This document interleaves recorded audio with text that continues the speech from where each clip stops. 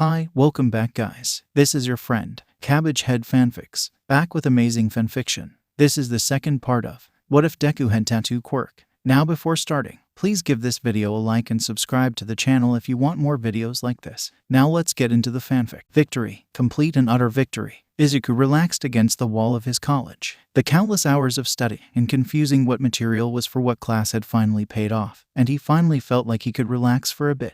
Next semester he was going to have a smoother course schedule that didn't make him want to pull out his hair and become a monk.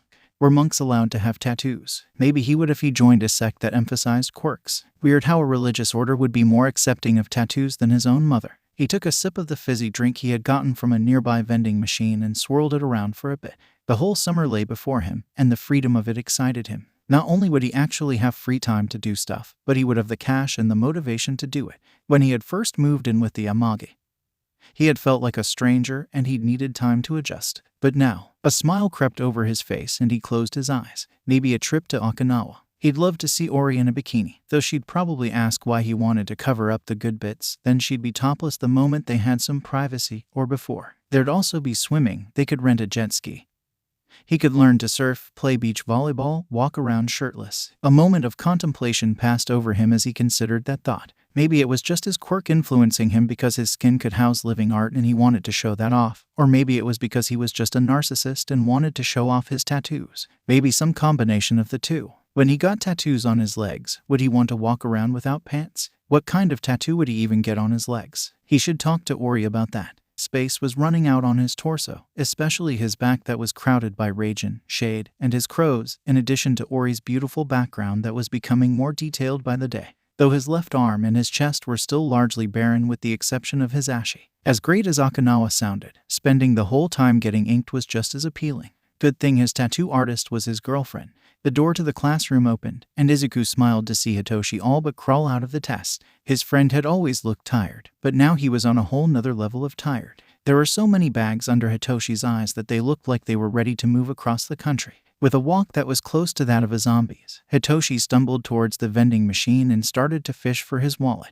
Already got ya. Izuku smiled and held out the canned coffee that Hitoshi always got. Figured you'd need it after this. Hitoshi looked at the can for a moment before he accepted it with a shrug. Thanks. So, you want to hang out this summer? Izuku offered. I figured we could take a trip somewhere, or go. Can't. Hitoshi popped open the can and took a long drink. I'm pretty much going to be busy all summer. Oh, I mean, more busy than you were with classes. Hitoshi nodded. I'll be out of the country actually. Got some business abroad. You know how it is. Oh, where you going? America. Hitoshi polished off the rest of the drink and crushed it before tossing it in the recycling. Thanks for the drink, but I gotta go. See you around, Izuku. Yeah, Izuku waved towards him, but the gesture felt weak. See ya. He watched as Hitoshi left in a hurry and then sighed. Hitoshi had been grumpy for a while. Borderline hostile, but he had just assumed it was the stress from college and whatever else Hitoshi had going on in his life. Suddenly becoming in charge of a business had to be stressful. Izuku shrugged and took another sip of his drink before crushing it into the recycling. Maybe he didn't do too good. Hopefully Hitoshi wouldn't drop out. For your birthday, you should get a stripper pole. Izuku rose an eyebrow and stared out across the koi pond and towards the main entrance of the compound where Ito was making his way towards them. Do you know how to use one? Huh, why would it be for me? I want to see you strip. He could feel Or's hair brush against his back while she continued to add minute details to the background of his tattoo. She placed another soft kiss to the back of his neck, sending goosebumps through his whole body while at the same time completely relaxing him. Though I'd be down to take pole dancing lessons, I got the legs for it. I'm sorry, but the only thing I can imagine with you and a stripper pole is you falling on your face. Hey, what kind of encouragement is that? I'm speaking from experience. I'll have you know I was a gymnast. When, in 3rd grade, she laughed, her needle digging into his skin while her quirk burned the skin away, leaving in its place her highly detailed mark. I stopped because I sucked at it and I got in trouble for trying to ink my classmates. Apparently, little girls don't want tattoos. That sounds like bullying, but worse. I had nothing but pure intentions. Izuku laughed and glanced up towards Ida, and the tall, lanky swordsman with straight-cut hair glanced at him for a moment before he looked towards the entrance to the compound. What's up, Ida? Izuku asked, sitting up slightly when he felt Ori get off of him. You need something. Ida pointed towards himself and then shook his hand. No, not me, but there is someone here for you. Oh, Izuku finished pulling himself up and looked towards the entrance. Who is it? Ida pulled the brim of his hat down and looked away. They wanted it to be a surprise. I see. Izuku looked back towards Ori. who is a few buttons short of decent. You go see. She tossed him one of his shirts and scrambled around to find some of her own clothes, like pants. I'll catch up. Sorry about putting on a show. Izuku smiled as he began to put on the shirt. It was fortunate that he still had pants on at least. It's just rather hot. I'm quite aware. Ida looked down at his own much more formal apparel. He was still wearing the jacket. Alas, I am but a slave to fashion and her whim, and it is not yet summer's time to claim my wardrobe as its own. He gave a loose bow and then nodded. I bid you well, I'm off to find a freezer. Izuku just shrugged and headed towards the front entrance of the compound. The sandals he slipped on were barely less trouble than attempting to walk there barefoot. It could be the laziness of the summer heat affecting him, or it could just be the fact that he was going to take his shirt off later anyways, but he decided to leave it unbuttoned. Raijin, Shade, and Hasashi all crowded around the front of his chest, trying to get a good look at where they were going for the day. Ori had all but shoved them off of his back so she could have more room to work. Izuku smiled at his tattoos and watched as Raijin pushed Shade to the side only for Hasashi to steal the spot while he wasn't looking. Were other quirks like this? He stepped into the entrance, the narrow open-air corridor that people had to pass through before the complex opened. There he saw someone he hadn't seen in a long time. Mom, Izuku asked as he looked at his mother, surprise overpowering all the other emotions he expected to feel at seeing her again. Then again, he hardly even recognized her. What are you doing here? Izuku, Inko gasped and placed a hand over her mouth. The few months that they had been apart had changed both of them drastically. His mother had lost a lot of weight and now looked like the slender woman he remembered from her childhood. She was dressed in light summer clothes that fit her well, and she had the same green purse with a pink flower she always had. Oh my goodness, what happened to you? She swarmed towards him and stopped right in front of him. You're so tall. And your muscles. She flipped open his shirt and stared at his tattoos. And he grabbed her hands and pushed her away slightly, mostly to calm her down. Mom, what are you doing here? Oh, she took a step back and gave a polite bow. Sorry, I should have called. But I figured since it's almost your birthday, you'd let me buy you lunch. Maybe shop for a present as well. She looked him over again and frowned. You've certainly grown, so maybe a couple of shirts. Are we just going to pretend that you didn't kick me out? Yes, that would be ideal. That took him back for a moment and he felt himself smiling. Well, if you're that honest. Great. She clapped and then looked towards the second door of the front entrance. But, I'm sorry, can we hurry? This place has a lot of memories for me. Sure, let me just, get dressed. He turned and saw Ori striding past him, her hair pulled into a tight bun on the top of her head while her fringe still covered her red eye. The red blouse she had on looked like she was ready to do non-ethical business, while her black skirt said she was ready to party, thanks to the slit that showed off her thigh and emphasized her cherry blossom tattoo. Ori, what are you? She ignored him and grabbed Inko's hands and smiled brightly. Hi, you must be Inko. I'm Ori. Inko gasped. Oh my goodness, you've grown so much, in so many ways. I remember when you barely came up to my hip. Hey, you know me. No you. I changed your diapers. Inko beamed. How's Tanaka? And Mohaya? Izuku could physically watch Ori freeze at the sound of her eldest brother's name. Mohaya is? She paused for a moment and let out a sigh that made her appear both years older and younger. He's gone. Oh, now it was Inko's turn to hold Ori's hands. I'm so sorry, he was such a kind young man. Thanks. Ori paused for a moment and then smiled again. But Tanaka's doing great. He's just as stupid as you probably remember him being. I remember him trying to swallow a sword when he was 6. Yeah, that sounds about right. Ori laughed and wiped a tear from her eye. Oh, by the way, I'm the one that's been drawing tattoos all over your son. You are? Yeah, it's my quirk. So we have a lot of synergies. Inko's eyes went wide as she looked at Ori and then Izuku. I see. Oh, I'm also your future daughter-in-law. Ori, Izuku shouted, his face matching the red of Ori's shirt. Oh my, so fast. Inko looked between the two of them again. Well, I can hardly blame you. She is an attractive young lady, Izuku. She looked back towards Ori and smiled sweetly. I hope you don't mind if I steal him for the afternoon. Not at all. Ori smiled and looked back towards Izuku. Hey, hurry up and get dressed. I'll keep your mom company for a bit. Despite the overwhelming amount of concern dwelling up inside of him, Izuku found his mouth dry of words. Chapter text. So, what have you been up to? Inko asked him, her hands folded on the table in front of her. The small drink she had ordered had barely been touched while Izuku's own drink had nearly been devoured. I mean, I don't know what you've been doing. At all, really? Izuku asked, raising an eyebrow. You should have been able to find something out. Inko winced, slinking down into her chair a bit more. Mitsuki, she encouraged me to give you the space you wanted. It was hard at first, but, yeah. Oh well, I guess the most important thing to you would be that I passed my first semester at Tokyo U. Really? Her face lit up and then she let out a sigh. Thank goodness, I was worried you turned into a himbo. Mom, what? My first time seeing you in half a year and you're taller, jacked, and you're greeting me with your shirt open. You really didn't paint the picture of a college student. I was relaxing with Ori. Through tone alone she made him blush. Well yeah, she was inking me up. Izuku scratched the back of his head and sighed. I see, well, that's one way to bond. Inko stirred her drink and stared up at him. What's your major? I haven't really decided, but I took classes in business management, law, and criminal investigation. Well, no matter what you choose, even if I might struggle to support you, I am proud of you, Izuku. He stared at her for a moment and watched her face, from the kindness in her eyes to the light smile on her lips. I can't tell if you're lying or not. I'm not lying. At least, I don't want to be. She took a sip of her drink and sighed. Being a parent is hard. It doesn't make things right, I know. And I'm going to struggle with agreeing with your choices, even if I shouldn't. I'm sorry, for everything. For breaking my promise. For lying to you. For trying to protect you from things you didn't want to be protected from. She kept her eyes closed and continued to speak. I know an apology isn't going to fix anything, but I want to try. She smiled at him and clapped her hands. So if you have any questions, feel free to ask them.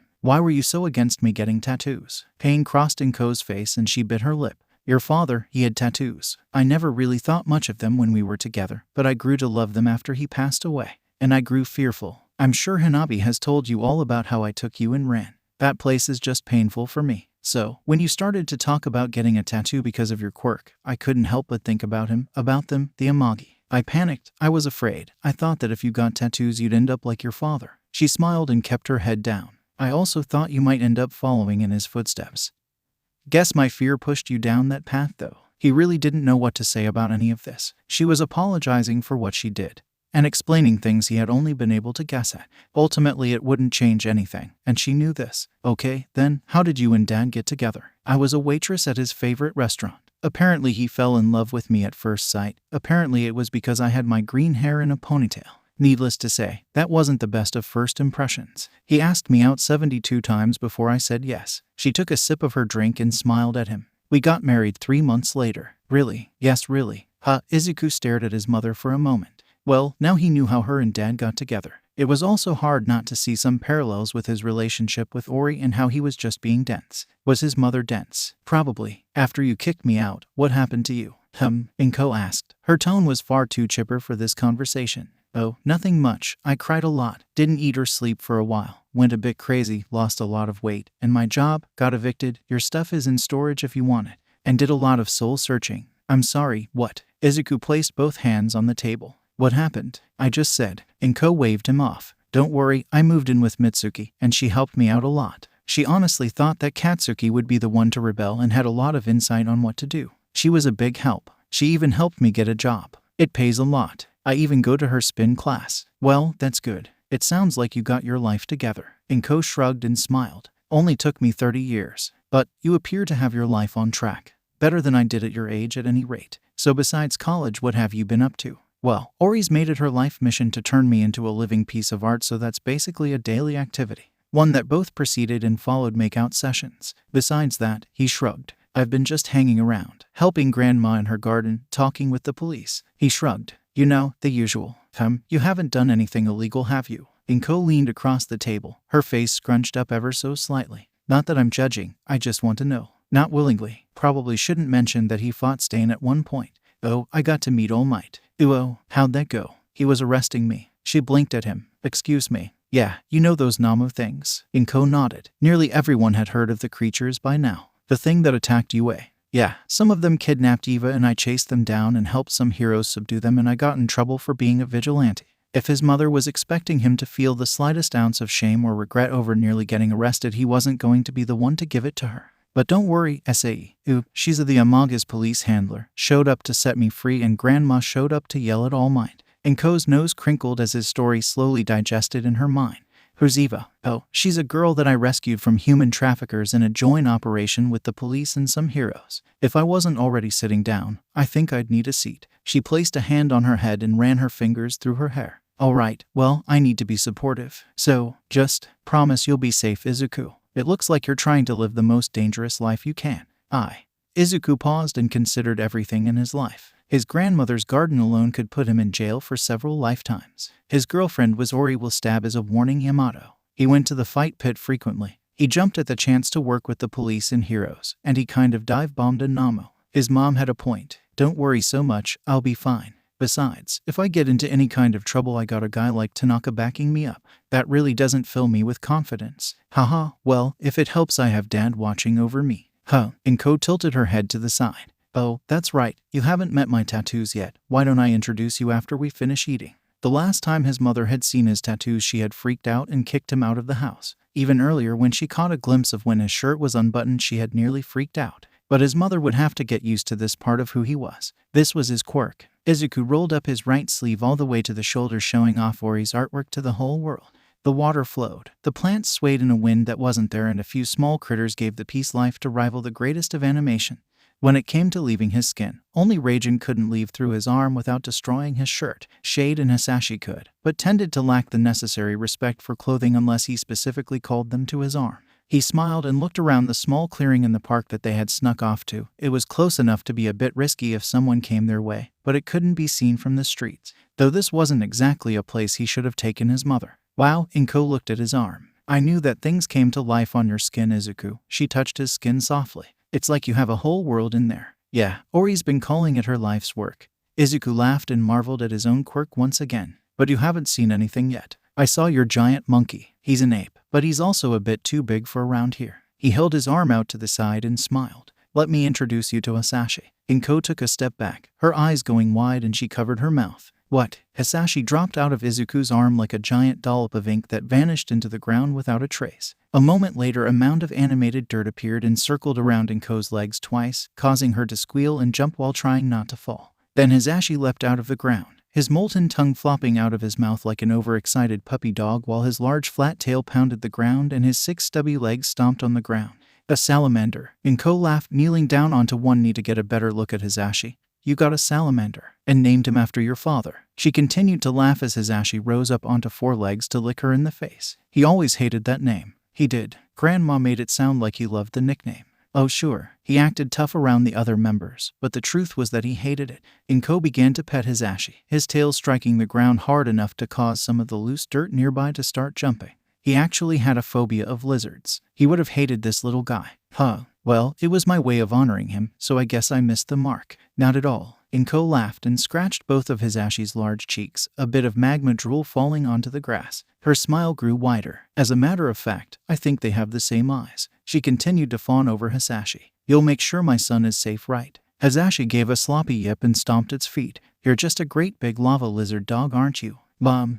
Did you ever want a dog? Yeah, how could you tell? Just a hunch. Chapter text. Despite her years of cultivating her resting bitch face into a blunt weapon that could leave cops mentally and emotionally crippled with the slightest raised eyebrow, Hanabi found it hard not to smile when she saw Izuku enter the meeting room. Pride swelled inside of her, and she found her lips being pulled upwards from the usual hard line that she tried to keep in place. It took all her effort not to start grinning like an idiot, but she could do that later. Years of dreaming and hoping had come to a sudden and brilliant reality that only allowed her but a moment to scheme and plot. Now, after months of guiding, steering, and cultivating, she felt like she could take a breath. Now Izuku was truly a Magi. Not by her own decree, not by the blood they shared, but by some intangible thing that followed him around that she couldn't quite place. The other members saw it too. With Izuku here, the old guard could finally rest with the future of the Amagi being firmly entrusted to him. Slowly, bit by bit, day by day, her role would shift from leading him to guiding him, to be his bastion of wisdom when he needed it,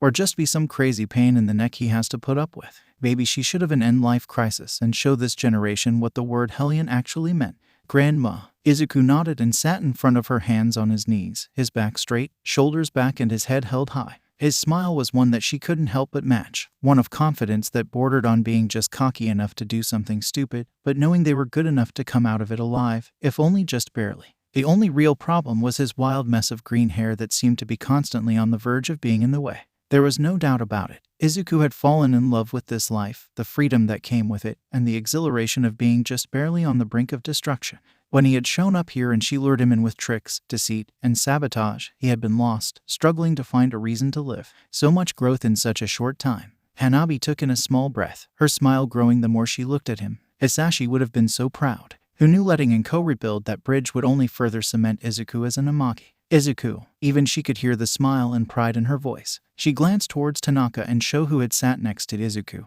They both readily accepted their spots to Izuku's left and right, and ever so slightly behind him. They both knew, either through smarts, or in Tanaka's case instincts so ripe even a fly wouldn't bother with them. Sho, Tanaka. Granny, Tanaka bowed, his boorish face lowering slightly. Sho gave her a small knowing nod and looked towards Izuku. Truth be told, she and Sho both knew he was only here for the ceremony of the ordeal. Even Ida was hanging around outside, an eager look on his normally gaunt face. Izuku, she began in earnest, straightening her back and flashing him a smile. His place as the young boss was all but official amongst the family. He might reject the title, or he could accept it outright. While you have been living with us for a while, I haven't asked much from you. At least, nothing that was truly illegal yet. His smile faded but his head remained high. Today, I'm going to change that. Hanabi kept her hands in her lap and stared, not at Izuku, but at the spot right behind him. I want you, Tanaka, and Sho, to complete a transaction for me. She nodded towards Wakan, who brought out a suitcase and slid it over to Izuku. It should be as simple as meeting, greeting, and completing the transaction. Izuku stared at the suitcase for a moment before he looked at her again. And what are we buying? She felt her smile tug at her eyes. Technically, they're called support items. But just because it doesn't fire a damn bullet doesn't mean it's not a weapon. I trust you know why I'm getting these. Izuku nodded, his body tensed. Because of him. Exactly. Can I entrust this task to you? Izuku grabbed the case and didn't even bother to look inside of it. Just tell me when and where. That time, Hanabi didn't bother to fight her smile. So, I've been meaning to ask you. Show started as they pulled up towards their destination, a large storage facility used by the Detan company that was apparently the perfect place to conduct a deal like this. As far as companies went, very few people could say anything about Detan and not praise them in some fashion, especially those with quirks that made living a normal life difficult. They made support items for the public. Not for heroes, though the company's president Riki Yatsubashi did just announce that they were looking into creating support items for heroes as well. And they were buying the prototypes. Izuku glanced up from the window, his fingers tapping the case of cash they were supposed to deliver. He understood and agreed with why his grandma had made this choice. Those Nama were terrifying. And there was a chance that they might go after Eva again. Even if they didn't, Hanabi wanted to be prepared. She had lost in the war against All for One. What's up, Sho? Well, since your quirk lets you bring your tattoos to life, and Ori is basically a laser printer for tattoos, why don't you have an army or something? Oh, Tanaka bounced in the front seat and looked back at Izuku. I know the answer to that one. Can I tell him? It was impossible not to smile at Tanaka's eagerness that looked completely out of place on his demonic face. Sure, go ahead. Right? So, it's like this. Since they know that their quirks kind of work based off of intent, they think that just getting a tattoo for the sake of getting a tattoo would be kind of weak. Like, right now all of Izuku's tattoos mean something. Raijin is like his desire to be strong. Hasashi is literally just his dad. Shade is his bond with Eva. Then there's the crows. The crows are helpful and stuff, but they can't really fight, since they don't really mean anything to Izuku or Ori. Tanaka explained all this while moving his arms around and flopping between looking at Izuku and Sho, causing the car to shake as it came to a stop. At least, that's what Ori told me when I tried to sell her on putting a giant robot on your leg that we could ride around in and save the city and stuff. That's about right. Izuku's hand went to his neck where a dozen or so crows had been added to form a black Inkai cloud in the sky of Ori's landscape.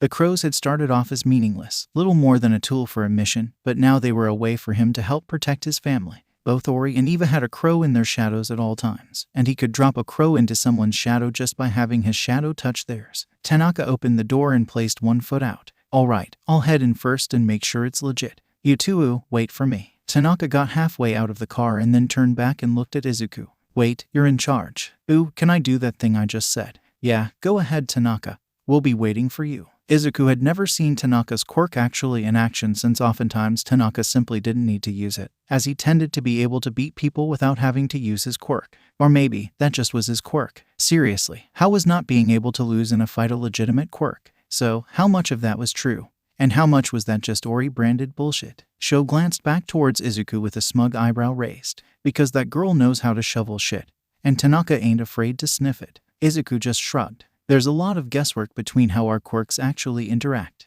Izuku leaned forward and showed off his tattooed arm. Take for example the background she put on my arm. I can bring it out technically, but the water just acts like water. It's not special, same with the other details, like the fish that live in the pond. They're just fish. But aren't they just drawn as regular fish? Izuku sighed and held out his hand and summoned one of the oddball critters Ori had placed into the world she was creating.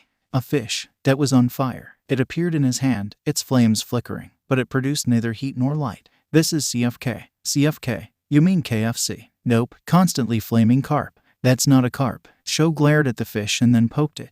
And carp starts with a C. Yeah, but then it would make sense, and that just wouldn't do for a fish that was always on fire and swims in a pond. Why does this feel like something Ori doodled because she was bored? Because it was. It was also a test. Izuku pulled CFK back into his skin and watched it plop back down in the little pond with its friends. So yeah, it's not just as simple as drawing cool stuff on my skin. I think they need to mean something. I'm not sure who it needs to mean something to, though. Izuku leaned back in his seat and glanced towards the entrance of the warehouse where Tanaka had entered. "Ooh, should we go in?" Sho glanced towards the entrance, his brow furrowing. Yeah, either Tanaka got lost, or he could be talking to someone. They exited the car, the briefcase secured in Izuku's hand. The tingling sensation of something wrong filled the air before they even entered the warehouse. Izuku's steps fell faster to match his pounding heart, and Sho matched his pace. His breath became tighter and tighter. He felt his skin roil from unease. He shouldn't have sent Tanaka in alone. How far could Tanaka's quirk go? Could he be killed before it activated?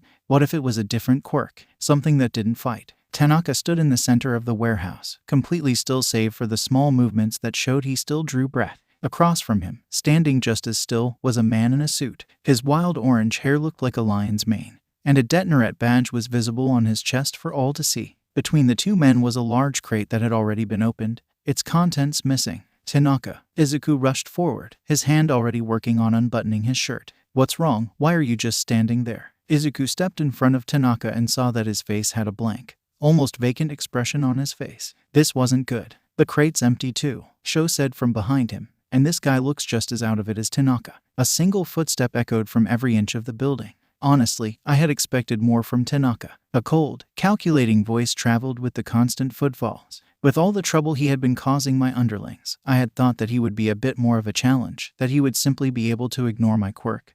But it turns out that he's just a person." "Who are you?" Izuku asked. Looking around the rafters, he could see movement, a lot of movement. People were running around up there, sticking to the shadows as best they could like an infestation of rats. A pair of goons emerged from behind the pallets, and their large bodies rivaled Raijin's in terms of sheer bulk. Izuku caught the glimpse of a symbol that made his blood boil. 7 black circles all connected on a yellow background. "Tokyo Clan." "That's right," the voice continued. "And my underlings have been itching for a chance at revenge for all the times that rabid dogs of yours beat the tar out of them. It doesn't matter if he can't be beaten in a fight if he can't fight back." "Who are you?" Izuku looked around and nudged Tanaka. "Come on, buddy, get up." "Look, if you don't want to," Sho started, but never finished, his expression going blank just like Tanaka's. "Oh, you haven't figured it out yet, Izuku. And after all that time we spent together." The footfalls stopped, and a figure began to emerge from the shadows. His build was familiar, and the way he spoke was nearly on point, but the voice was different. "Honestly, I tried to convince myself that you weren't who you are, but I guess fate has a funny way of effing with us, doesn't it?" Izuku felt his heart drop as his fear became real right in front of him. Itoshi emerged from the shadows. His wild purple hair was unmistakable, and he was slowly pulling off a black mask that must have changed his voice. "Itoshi, what are you doing here? Isn't it obvious?" Itoshi laughed and stretched his hands out wide. "I'm the leader of the Tokyo clan. But what about your dream of?" Reality snapped shut as Izuku realized what had happened to Tanaka, and what had happened to him. Hitoshi's quirk was brainwashing, and he had walked right into his trap. "Honestly, Izuku, you should know better than anyone." Hitoshi's voice drifted through the fog of his mind.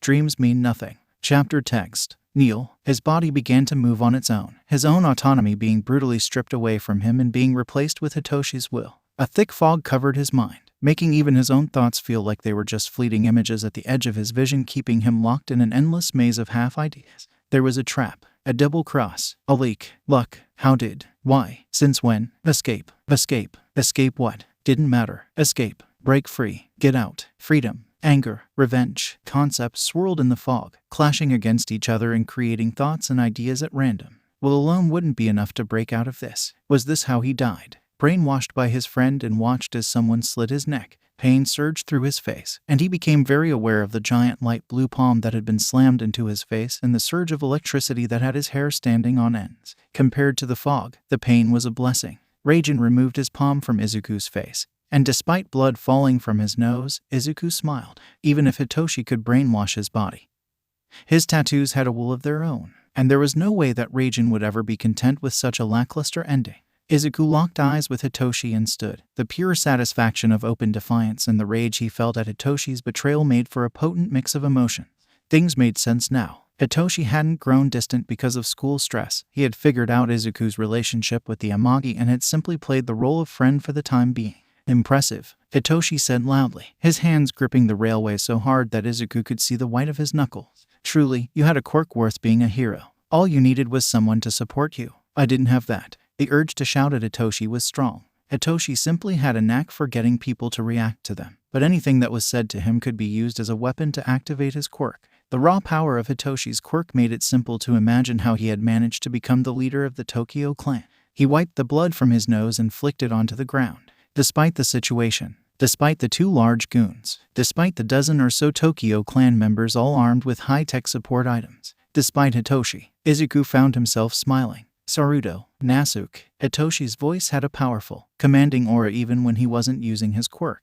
The 2 large goons began to grow their quirks, enlarging their bodies and making their monstrous physiques even more gruesome and savage-looking. The one on the right had a massive shark-like head and gray skin, while the other looked like a giant werewolf with extremely elongated ears. Hitoshi snapped his fingers. Take care. Raging burst from Izuku's shirt, tearing it off of him with a single explosive burst of raw power that shook the building as a whole. With a mighty punch, Raging sent Tanaka flying into the wall that silenced the whole room. The great ape rolled its massive shoulders and electricity began to arc off of his back. Not to be outdone, Hasashi leapt from Izuku's other arm and slammed down onto Sho, swiping his tongue across Sho's head and giving him the mother of all cow licks. Shade emerged calmly at his side, the dull look of unbridled fury that only a cat could muster directed right at Hitoshi. Get him, Hitoshi shouted, and Nasuke and Saruto began to charge. Raging slapped the ground with the sound of thunder and met the shark-headed one's charge with the roar of a thunderstorm.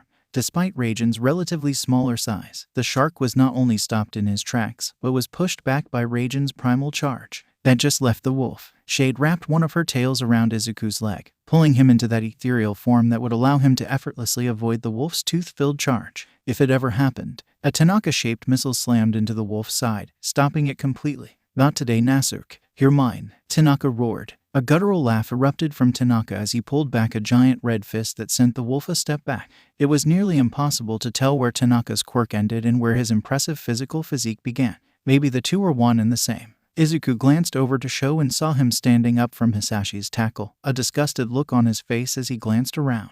Tanaka, Izuku shouted and kept his eyes off of Hitoshi. He didn't know how Hitoshi's quirk exactly worked, but there was a good chance that the person had to actually talk to Hitoshi. Otherwise, Tanaka would have instantly been under control again, or he was walking into Hitoshi's trap. Again, don't talk or they'll brainwash you. But you just did. Tanaka, fine, no talking. The shark, who Izuku could only guess was Saruto, bit into Raging's arm, its multiple razor-sharp teeth tearing through Raging's thick head and making Izuku flinch as the sensation was sent back to him. Though if he was honest, Ori's love bites hurt more. With a roar, Raging began to slam his hand into the side of Saruto's head. Every blow sounded like thunder, and already Izuku could see Saruto begin to regret his choice of chomping on a lightning ape. Tanaka's own fight felt like it should have been one-sided. With the sheer bulk and size that Nasuke had, he should have been able to completely overpower Tanaka.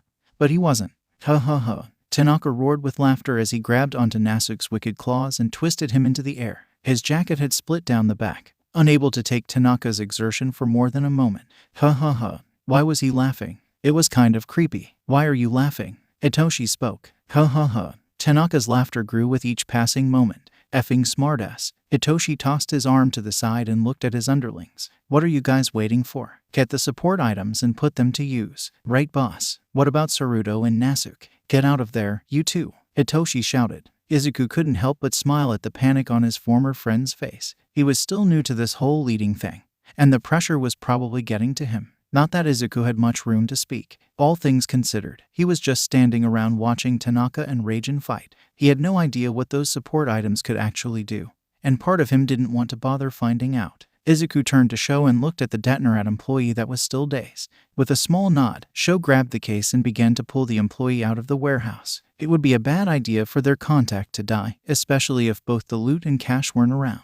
A charging sound brought Izuku's attention up towards one of the Tokyo clan goons. The support item that he wielded looked like a high-tech gun with a large speaker on the end. It fired with a sound that consumed all the other sounds around it with a low hum. Shade wrapped its tail around Izuku, once again drawing him into that astral realm just before the blast of sound hit him. Despite Shade's protection, the weapon's attack still tore through Izuku. The sound alone was enough to make his ears scream and his stomach churn. Joints popped, vessels strained, and ears cracked. It hurt. A lot. But the worst part was the nausea that followed. His insides had been twisted, and he couldn't even feel which way was up and down anymore. It was almost enough for him to beg for Hitoshi's fog once again, if only to escape his own body. If he had time to think, he would have realized that sound-based attacks would be able to get him even with Shade's ability to phase through objects, since he could still hear and see while in that mode. Such a lame way to get taken out. He stumbled, clutching his stomach and covering his mouth as fresh blood poured from his nose and possibly his ears as well. His vision blurred, and he heard that charging noise again.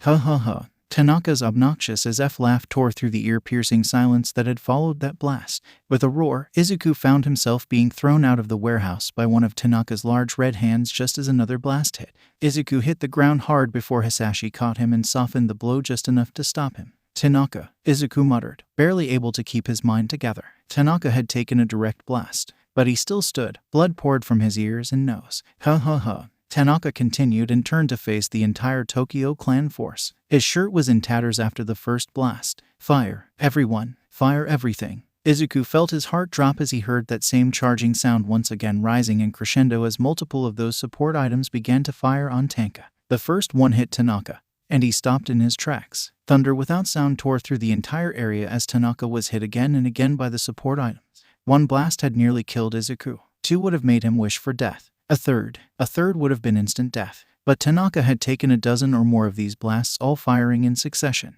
This was it. This was how Tanaka died. Ha ha ha. Tanaka's laugh tore through the silence. The dust began to settle as the weapon fire slowed. Tanaka stood undaunted, unmoved, still alive. Ha ha ha. The tattered remains of Tanaka's clothes fell to the side, and Izuku saw full in the first time the tattoo Ori had given her brother to protect him. At that moment, he understood why Tanaka never took his shirt off around other people. A gigantic Oni skull covered Tanaka's back and even reached up around his massive shoulders. Its pure porcelain white bone seemed unnatural against Tanaka's deep red skin. The details were immaculate. Small cracks lined the skull, and the teeth were as red as the horns that jutted out from the skull. A long snake-like dragon slithered around and through the skull, going through its mouth and eyes and glaring at whoever dared to look at it. Dead flower petals surrounded the base of the skull. Despite all of this, the art did not inspire awe, nor did it inspire beauty. No, it inspired something so much more primal. Fear. This was Ori's attempt to protect her older brother. A grief-fueled tattoo that would make everyone too afraid to fight her brother. Izuku, Sho pulled him up by the arm. You all right? I'll live, Izuku muttered, still staring at Tanaka. He seemed to be larger than life right now. An almost golden aura seemed to surround him. Is he? He's Tanaka, Sho answered. He'll complain about hurting tomorrow, but he won't lose. Now let me treat your wounds. But there's still. A few screams of terror joined Tanaka's laugh as the Tokyo clan began to run. Only one at first. Then it snowballed, and soon even the two large goons Nasuke and Saruto were running away from Tanaka at top speeds. Hitoshi was the last to run, as he took the time to glare at Izuku one last time. The look said that cliché phrase that Hitoshi was too prideful to say. This wasn't over. Izuku attempted to conjure a crow and have it follow Hitoshi, but only managed to greet the darkness. Izuku stared up at the stars and glared for a long time. There were a lot of things that he had learned yesterday, a lot of things that were going to affect what he did and didn't do in the future. His inability to put a crow on Hitoshi was annoying, but he had a feeling he'd find his friend again soon. Ori was resting her head on his shoulder while Eva's head was on his lap.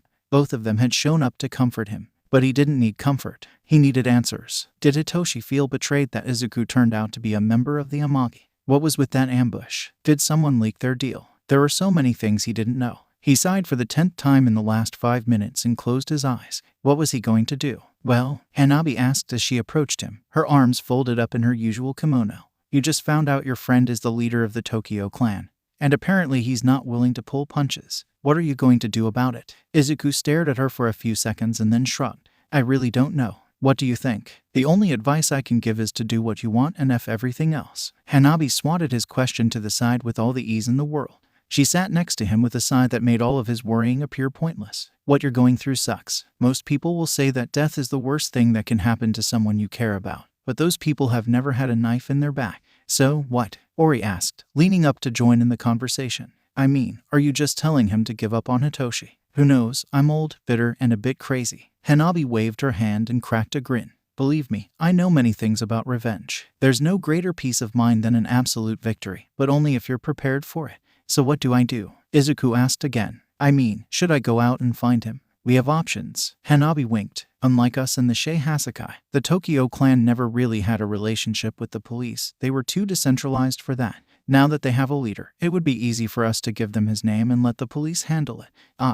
Izuku pinched the bridge of his nose and let out a sigh. I don't think that's a good idea. Why? Ori asked. Hitoshi didn't even bother trying to talk to you. He basically tried to murder you. She pulled out her needle and grinned at him, her red eye giving off a dangerous glow. I want to give him a tattoo on the eye. Well, it's just, I know me and Hitoshi can be friends, right? When we only knew each other as fellow students and not as Yakuza, we were fine. I don't see why we can't do something with that. Like, the Tokyo clan has been aggressive with us. It feels like Tanaka spends more time fighting them off than anything. Hanabi nodded. Indeed, peace with them would be nice, and more possible now that there's someone actually in charge. But it sounds like this Hitoshi guy is upset with you, and with what you said of his quirk, it's going to be impossible to even talk to him. Izuku groaned and closed his eyes again. This sucks. Yep. Hanabi laughed and then nudged him in the side. You want to know what doesn't suck? Me? Ori asked. Oh wait, no I do. Down girl. Hanabi glared. What? Izuku asked, smiling at Ori's dirty joke. Eva just looked at him with a curious look. Her red hair was slowly getting longer. Skydiving. Hanabi laughed and nudged him in the arm again. Wanna go? Figure you could use a vacation. Has anybody ever told you you're like the coolest grandma ever? Yes, but you have a good decade of compliments to catch up on, so keep it up. Chapter text. You have both my humblest apologies for this whole mess and my sincerest thanks for saving my employee. It's rather difficult to find men I trust enough to complete such a deal, you understand. The sly, almost too cheerful voice from the Deternet president seemed to be a mix of ruthless capitalist and a used car salesman that had used far too much grease in his hair. Of all the people Izuku had expected to be calling them about the deal gone bad, Izuku hadn't expected the actual public face of the company to call directly. That felt like a bad idea on several levels. What on earth would they do if the Amagi went public with this information? Maybe this guy was just a good businessman but terrible at basic human things, like survival. Izuku looked around the isolated room in the underground of the Amagi compound. Monitors lined the entirety of one wall, each one showing key points of Amagi territory. The casino and the main compound were the most heavily monitored.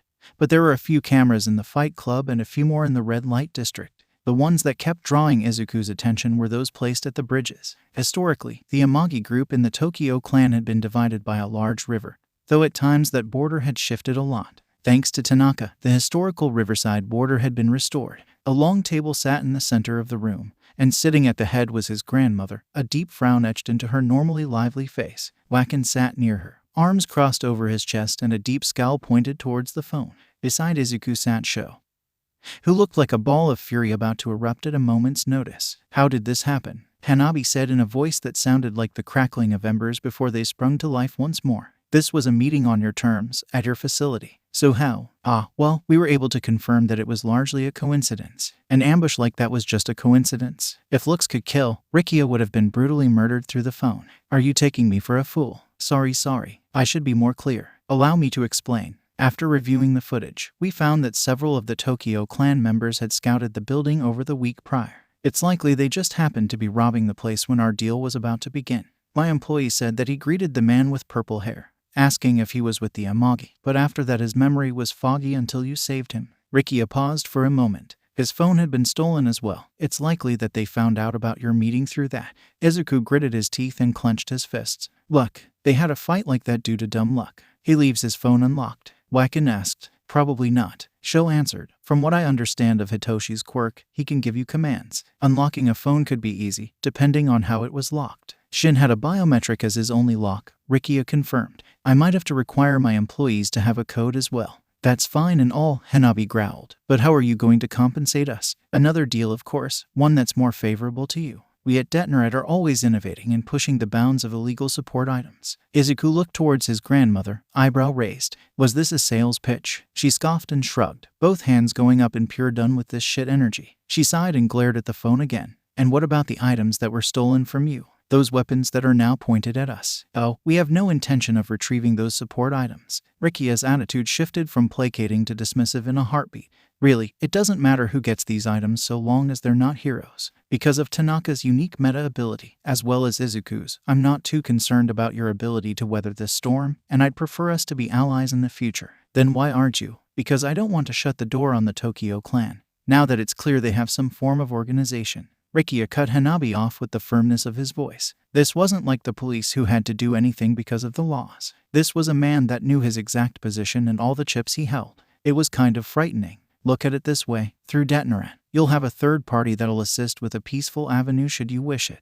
A pause filled the room. We'll be in touch. The line went silent. Sho was the first to stand, and he took a few careful steps towards the fire extinguisher. Sho, you best not touch that thing. Hanabi growled. Her fists were balled so tightly that the white of her knuckles were visible. If I want to burn the whole damn house down, I'll let you know. But your hair's on fire. Sho, right.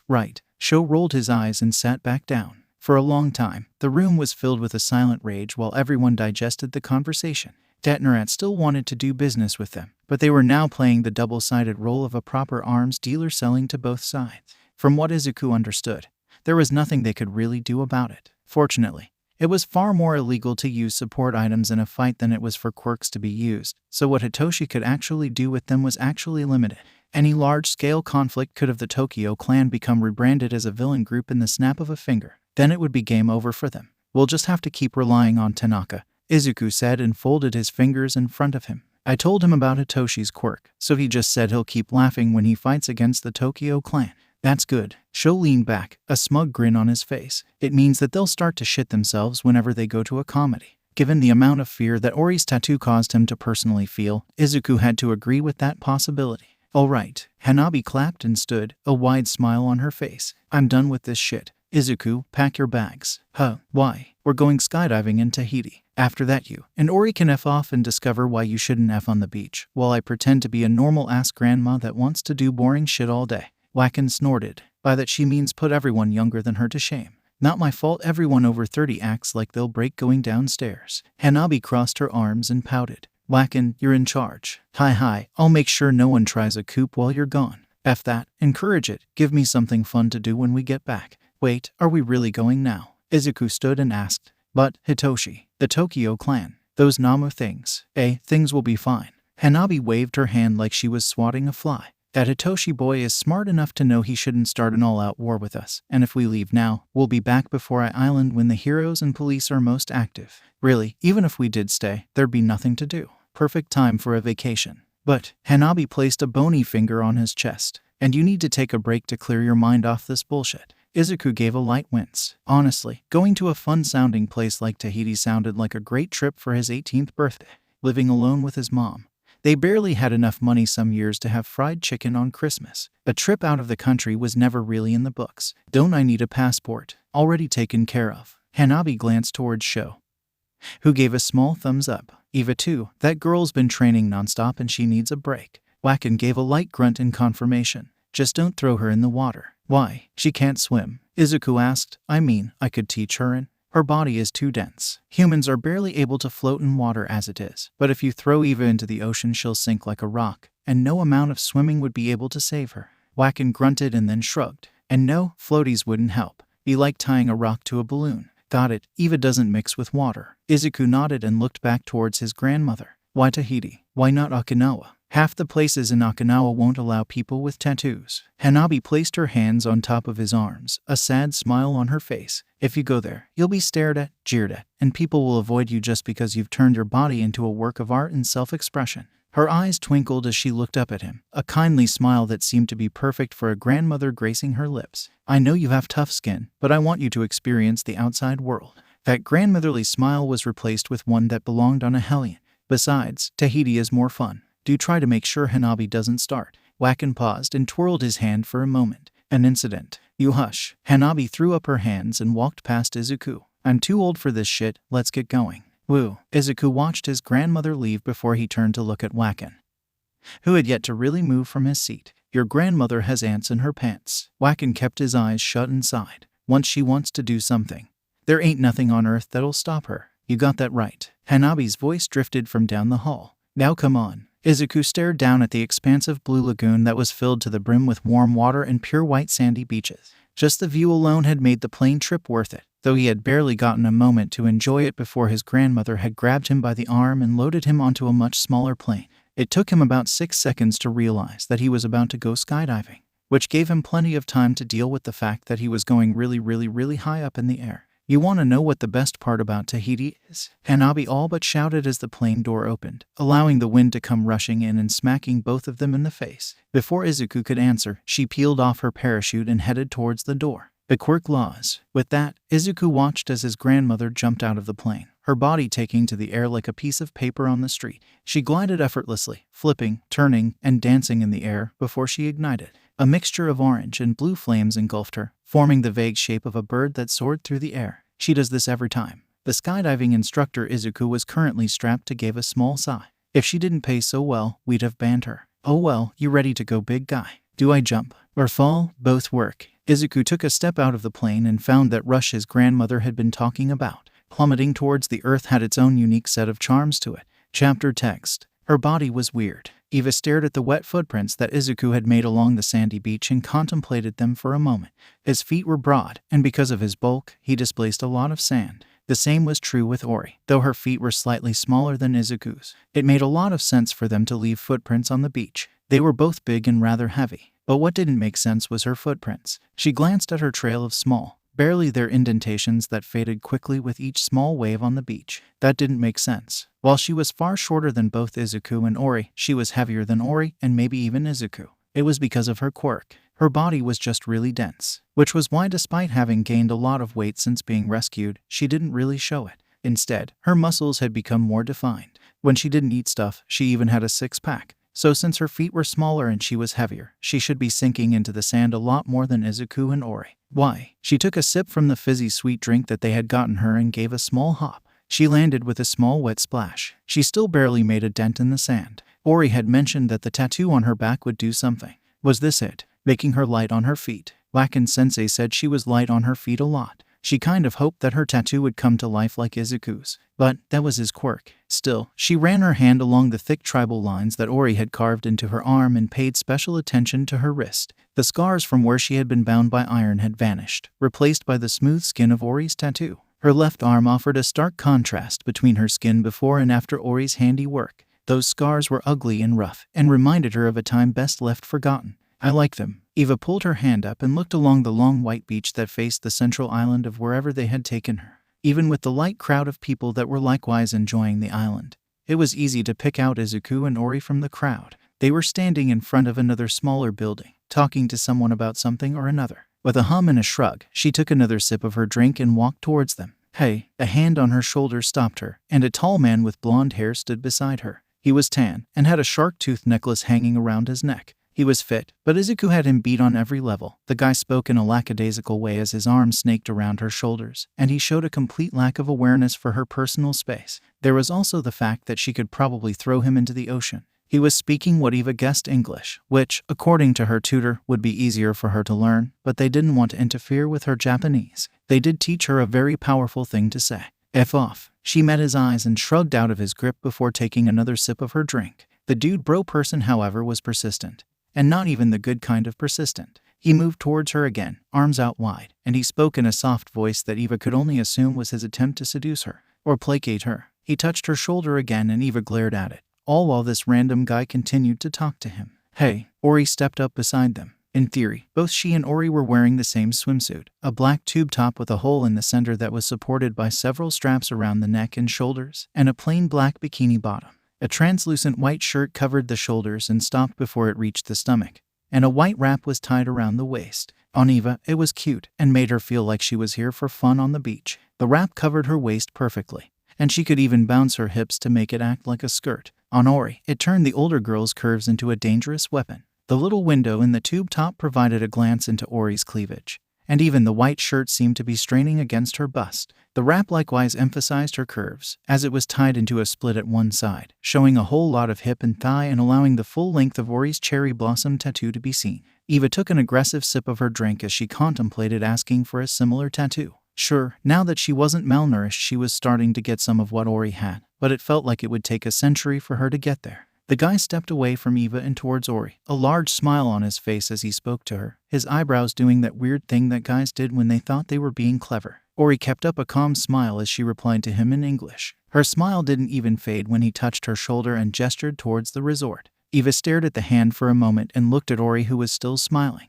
One of her jobs was to protect Ori, and she was pretty sure that a stranger like this guy wasn't supposed to touch her. Still holding her drink, she grabbed the guy's wrist and pulled it behind his back with a simple motion, just like Wacken had shown her a couple of weeks ago. Instantly, he was forced onto his knees and nearly fell over before he caught himself with his free hand. He made a pained groan and struggled against her grip. But he was just a guy, and she was Eva. Good job, Eva. Ori gave her a thumbs up and squatted down to look the guy in the face again. Just don't break his arm, all right. Bleh. Eva stuck out her tongue and shrugged. Ori began to talk to the guy again. This time her voice was sickly sweet as he began to make several whining and terrified noises at Ori's words. Once the poor bastard had probably learned his lesson or something. Ori stood and brushed off her wrap and gave Eva a small nod. Eva, you can let him go now. She did so and watched as the guy scrambled away on four limbs before he managed to get up on his feet and run away screaming. Eva shrugged and took another sip of her drink only to find it empty. But it was so good. What'd you tell him? Oh, Ori clapped her hands and smiled brightly, showing off her sharp and pointy teeth that could make a shark look like a herbivore. I just explained to him that he was flirting with the girlfriends of a Yakuza boss and asked if he knew what would happen if he was found out. Oh, Eva looked towards where the guy had run off. What happens then? Ori shrugged. If I know, probably nothing. A guy like that really isn't worth anything more than some shits and giggles. Are you two done terrorizing the local populace? Izuku stood behind them with a large beach ball under one arm and a disc thingy in the other. The forest green board shorts he wore looked good and showed off his toned body. Izuku had abs. Did he like abs? Ori didn't have abs, so maybe he didn't. No, Eva announced proudly. He wasn't local anyways. Ori flipped her hand and popped her hip out. Now come on, let's go have some fun. Even as she had the time of her life playing on the beach with Izuku and Ori, Eva couldn't help but wonder what exactly Ori had meant by girlfriends. Her cheeks hurt from how much she had smiled today. It was a problem that was becoming increasingly more common, and that was a good thing. Eva stared out over the large lagoon, her eyes drawn towards the city that clung to the coast of the main island. Tomorrow night, they would be heading there for the night via boat and hitting up one of the many nightclubs that the city housed. But before that, she and Ori were supposed to go dress shopping. She followed the dark shadow that the island cast in the star-filled night and looked towards the mountain that she and Izuku were going to hike the day after. Ori was invited, but she laughed and said no. Tonight she was tempted to just stay in their hotel room, or try to find Hanabi. After she took Izuku skydiving and checked them into their resort room, they had only seen Hanabi in passing, often in some new outfit or with a new wild hairstyle. It wasn't that she really wanted to go do those things. Rather, it was just to let Izuku and Ori have some alone time. They were a couple, and she was their friend. She was effectively a third wheel. She kicked her feet and braced herself further against the railing. Maybe I shouldn't have come. Wrong. Ori's sing-song voice made Eva jump. She spun her back against the railing and saw Ori walk onto their patio. She was wearing the same swimsuit from earlier. Only this time she had a grass skirt on and a red flower in her hair. Ori swayed her hips and walked towards Eva, a white flower in her hand. Both me and Izuku want you here, Eva. But Eva bowed her head slightly as Ori began to place the flower in her ear. Aren't I in the way of you guys doing couple stuff? Are you? The smile in Ori's voice was enough to put one on Eva's face. The sardonic tone that seemed to underlie every single breath Ori took was charming in its own unique and twisted way. Because nothing is really stopping you from joining in. Eva gasped, and her hand flew towards the white flower in her hair. She stared at Ori for a few moments. But Ori placed a hand on Eva's lips. The scent of whatever perfume or body wash Ori had used was potent, and it made the growing heat on Eva's cheeks all the more apparent. Oh, believe me, I've been thinking about this a lot, Eva. Ori placed her hands on Eva's shoulders and gave a few soft rubs. I'm normally pretty good at knowing what I want, and for a while I've been wanting a girlfriend. But Izuku is my boyfriend, lover, future husband, and a bunch of other things that he doesn't know that he is yet, Ori hummed. The light touches she was doing were making Eva feel strange, intoxicated, even. So, after watching you grow up, Ori stopped, her face turning sour. God, that makes me sound like a pervert. After getting to know you and watching you go from skin and bones into someone with a six-pack and a pert butt, I kind of decided that I want to start working on opening up Izuku's mind and get him to stop being so prudish so I can have a goddamn three-way. Izuku doesn't want one. Eva placed a hand over her pounding heart and stared down at the ground. Doesn't want me. It takes him a while to figure out what he wants, but once he does, God, it's hot. Ori's entire body shivered at whatever thought had just crossed her mind. And believe me, as an expert on thinking that I know exactly what Izuku wants, he wants you. I just got him first. Ori kneeled down slightly to overcome what was nearly a foot of difference in height between them. But I'm going to need a bit of help from you to get Izuku comfortable with the idea. So, what do you say? Wanna become mine and Izuku's girlfriend? Her heart pounded in her chest, but her smile was untainted by the tears that were falling from her face. She felt so happy right now. So happy. But I'm not ready. I'm not ready. She looked at her hands. The markings from where her training bracers normally sat were gone, leaving only the scars on one arm and the tattoos on the other. I'm not ready. You said that, so explain. Ori ran her hands along Eva's shoulders, her blue eyes showing more concern and understanding than Eva thought possible. Please, Izuku had to save me. She fiddled with her hands and bit back a light sob. Twice. I don't want him to have to save me anymore. I'm not strong enough. I can barely speak Japanese. I have a lot of work to do before I'm ready. Really? Ori laughed and pulled Eva into a tight hug. Well, I've never been the damsel in distress, so I wouldn't really know. Just try not to take too long. All right. Eva returned the hug and nodded. I'll do my best. Now come on. There's a luau thingy going on and Granny is going to be dancing with fire. I don't want to miss that.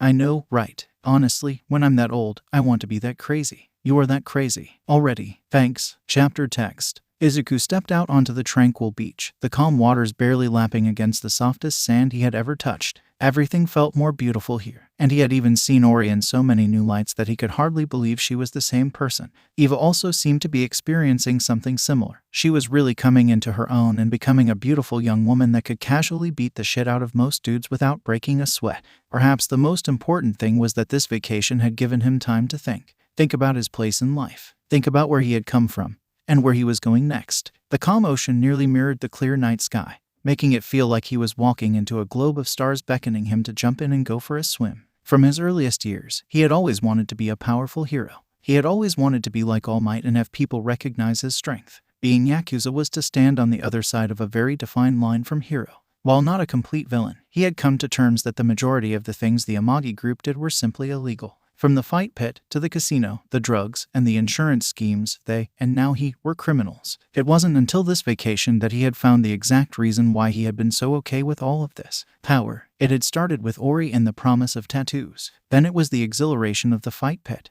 Then it was family. But at the end of the day, he found himself enjoying the power being Yakuza brought. He honestly wasn't bitter that he hadn't been able to become a hero anymore. If anything, he was grateful for it. He had gotten to find out so much about himself, his family, his father, and so much more about this world than he would have if he went to UA. And then there were his friends. Tanaka, Ida, Sho, Wacken, and all the other members were all close to him, and they treated each other with respect. Eva stood out from that group as someone that was hard to place.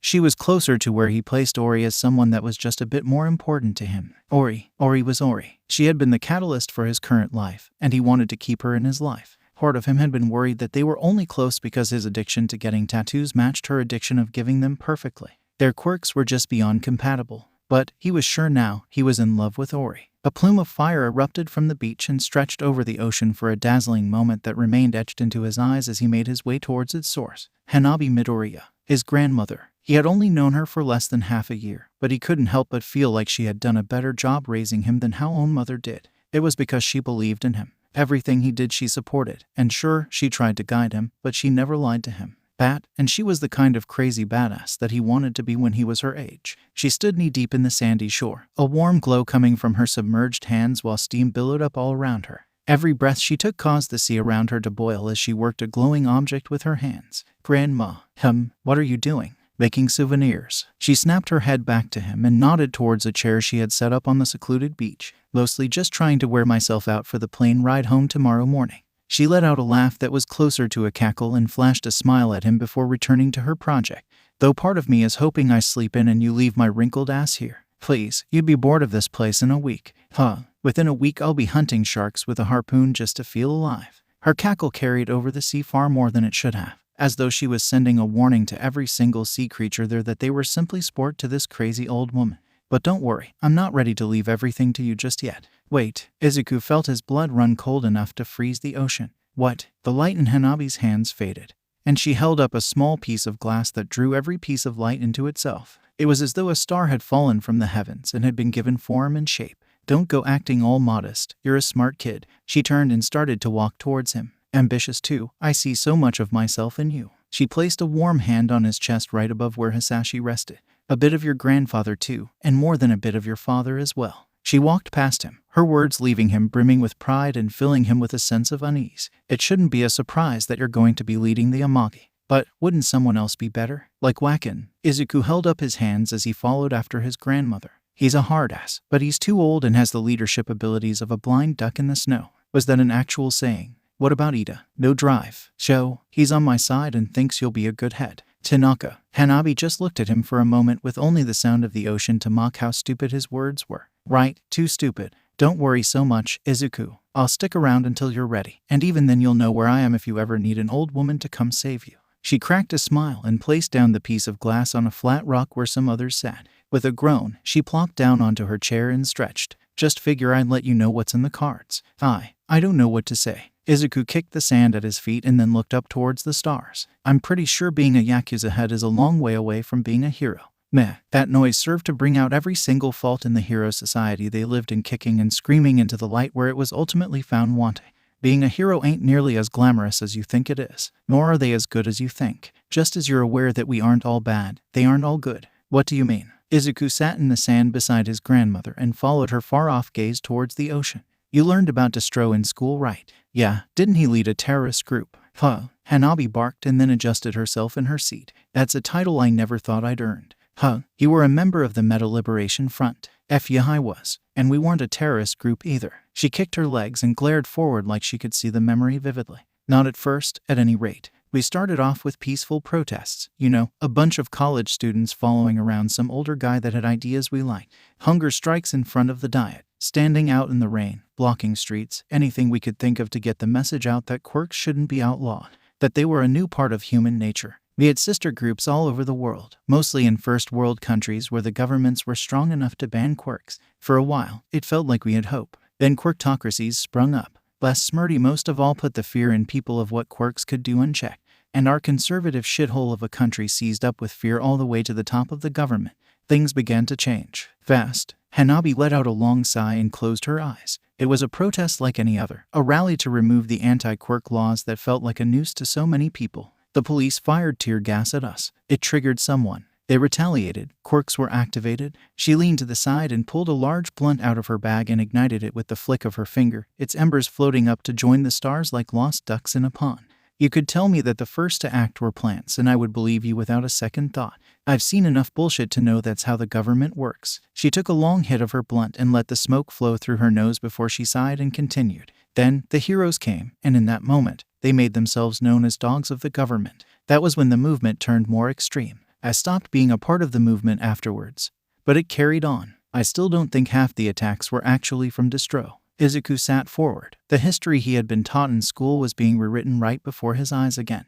Why did it feel like the truth in all its honest and ugly glory was coming from his grandmother, a woman who sounded like she had lived a dozen lives in her life? What happened afterwards? I mean, to you. Almost got arrested. My family kicked me out. Met your grandfather, married him, became the matron of a Yakuza gang. Had your father, and he got in more trouble than I ever did. She took another hit and glanced his way. The rest you probably already know. But what else has the government done? Izuku asked, still staring at the smoke as it swirled about in the cool sea air. Besides making deals with a bunch of Yakuza. Hanabi gave a short laugh. They weren't afraid to kill to keep the peace. Not every hero is as pure as All Might, or as stubborn and prideful as your cousin. Cousin? Huh? Oh, right, my maiden name is Todoroki. I'm Endeavor's aunt, which makes him your cousin or something. That made way too much sense given the raw firepower Hanabi showed off. Grandma, could you please limit yourself to the number of times you blow my mind in a single night? She let out a puff of smoke and looked at her blunt. With a shrug, she offered it to him. He declined. With another shrug, Hanabi let out a sigh.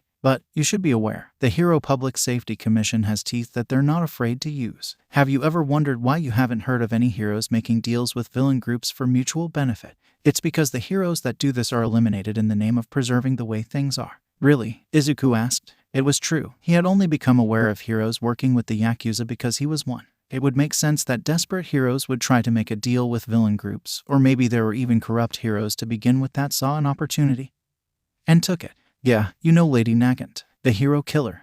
I'm sure she pruned a few bad apples, but what she was really locked away for was killing the president of the HPSC. Izuku blinked and then leaned back until he was laying on the sand. Is there anything else I should know? You know those Hatsum kids? Yeah, they're Nagant's little brother and sister. You said that already. Chapter text. The island had been nice. His grandmother was right. Just getting away from it all, from the bullshit about his tattoos being taboo, to the whole drama that living the Yakuza life seemed to bring, was really relaxing. But it was nice to be back home. It was nice to be in Japan again. Those were Izuku's thoughts right up until he exited the plane and was greeted by the mother of all heatwaves with humidity so high it might as well have been raining.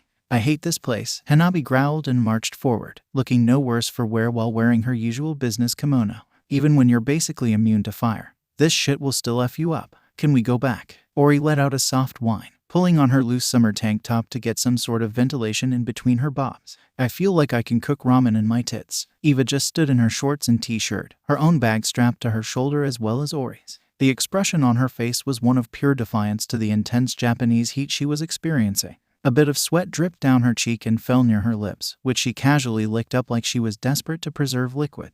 She glanced at Ori for a moment and then her eyes went wide. Give me a snowflake. Tried that. Ori turned over her wrist to show the tattoo. Doesn't work. Eva growled. Hurry up. Hanabi barked. I want to know if someone did something stupid so I can kick their ass. Their trip back home was in the comfort of Sho's air-conditioned car before they were promptly assaulted by the heat again. For most of the summer, Japan was choked by a heat wave that was enough to stop most villains from bothering to do much of anything. Sure, a few deals probably took place, but it was just a slow, dull time of year that just dragged its feet. The miserable heat affected the heroes as well, with heroes like Gang Orca taking a sudden trip to Hokkaido for business. He was part whale. If he just said that he was peacing out because it was too hot for him, no one would say shit. Then again, he did look like he belonged in the Yakuza. Despite the heat, and despite the slowness, the world never really stopped moving. And that was true for the Amagi family as well. Are you sure? Izuku asked for the umpteenth time as he followed his grandmother to her car. Several of the Amagi elders he had come to know by name were already sitting inside or in other cars. They all wore formal summer yukatas or suits that were just begging to cause a heat stroke. I mean, what if they try something?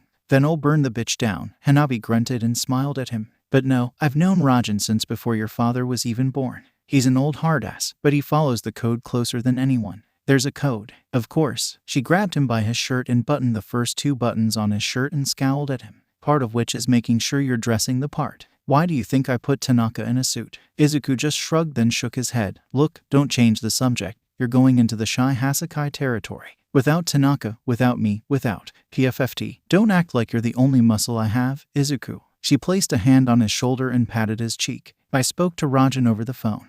And he wants this police investigation over with as much as anyone. I'm just going there as a favor to both him and the police. We'll still need to get to the bottom of the trigger supplier. Do you really believe that Rajan isn't involved? Izuku extended his arms out wide. That the Shai Hassaikai isn't involved. That this isn't a trap. Not for a second, and that's why I'm going. She placed a bony finger into his chest and glared at him. Her confidence was almost enough to persuade him. Don't worry, this is just a meeting, and Rajan won't risk a war with us over this. Not when we'd be backed by both the heroes and the police. Hanabi let out a sigh and looked down towards Izuku. Look, I understand why you think this is stupid, but Rajan was a good friend, and the Shai Hassaikai have been our steadfast allies. If it wasn't for certain events, we would have been on the path to merge into one. I told you once, Izuku, there's a storm coming, and we're going to need all the allies we can get to weather it. That includes Rajan and his punks. He stood there and said nothing. You understand, right? Then let me go. That's my job, right? Too. Nope. She waved a hand at him and headed into her car. She paused and turned back to him with a smile. Look, consider this a test. For the next 24 hours, you're in charge here. Try not to start a war. She swished her lips and grinned brightly. Or do. I'm sure you'll want to clobber your punk-ass bitch of a former friend. Wait, what? I'm not ready for that. Yes, you are. We've been training for a month. More like 2 weeks. Same thing. Hanabi rolled her eyes and stepped back out of the car. Go, fine, here. She grabbed him by the back of his head and pulled him down so she could kiss his forehead.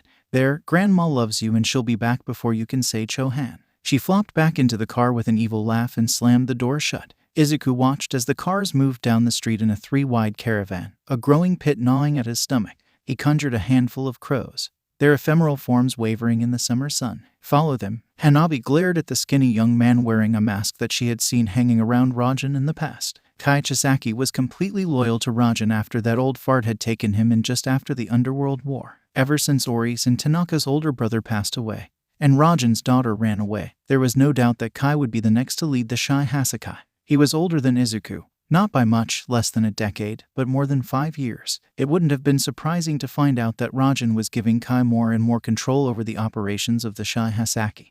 But how much slack was he given? How much control did Rajan have? And more importantly, where the hell is that old fart? She slammed Sarutobai's useless walking stick against the ground with a huff and glared at Kai again. Kai and the other members of the Shai Hassaikai stiffened at her remark. Oh please, don't act like I'm insulting your boss. I came here to talk to him, not you, Kai. She pointed a finger and glared. So where is he?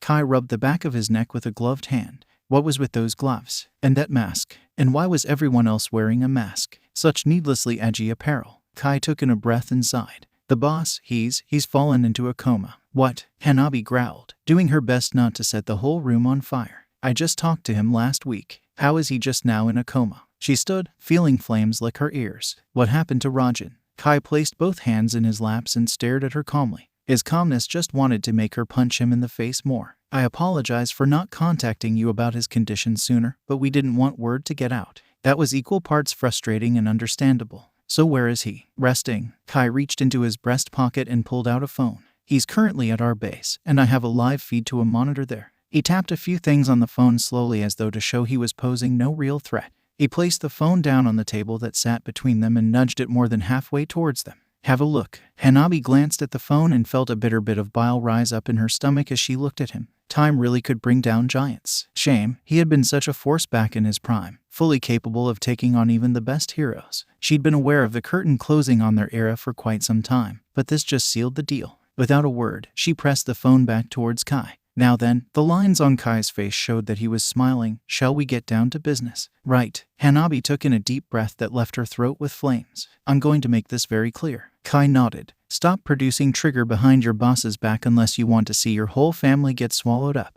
Kai tilted his head to the side. I assure you, we have no idea where the trigger is coming from. We are the producers. Hanabi kept her tone neutral, despite how furious she was feeling. Oh, I'm sure that Rajan had no idea where it was coming from. I trust him. But I don't trust you, you little upstart. Oh, and what proof do you have? She reached into a hidden pocket in her sleeve, pulled out a vial of trigger, and placed it onto the table, earning shocked gasps from both sides of the table. Maybe she was too effing old to have a flair for the dramatic, but she wasn't getting any younger. We found one of your distributors. You were clever enough that the police could do nothing but suspect you. At least for now. I am here as a favor to your boss. Hanabi placed her hand on the wooden table and watched as the lacquer began to curl and smoke began to rise. I will not let you destroy what he and I sacrificed so much to build. Kai reached for the vial and examined it carefully. This is one of ours. You must have some very skilled members in your group. She kept her glare up. Part of her wanted to nod and acknowledge Sho and Ida's hard work, but that would just needlessly endanger them. I have a proposal. Kai placed the trigger back down.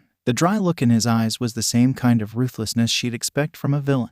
We join forces on this. With a sharp inhale, Hanabi was heavily considering walking out, even if she wasn't wearing a wire. The evidence she already had in Kai's own words were enough for the police and heroes to start their efforts in full. Her sentimental nature towards that old hard-ass Rajan was in the way, and was the only thing stopping her from burning this punk-ass bitch into the ground. There was a time when the Shai Hassaikai and the Amagi were set to unify under the marriage of Moheya and Satsui, with Moheya set to take over both families once you and the boss retired. Kai continued, either completely unaware that he should shut up, or just not giving a damn. I'd be willing to do the same. The boss has adopted me as his own son. And if I'm not mistaken, Moheya had a sister. Ori, wasn't it? We could. Arranged marriages are out of style. Hanabi ground her teeth as she thought about that brief period of happiness not too long ago. Though it was only a few years ago that Moheya had vanished and Satsui took her own life, it felt closer to a decade. What they had was real. Besides, her grandson was currently boning Ori. They were a good couple, but Hanabi had suspected that the prospect of great-grandchildren was near zero.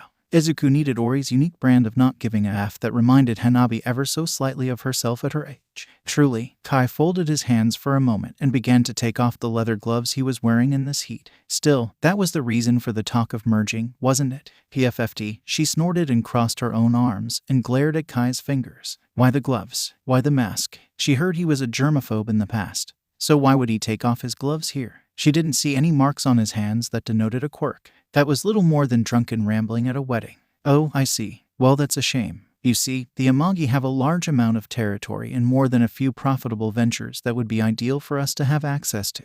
Kai hummed calmly and reached into his coat pocket, pulling out a small bottle of hand sanitizer. Ah, that explained why he took off his gloves. Almost. The casino you pride yourselves so much on, the fighting pit, the red light district, and a frankly impressive narcotics network. Kai rubbed the sanitary liquid on his hands and smiled at them. I'd quite like to have access to them. Huh. Sarutobi laughed and clacked his cane against the ground. And why would we do that? What would we gain? Power, Kai stated like he was speaking some absolute truth of the universe. He reached into his pocket and pulled out a bullet that had been painted red. This is just a prototype, but I've been developing a quirk erasing drug. You, Hanabi pressed her hand to the table and glared at Kai. You're walking a dangerous path, Kai, as opposed to the safe path you've been walking. Kai asked and pocketed the drug once more. You and the boss have been letting the Yakuza slip away. Your Amagi group is little more than the angry lapdog of the police and heroes, just waiting for them to put you down. This is our chance. I will rewrite this world so that once again it is the Yakuza people fear and not some unorganized villain groups. We're done here. Hanabi stood, the rest of her old guard standing with her. If you're not with us, Amagi, Kai's voice held a bit of chill to it. You're against us. The warehouse they were in shifted. The ground roiled like the sea at storm while the very air seemed to waver for a moment. Quirks, Hanabi acted first, lashing out with a blast of fire towards Kai, only for his body to be swallowed up by the couch itself, shielding him from this blast. Sarutobi leaped into action, the cane in his hand extending long enough to smack one of Kai's men in the head as the battle started in earnest. So much for not starting a war. But then again, this was why she left Wacken behind.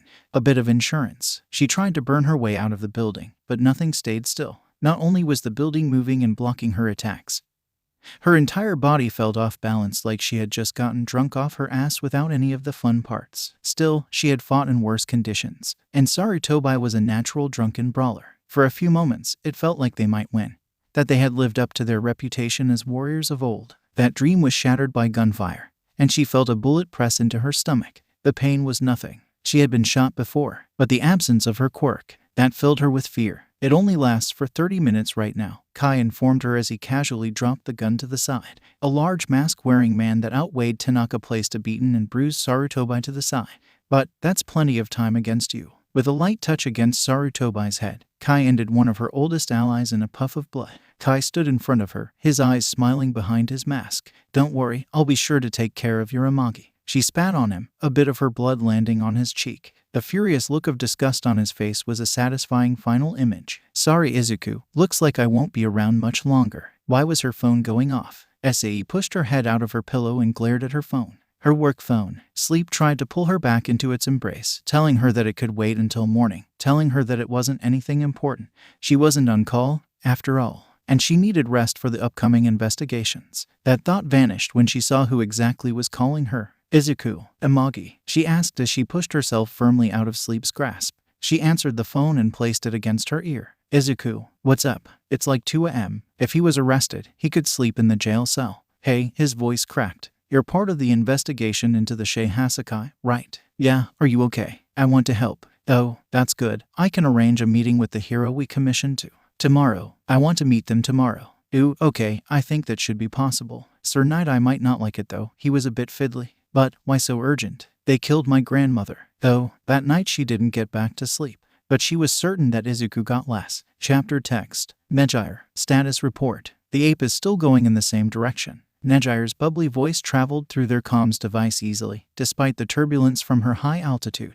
Ryukyu cursed her luck. Minutes before she was about to call it for the night, a giant white gorilla appeared and started to charge a straight line through multiple sectors, her own included. It keeps vanishing into buildings and coming out the other side, but the lights keep popping when it touches them. Right? Has it hurt anyone? A few people maybe. When it crushed a car by jumping, or maybe a few when the lights burst, but no, it seems like it's avoiding people. Ryukyu reached the apex of her flight and turned towards the city. She could barely make out the gorilla as it charged straight through a building, the lights inside going out but no damage being done to the structure itself. Villains came in many different shapes and sizes. Naturally, there were genuine villains that were the bulk of what she dealt with. Then there was the panicked confusion of someone activating their quirk for the first time. Sometimes things just got heated and people let their anger get the better of them. And then there were the teenagers and kids that for whatever reason wanted to take their quirk on a joy ride. This white gorilla matched none of the patterns she used to determine how to deal with a threat. Right, I'm on my way, see if you can stall it. I tried talking to it, but it roared at me. So anger was probably a factor. Tucking her wings in, Ryukyu aimed her entire body towards the target's path and launched herself forward. Dragon Bomb. The name of her super move when she was a first year was a simple concept. Fly up high and use gravity to speed towards a target.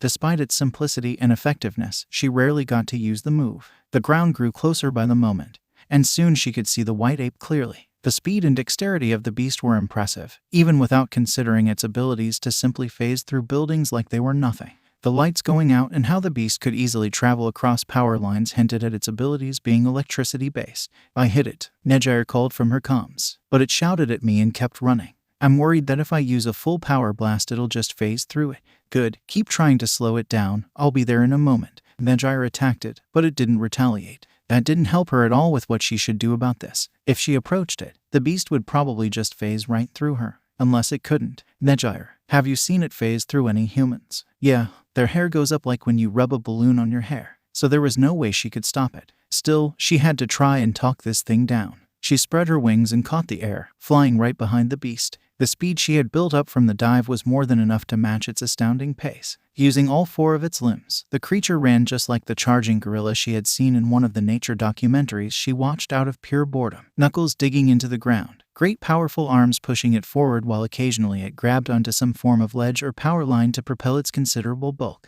People screamed as the beast charged right through them, many injuring themselves to get out of the way, but those that looked like they should have been trampled were just left with frizzed hair. Halt! Ruku screeched, her head as close to the apes as she dared to get. From this distance, she could see bits of blue electricity sparked between the individual hairs along the ape's massive body, giving it a light blue hue that seemed to define itself as a brushstroke outline.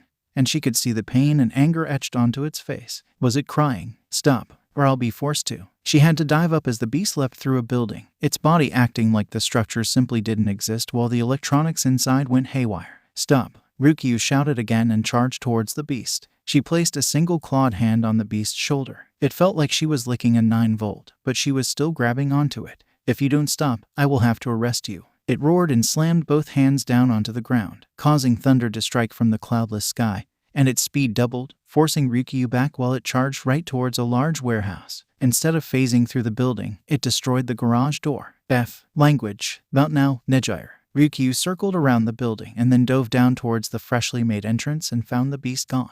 Instead, she saw a man standing in the darkness. He was tall, and his skin was a swirling microcosm of colors that looked like living art. A bit of green hair stood from his head, and he was shirtless. She watched as he bent down and picked up a small shining object from the floor. All right, you're calm now, so just... The scent of blood. It was so strong in this place. Ruku, Nijaya's voice asked from the comms. Are you okay? As her eyes adjusted to the dim light inside, she saw the large swaths of blood that covered the floor. Some of it still glimmered around the clothes that had been left behind as though the people wearing them had simply exploded. Her eyes followed the walls and saw blood went all the way up to the rafters. She understood the man now. He had been racing to prevent this, or by the tears in his eyes, was racing because of this. Ruku, are you okay? I'm almost. Nighteye. She placed her finger to her comms and kept her eye on the man. He was pulling out a phone. Stay outside. It was selfish wanting to protect Nighteye, but at the same time, Ruku wished someone had been around to protect her from this. A scene like this could make even the most stalwart hero quit. What? Why? Just listen to me. She looked towards the tattooed man, and something about him seemed familiar. Come on, Sae, she heard him mutter. Pick the F up. She took a few steps closer to him, more curious than cautious. Izuku, she heard C's tired voice ask through the phone. Hey, Izuku pushed some tears out of his eyes, his voice cracking. You're part of the investigation into the Shai Hassaikai, right? He turned and looked around the warehouse. I want to help, Izuku said firmly, trying to swallow down whatever emotions were bubbling up inside of him. Tomorrow. I want to meet them tomorrow. Ruku stared at Izuku. He was trying so hard to keep it together. He paused and looked at the object in his hand. The tattoos along his skin moved about in a frenzy. The ape she had seen charging in here was on his chest, throwing a fit and tearing up the jungle that bled out along his shoulders, while countless crows stormed about in a frenzy. They killed my grandmother. Oh, Ruku stared at the boy for a few moments and looked towards the blood on the ground. That explained why he was in such a rush. Find them, he shouted, and the crows on his body began to leave his skin, covering the area in darkness. Find the ones who did this. The crows, little more than shadows, flew in a chaotic pattern before shooting off like a firework of darkness. Izuku looked towards her and gave a short nod before he started to walk towards the exit. Wait, she placed a hand on his chest, drawing his attention. Tears fell freely from his eyes, but there was little more than rage on his face. I understand you were in a rush to get here, but I need to take you in. You caused a lot of damage on the way here. He stared at her wrist for a moment before he grabbed it, moving her arm to the side with ease. Physically, he was stronger than her, but if she used her quirk, she'd be able to hold her ground until other heroes arrive.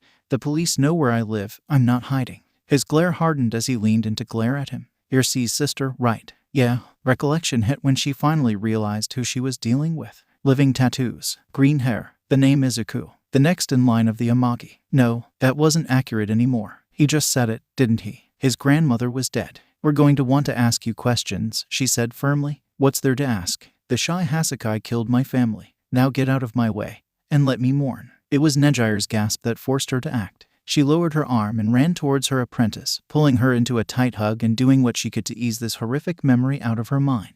As she hugged Nijire, Ryukyu kept her eyes locked onto Izuku's back as he walked shirtless out into the night. By the time he got back to his home, he had stopped crying.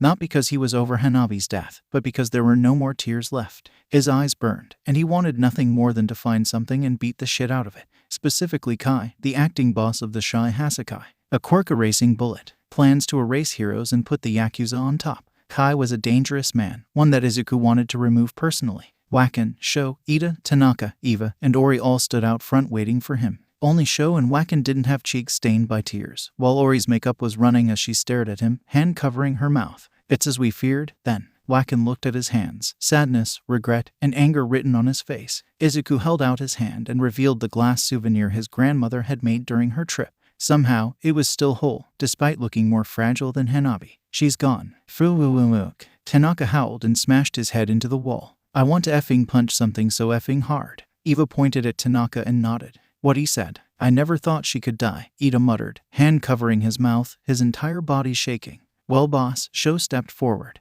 and the tranquil fury on his face was something that put Izuku at peace. What now? Right, he was the boss now. Tonight, Izuku paused and took in a deep breath as he looked at his friends and family. Tonight we rest. Tomorrow, we party to honor her life. Then we'll get our revenge. One by one, they all nodded. Ida and I will let the others know what happened. Wakan said firmly, we'll honor your grandmother and acknowledge you as the next head tomorrow. Izuku nodded. Thank you, Wakan. He turned towards Sho. Telling him to rest was pointless, given how his quirk was literally called restless. I want a grave for her. Think you can handle that? Sho nodded. I can get that done in an hour. Good. Spend the rest of your night marking every single Shai Hassaikai contact in our territory. With pleasure. Izuku looked towards Ori, and despite the love he felt for her, he couldn't bring himself to smile. His jaw was set into a firm, hard line. He gripped the glass phoenix tight in his hand. Ori, she hummed softly and placed a hand on his bare shoulder. I know what my next tattoo is. Yeah, chapter text. But why? Mirio could feel his fist shaking at the sudden news that had been dropped on them this morning.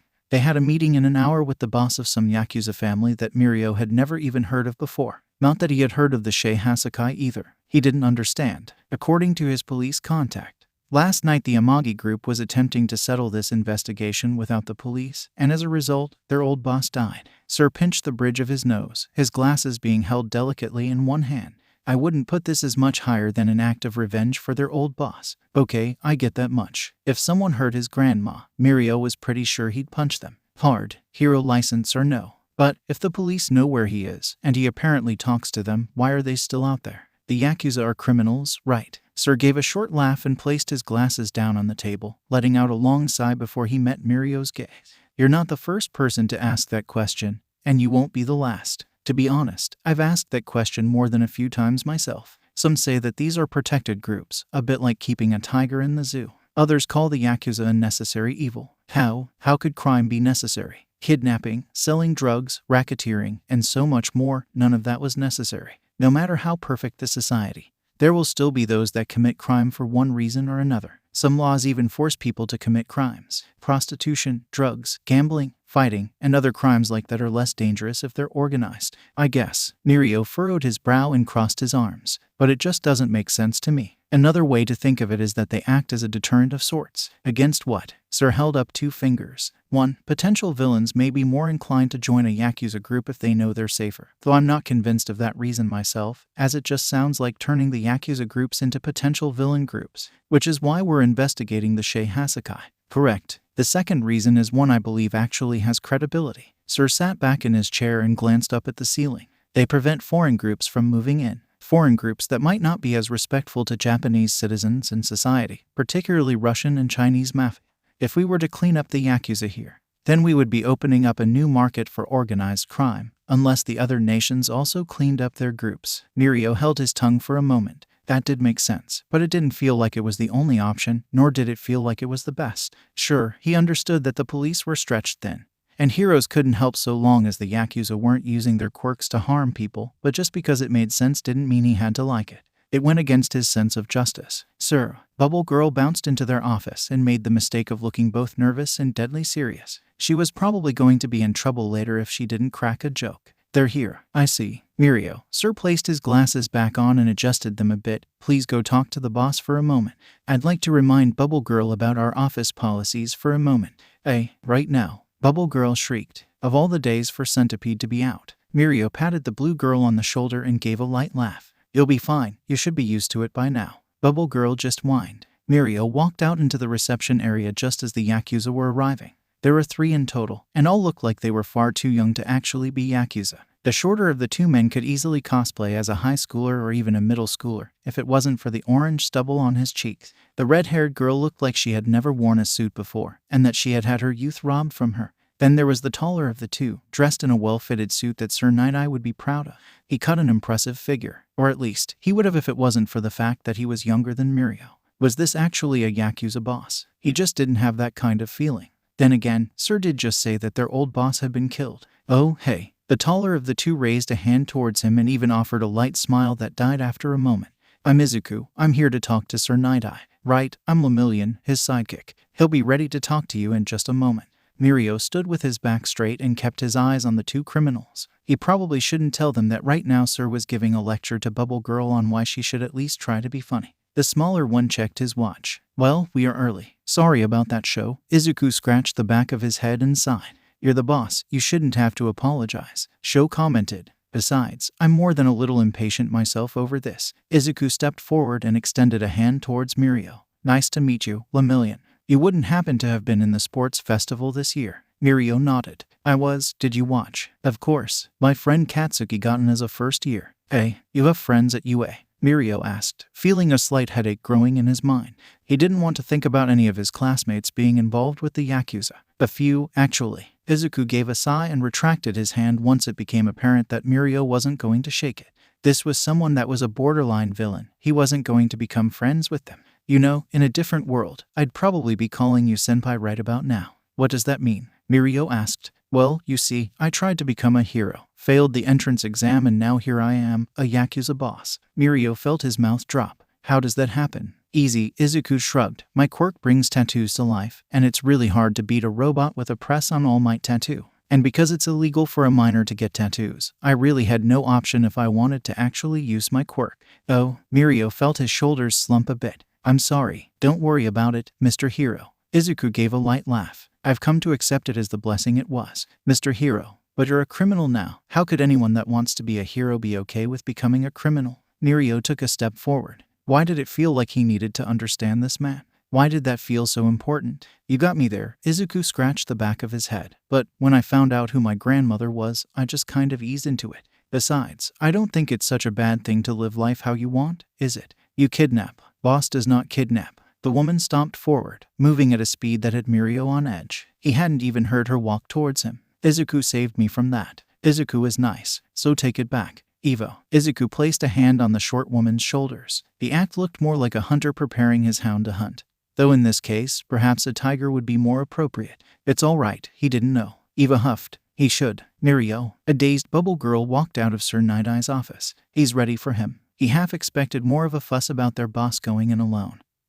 But a simple word from Izuku was more than enough for Eva and Sho to stay back and wait. Hello, Izuku, Sir said in a firm voice, already standing at his desk. Thank you for coming here today. Thank you for seeing me on such short notice. Izuku's tone was slightly jolly as he walked in. I imagine as All Might's sidekick you must be pretty busy. Even if I were not, I'd struggle for free time running my own agency. Sir watched Izuku carefully as the Yakuza boss sat down in the empty seat. Would you mind if my sidekick watches our conversation? Fine with me. Izuku placed his elbows onto the desk and closed his eyes, but I'd prefer if we got down to business. Sir nodded and took his own seat. Now then, what information do you have on the Shai Hassaikai? Izuku reached into his jacket and pulled out a neatly folded envelope that he placed down on the table. This is the evidence we gathered. They are producing trigger, and in addition, Kai, their acting boss, is making a quirk erasing drug. Sir gave the slightest hint of surprise. I see. He reached for the envelope, but Izuku pulled it back slightly. You want something in exchange. I'm sure you know what my price is. We can't. Isn't about can't. Sir's brow furrowed, and he folded his hands in front of him. We can't let you kill Overhaul. Is that what you call him? Izuku gave a dark, humorless laugh and pulled the evidence back towards him. Look, one way or another, I'm going to find him, and I'm going to make him wish he was dead. It's just a matter of how soon we remove him as a threat. It always amazes me how simple you all make changing the future. Sir hummed. Izuku's face lit up for a moment. That's right, your quirk lets you see the future. I remember reading about that. Indeed it is. So, if you can see the future, why haven't you found where the Shai Hasakai's base is? It was like watching a wolf corner a bear. Izuku pressing every advantage he had while Sir just wanted to move forward. Only, Izuku was winning. Sir was on the back foot. My quirk lets me see someone's future. I don't use it on fellow heroes unless absolutely necessary for fear of seeing a death I can't prevent.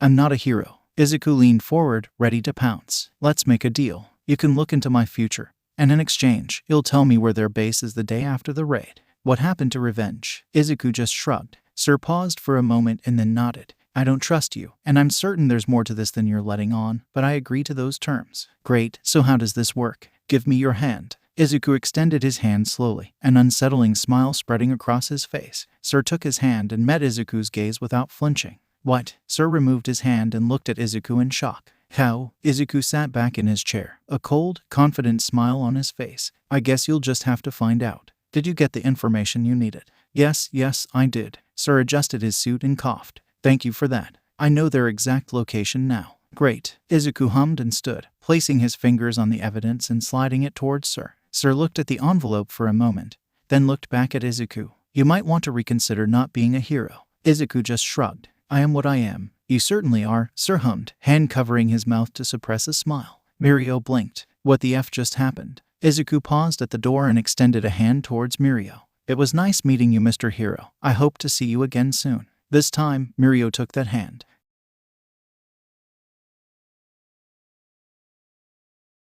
Was it still a legend if it was true? The Tokyo clan hadn't always been so divided.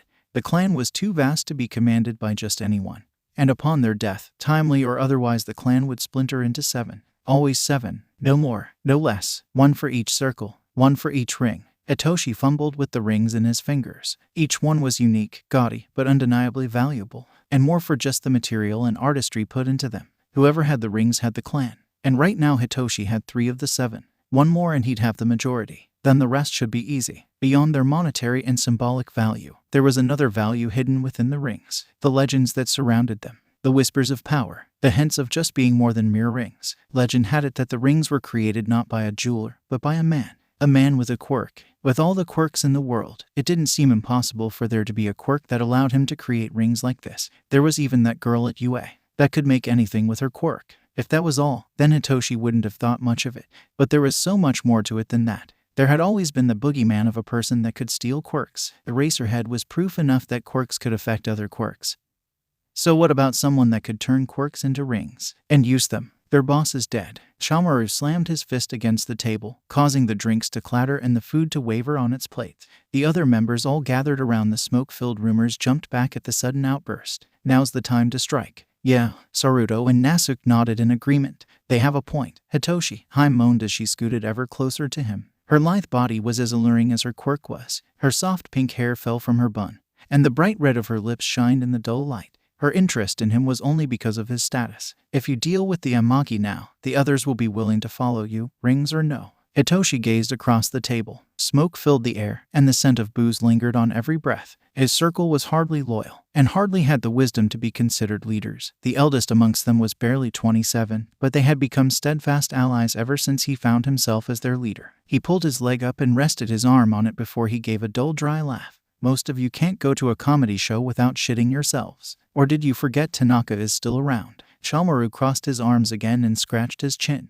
Yeah, but, furthermore, Izuku isn't a threat we can take lightly. Hitoshi felt the rings in his hands again. It'd be nice if the legend was true, even with the weapons we stole. So we're just going to do nothing. Shamaru beat his fist against the table. We didn't put our lot in with you to just sit here and do nothing. If you don't take action, I might. I'm not saying we do nothing. Hitoshi kept his voice firm and gave a soft groan. Right now the Amagi won't be a problem, since they're going to be focusing on the Shai Hassaikai. I want to focus on the Tokyo clan. The others won't listen to you. Nasuke grunted. They think you're weak because you didn't kill Tanaka and Izuku. Neither have they. Hitoshi let out a small breath and looked at the room. You guys all shared a border with the Amagi, but the other 4 branches, what exactly have they been doing? Fighting amongst themselves. The room went silent, and Hitoshi let out a long sigh. I understand you all hate the Amagi for having the things that we do not. Order a casino that brings in more cash than all the branches combined, or their fight club that the police and heroes turn a blind eye to. I envy their freedom too. He looked at all the members slowly and ran his tongue between his gums and his lip.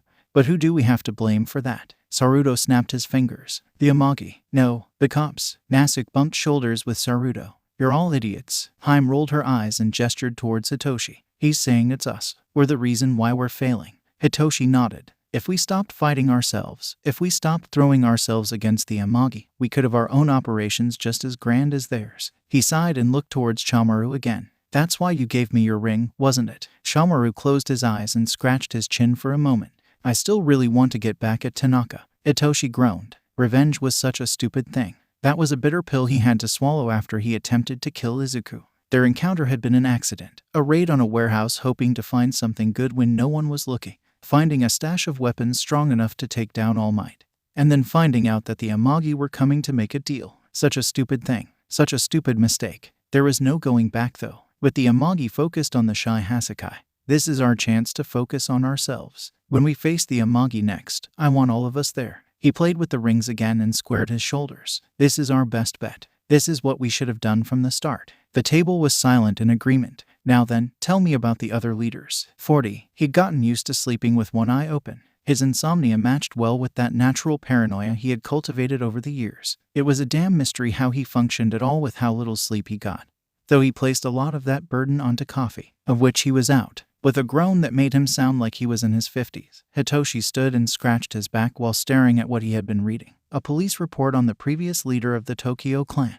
He was a young man that died some 15 years ago. Somehow, he had united the clan without obtaining every ring. Sadly, no one currently in the clan had a clue as to why they did that, just hearsay and word of mouth. Another thing, the Amagi had them beat in. Hell, even the Shai Hassaikai kept better records than they did. Hitoshi clicked his tongue and let a flash of bitterness wash over him. Wouldn't surprise me if no one knew exactly why the Tokyo clan hated the Amagi so much. Besides the whole, they had it good while we had it not good. But he was going to make it better. The weapons would help, but he'd have to be careful using them. They couldn't handle drawing the ire of the police and heroes, especially not with the heat the Shai Hassaikai was getting. They needed to play it cool. They needed to consolidate power. The remaining groups that made up the Tokyo clan were all obnoxious in some way or another. The two with the largest territories particularly so. One was led by a man called Orochi. He commanded by far the largest area and the most people. They often clashed with the raiders, the second largest, who had more than one bike shop in their territory. The remaining two were odd. They shared the same tiny alcove to the north of the city and had nothing of value. He'd have to go meet with them and then deal with Orochi and the raiders. Hitoshi stifled a yawn as he walked down the hallway towards his coffee pot. As nice as his home was, he wished that he wouldn't have to walk quite so far just to get a refill. The hair on the back of his neck stood on end. It wasn't just quiet, it was silent. The kind of silence that was impossible in a city like Tokyo. No drunkards arguing outside, no loud motorbikes, nothing, just the sound of his own breath. Izuku appeared from the wall, a half-there image that solidified into a vicious scowl that Hitoshi could only see a moment of before Izuku's right fist slammed into his cheek. It was a surprisingly weak punch from someone as well-built as Izuku, but it still hurt like fuck. Then he saw the way Izuku's sleeve roiled and realized that this was only the first part of the punch. Izuku's sleeve flung itself open as the fist of his ape merged over Izuku's arm,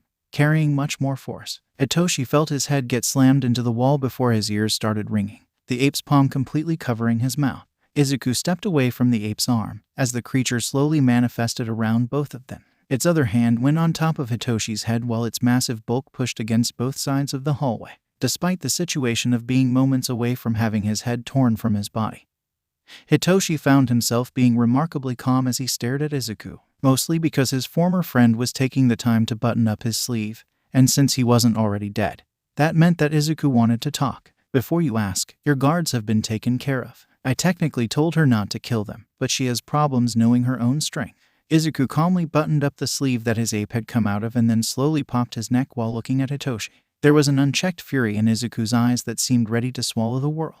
For the life of me, I can't figure out why you would try to kill me. Were you just hurt that I was in the Amagi and you were in the Tokyo clan? Izuku asked and rolled his eyes. Because honestly, I didn't give a fuck about that. Hitoshi kept his mouth shut even as he felt the blood from his nose pour down over his lips. I can't help but think that all of this is so fucking stupid. Izuku laughed and placed both hands in his pockets before he kicked the wall out of anger. So fucking stupid. Like, we could have worked together. We could have brought peace between our groups, could have helped each other. But you had to open fire on me. You had to try and not only take my life, but those of my friends. Izuku took in a deep breath and chuckled again. I spent a lot of time thinking about you. Thinking about what to do with you, and honestly, I still don't know what to do. He spread his arms wide and then let them fall. It'd be easy to kill you. It'd be good practice for what I'm going to do to the Shai Hassaikai. Izuku walked close and then punched Hitoshi in the stomach. That one was not weak. Worst part is because of your fucking quirk. I can't even talk this shit out with you. Izuku groaned and scratched the back of his head in annoyance. And I'm going to be real, that's kind of what I fucking need right about now. Great, now he was feeling guilt on top of probably being killed. Izuku looked towards the ground. I asked my friends, most of them said I should rip out your tongue so you can't use your quirk anymore. At that, Hitoshi attempted to squirm until he felt the ape's fingers roll along his skull. Good news, I decided to not fucking to that. Izuku laughed and scratched the back of his head. I also, another punch to the stomach, decided I wasn't going to kill you. Great. Which, Izuku got right in Hitoshi's face and placed both hands on his head. If you make me fucking regret, I will show up here again and I will end you. Hitoshi held up his hand and gave a thumbs up. Great. Izuku clapped his hands and gave a laugh that made Hitoshi question his sanity. So this was my first time threatening someone, and I think I did a great job. Don't you agree, Raijin? The ape nodded. Sentient quirks were a pain in the ass. So, before I go, another punch, I'm going to make this really clear. If you attack me or the Amagi again, it will be the second to last thing you do. Last thing would be you hiding in fear knowing that I'm coming for you, because apparently, I have a ninja that can deadlift cars and a Tanaka. So basically, my guns are bigger than yours. Izuku touched Raijin's arm, and the ape was sucked back into his skin like bubbles going down the drain. In the ape's place was a phantasmal tiger with multiple tails that looked like the arms of a galaxy. Also, I put a crow on you. Also, most of the reason why I decided not to kill you was because Kai killed my grandma, so he's going to be the first person I kill. Any questions that I won't answer because your quirk is a bitch. Hitoshi wiped the blood from his nose and slumped down onto the floor. Nope, you've made things clear. Izuku opened his mouth, then slapped his mouth shut and nodded. Then he left the same way he entered, through a hole in the wall that didn't exist. Hitoshi pushed himself up against the wall and held his stomach. Damn, he could hit hard. And was the fancy move of the punch into a giant ape face grab really needed? He should probably go check on his guards, especially if Izuku's ninja couldn't control her strength. Did he meet her? It wasn't Ori. Light from his hand caught his attention. A small flame floated just in the palm of his hand. He stared at it for a moment. Was this another one of Izuku's quirks? Or was this something else? He bounced his hand, trying to touch the flame, but it moved with him, its flame dancing with every motion. He closed his hand and smiled as he stared at the blood-covered ring that he had been wearing. I guess I owe you a thank you, Izuku. He gave a soft laugh and opened his hand again to once again conjure the flame. Was it still a legend if it was true? His research was progressing steadily. Eri's blood was exactly the catalyst he needed. Already he had made a breakthrough in doubling the duration of the drug. Now that he understood the process and the countermeasures of stabilizing it, he'd need only a few more months before it was finished. After all, someone didn't need to be quirkless forever, just the rest of their life. 60 years should do.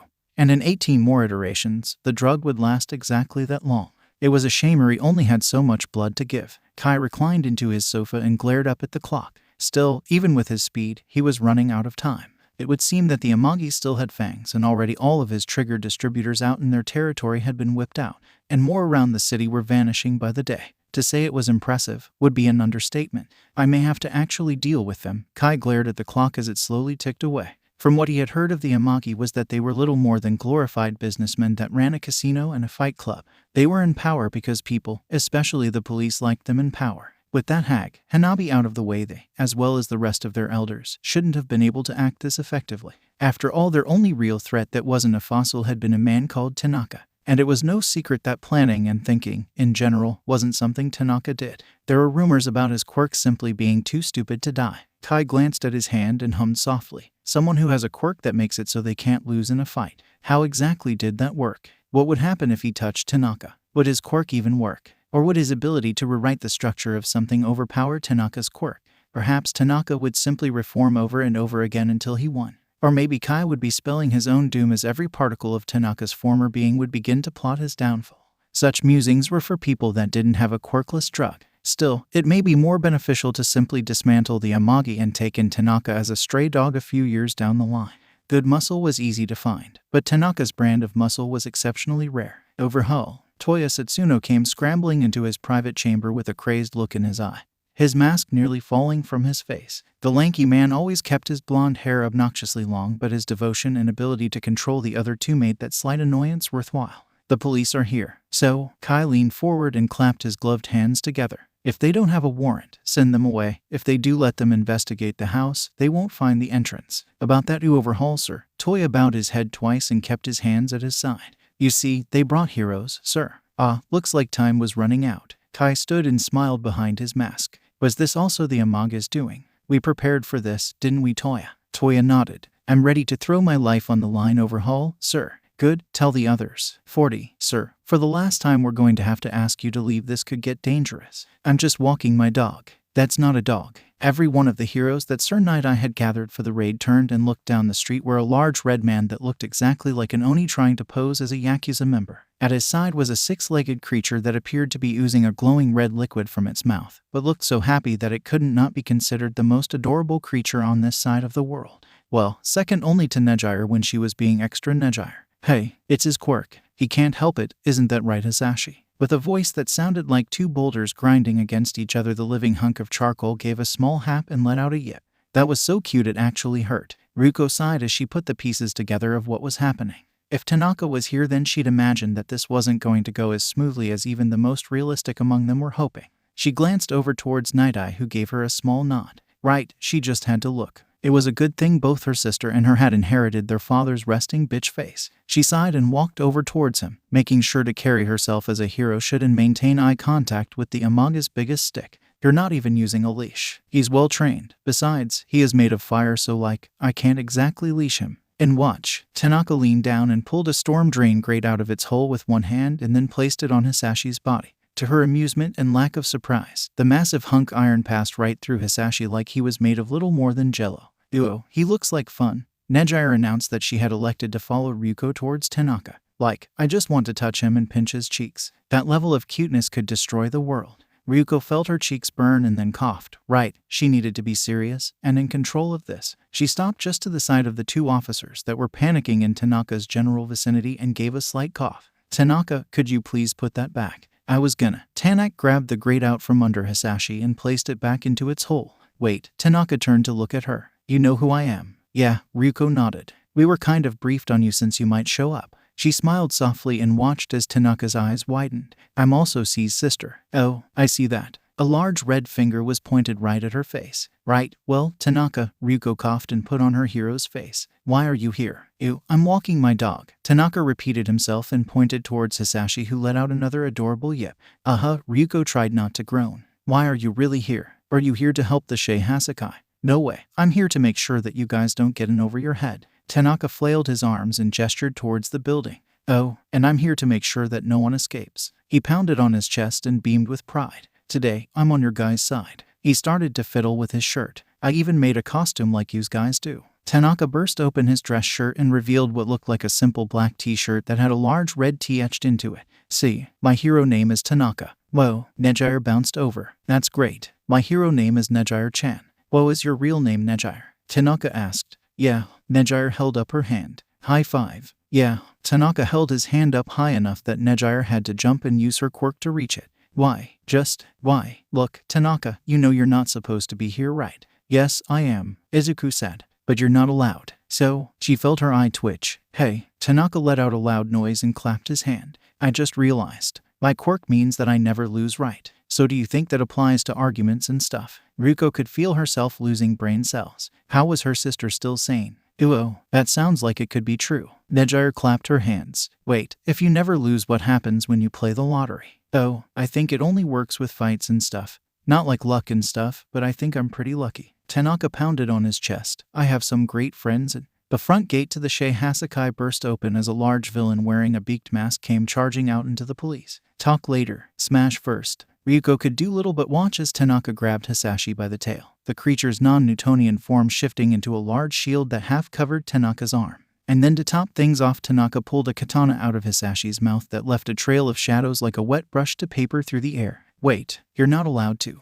The fighting hadn't even started and she already felt defeated. At least they'd probably win. 40. Bang. It was a gamble with no risk. Heroes would always go out of their way to save people. It was just who they were. It was why they were weak. This hero, this Lemillion, could have beaten him easily. He had the skill, and he had a quirk that made him all but invincible. But only himself. That's why he shot at Uri. Even as she was frightened and going through a rebellious phase, she was still being a useful tool. Kai groaned and tapped the bruise on his side. That glasses-wearing hero, Sir Nighteye, had gotten a few good hits, but nothing too damaging. The only question was whether or not it was worth the pain of healing himself with his quirk. All you heroes are the same. Kai laughed and kept his gun trained on Lemillion, the bloodstain on the hero's leg growing wider by the moment.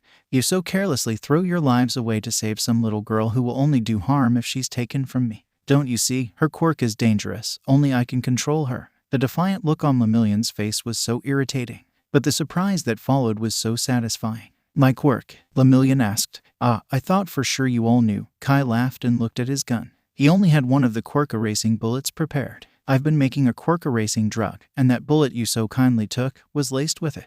The fear on the hero's face vanished, replaced with a disgusting look of resolve. Even with a bullet in his leg and no quirk, he was still intent on defying him. Quirk or no, I won't let you take her. Kai groaned and tapped his finger to his palm. Pain flashed through his body, nearly enough to make him scream. But he had gotten used to the pain long enough and was able to suppress all but a groan. In a moment his body was restored to perfect condition, removing the bruise he had gotten from the fight, and even his fatigue was removed. Don't worry, that drug I gave you will only last half a day or so. But I guess for you that's the rest of your life, isn't it? These hero types always pissed him off, but this one was particularly irritating. So much time wasted because of these fools. He'd have to set up a new lab and even a power base now that this base was compromised. As long as he had Uri, things would be fine.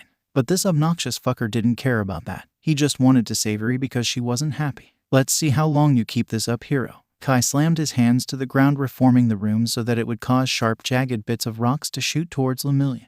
To Kai's continued annoyance, the hero's combat skills were not diminished by his lack of quirk. Instead, it seemed like the desperation to survive was making his extraordinary abilities stand out all the more. He blocked, destroyed, and evaded every single attack Kai sent at him, until the wound on his leg got the better of him. A pillar of stone shot into Lemillion's right shoulder, puncturing it clear to the other side. With a scream of defiance, the hero shattered the spear and glared onward. Even that wouldn't be enough to take him down.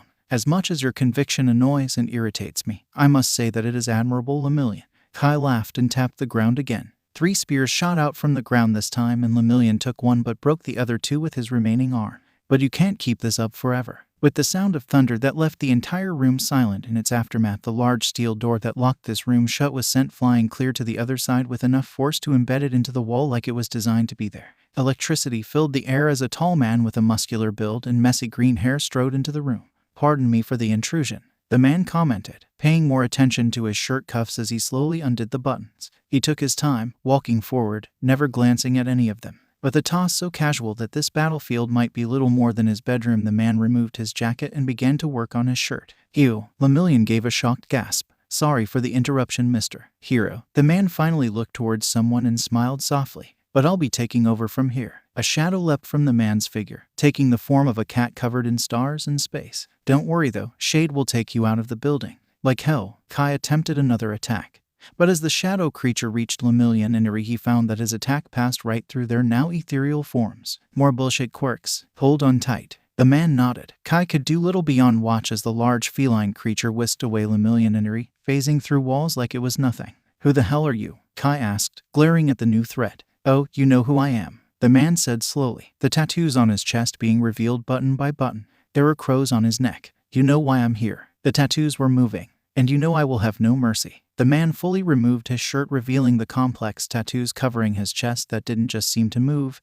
They actually were. A large white ape leapt from the man's chest and landed in the room with the same sound of thunder that had destroyed the door. But it was the tattoo on the man's chest, right where his heart was, that gave Kai a clue on who this man was. Hanabi. Blue flames billowed out from the man as a pair of great flaming wings emerged from his body. Living flames that looked like they were made of stylized ink highlighted by puffs of brilliant oranges. The creature's fearsome beak was a bright yellow that, despite being living flame, looked more than sharp enough to harm, and the red flames it had for eyes showed the same sense of defiance the woman it represented once had.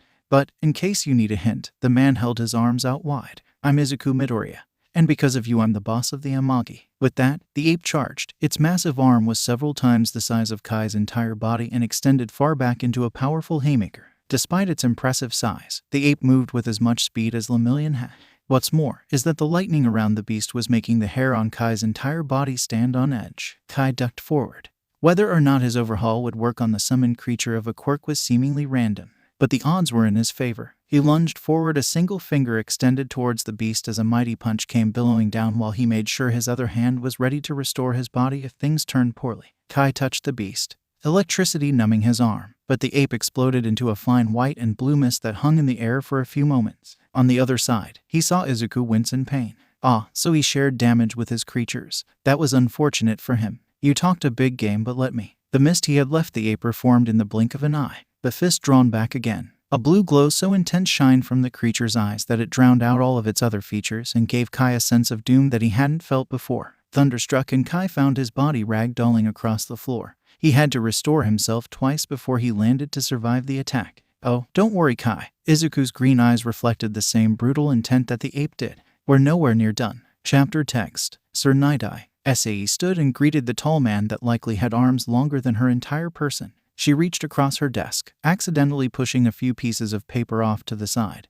and instantly she felt her headache wane slightly. This raid had all but buried her in paperwork. The evidence, the abruptness, the urgency, all of that was being channeled through her. To what do I owe the pleasure? After this, she was going to go on a vacation, and Izuku was going to pay for it. Sir Nighteye, the hero in charge of this operation, took her hand and smiled. Well, I'm curious about a certain group, and I'm told you're the expert. Sae gave a light whine and slumped down into her chair. She tapped her forehead against her desk and felt like she was getting a new headache. If she had named them, this one would be Izuku. The 63rd. Let me guess, the Amagi. Sir Nighteye nodded and sat on the small chair she kept in front of her desk. Thankfully, they finally gave her her own office. With the flick of a switch, the windows that separated her office from the rest of the floor turned opaque, and the door locked tight. It was one of many perks her new office had. All right. She folded her hands in her lap and closed her eyes. What did they do? She knew she would have been there for Izuku's meeting with Sir Nighteye. I'm not sure. Sir Nighteye adjusted his glasses. Somehow they're going to find out about the raid. Well, it's not from me. Sae crossed her arms and huffed. Was she acting like a child? Again, damn it. As much as I trust Izuku, I'm not dumb enough to spill the beans to him. Trust. Sir Nighteye crossed his hands over his knee and hummed. He nodded, mulling over the word. I'm curious why you say that. He's the leader of the Amagi after all. Isn't it your job to be suspicious of him? Sae shrugged. Technically, my job is to maintain a positive relationship with the Amagi and report on their operations. Trust is a part of that. I see. Having seen his future, I can understand why you would trust him. He adjusted his glasses calmly. But I came here for answers. Of course. What is it that you need to know? Sae glanced at the clock and then looked at her paperwork. Just make it quick. I'm kind of swamped at the moment. He nodded and smiled. I'm mostly curious about what exactly Izuku, as the rest of the Amagi, can do, but I'm primarily here because I'd like to know how exactly they learn about the raid. Mostly because I feel like his meeting with me allowed him to learn about the Shai Hasaikai's location. Well, there's a chance that it's Sho, his quirk, restless, makes it so he doesn't need to sleep and he's always at full energy. Sae reached into her files and began pulling out a massive folder on the Amagi. She drummed her fingers on it. The tags for Hanabi, Hiruzen, and the other elders were still in there. She'd need to reorganize. To my knowledge, he's great at tracking and finding people, but his list of skills isn't limited to that. Sir Nighteye hummed and twiddled his thumbs. I don't think it's mere coincidence. It could be that they wait for us to attack before moving in, but something Izuku said hints that I lead him to them. Oh, Sae hummed and flipped through the files. Honestly, Izuku's quirk is a bit unique, so I wouldn't rule out that this was his doing. She opened to his file. While the history page was thin compared to pretty much every other entry, his quirk page was already several pages long and needed its own organization. It's a bit tragic though. He wanted to be a hero too. I looked into that. A scowl formed on his face that had him grabbing his knees with white knuckles. Yue had attempted to reach out to him for a secondary evaluation, but by that point he had already run away. Sae winced. Yeah, from what I know, most of what happened was the result of him and his mother having a conflict. Indeed, Sir Nighteye hummed, but we're getting off topic. Explain his abilities, if you would. right? Well, in his own words, Izuku can make any art drawn on his skin real, and what's more, they're alive while on his skin as well. From what he told me, there are several factors that go into how strong any object or creature is, how permanent it is, which is why he needed tattoos, the quality of the art, whether or not there's some meaning to the tattoo, and if Ori was the one to create it. The two seem to think that their quirks interact with each other well, and I'm hard-pressed to disagree. Sir Nighteye coughed, a bit of a blush appearing on his cheeks. Right, I'm aware of her. Why was he blushing? Wait, he could see people's futures. He probably saw a lot of Ori. Sae looked at the girl's photo. A whole lot of Ori. Anyways, the main combatant in Izuku's arsenal is a giant ape he calls Raijin. Sae tugged the collar of her shirt and continued to read her own report. The exact extent of the ape's power isn't known, and it hasn't lost a fight it's been in yet, but it has several feats of strength under its belt, such as neutralizing a Namu that required class 4 restraints. Additionally, because of its electric properties, it can deal with threats immune to physical damage. Honestly, Raijin alone is more than what most people have for quirks. Sir Nighteye nodded. Next is the tattoo he named after his father, Hasashi. Out of all Izuku's tattoos, I feel like this one is the most mysterious. So far, his abilities are having a set of physics that it can choose to apply to itself and others at will. For example, the lava in its mouth can burn people or do no damage whatsoever. He can burrow through any surface and leave no trail, and he uses this ability to defend Izuku by acting as a shield in close combat. He's also brought a real-world item into Izuku's tattoo, a feat that hasn't happened since. What item? A sword. She still technically wasn't allowed to say whose sword exactly. She would have hoped that Izuku would be less dramatic than his grandmother, but those hopes had died before she even knew he was the new boss. Apparently, it leaves a trail of ink when he cuts with it, but beyond that, we don't know if it has any special effects. Nighteye hummed. His most recent tattoo is Shade, one he got to bond with his subordinate Eva. Apparently, Shade can phase herself and others through solid objects, though she can't move up or down in this state, and she is nearly impossible to see at night. From my sister's, Ryukyu's report, it can be assumed that Izuku can manifest this ability alongside Raijin. She flipped the page and took a small breath. And then there's Sae looked at her report and stood up. She slapped her hands on it and smiled. Crows. He raised an eyebrow. Clearly he wasn't picking up what she was throwing down.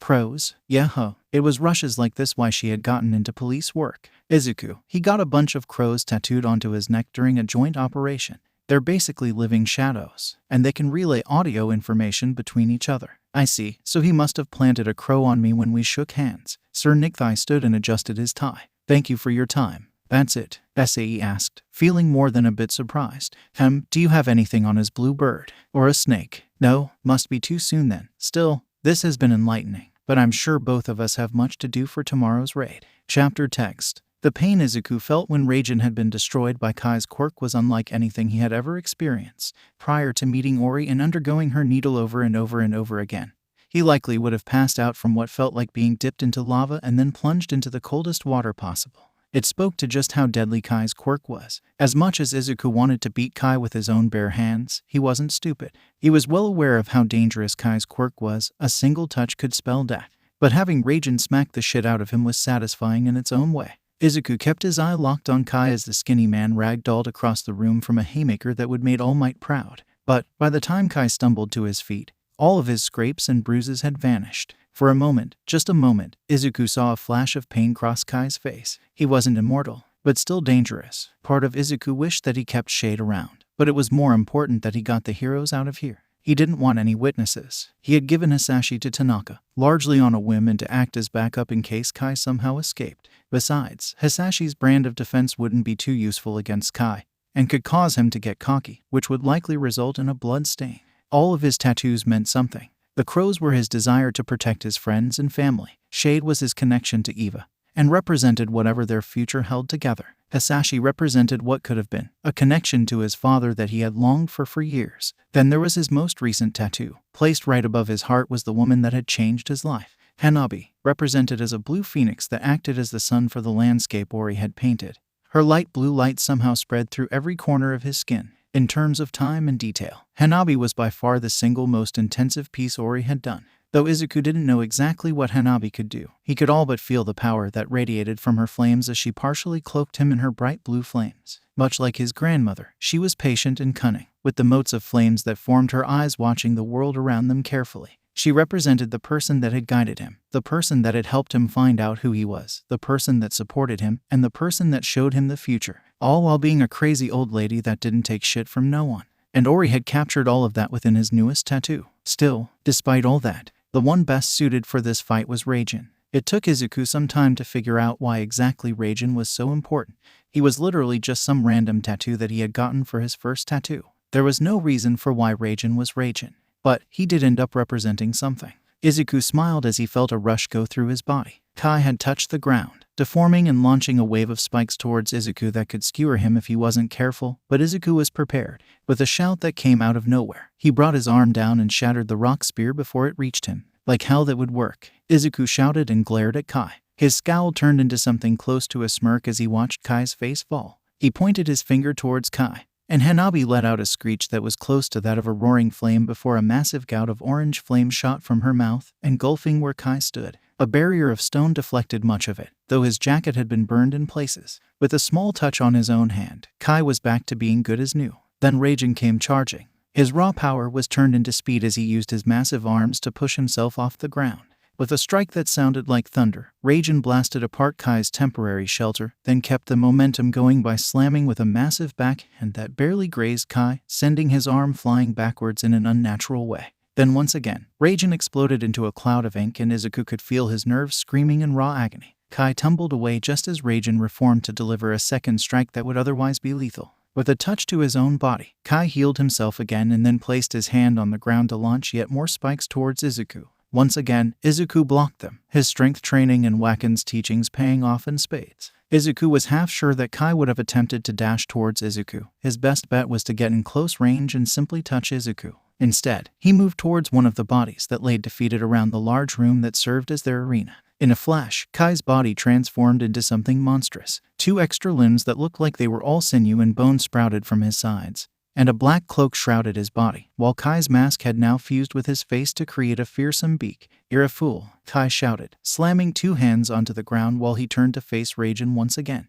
Izuku attempted to dodge, but a sudden flash of pain from Raijin being destroyed yet again staggered him just long enough for the rocky spike to skewer his arm. With a grunt, he broke the spear and pulled it out, glaring at his foe. He tossed the spike towards the ground, shattering it, and welcomed Hanabi's soothing flames as they slowly began to heal his wound. "I don't care what you think," Izuku shouted, and watched as Kai was sent flying by Raijin's fist yet again. "You don't get it. I'm doing this for us," Kai shouted, sounding like a terrible ex-girlfriend for half a second as he dodged another one of Raijin's fists. "For all Yakuza. A world where we control quirks. A world where we're on top again. Where we're not treated like novelties from a bygone era." "Oh," Izuku laughed as he felt his wound fully close. "You don't have to worry about that. I'm going to be standing on top all right, but you won't be around to see it." Once again, Raijin had disintegrated and pain flashed through Izuku again. This time it was almost enough to bring Izuku to his knees. He didn't know if he had an upper limit for bringing his tattoo back, but it certainly felt like it. Raijin reformed, but instead of charging at Kai, he stood his ground,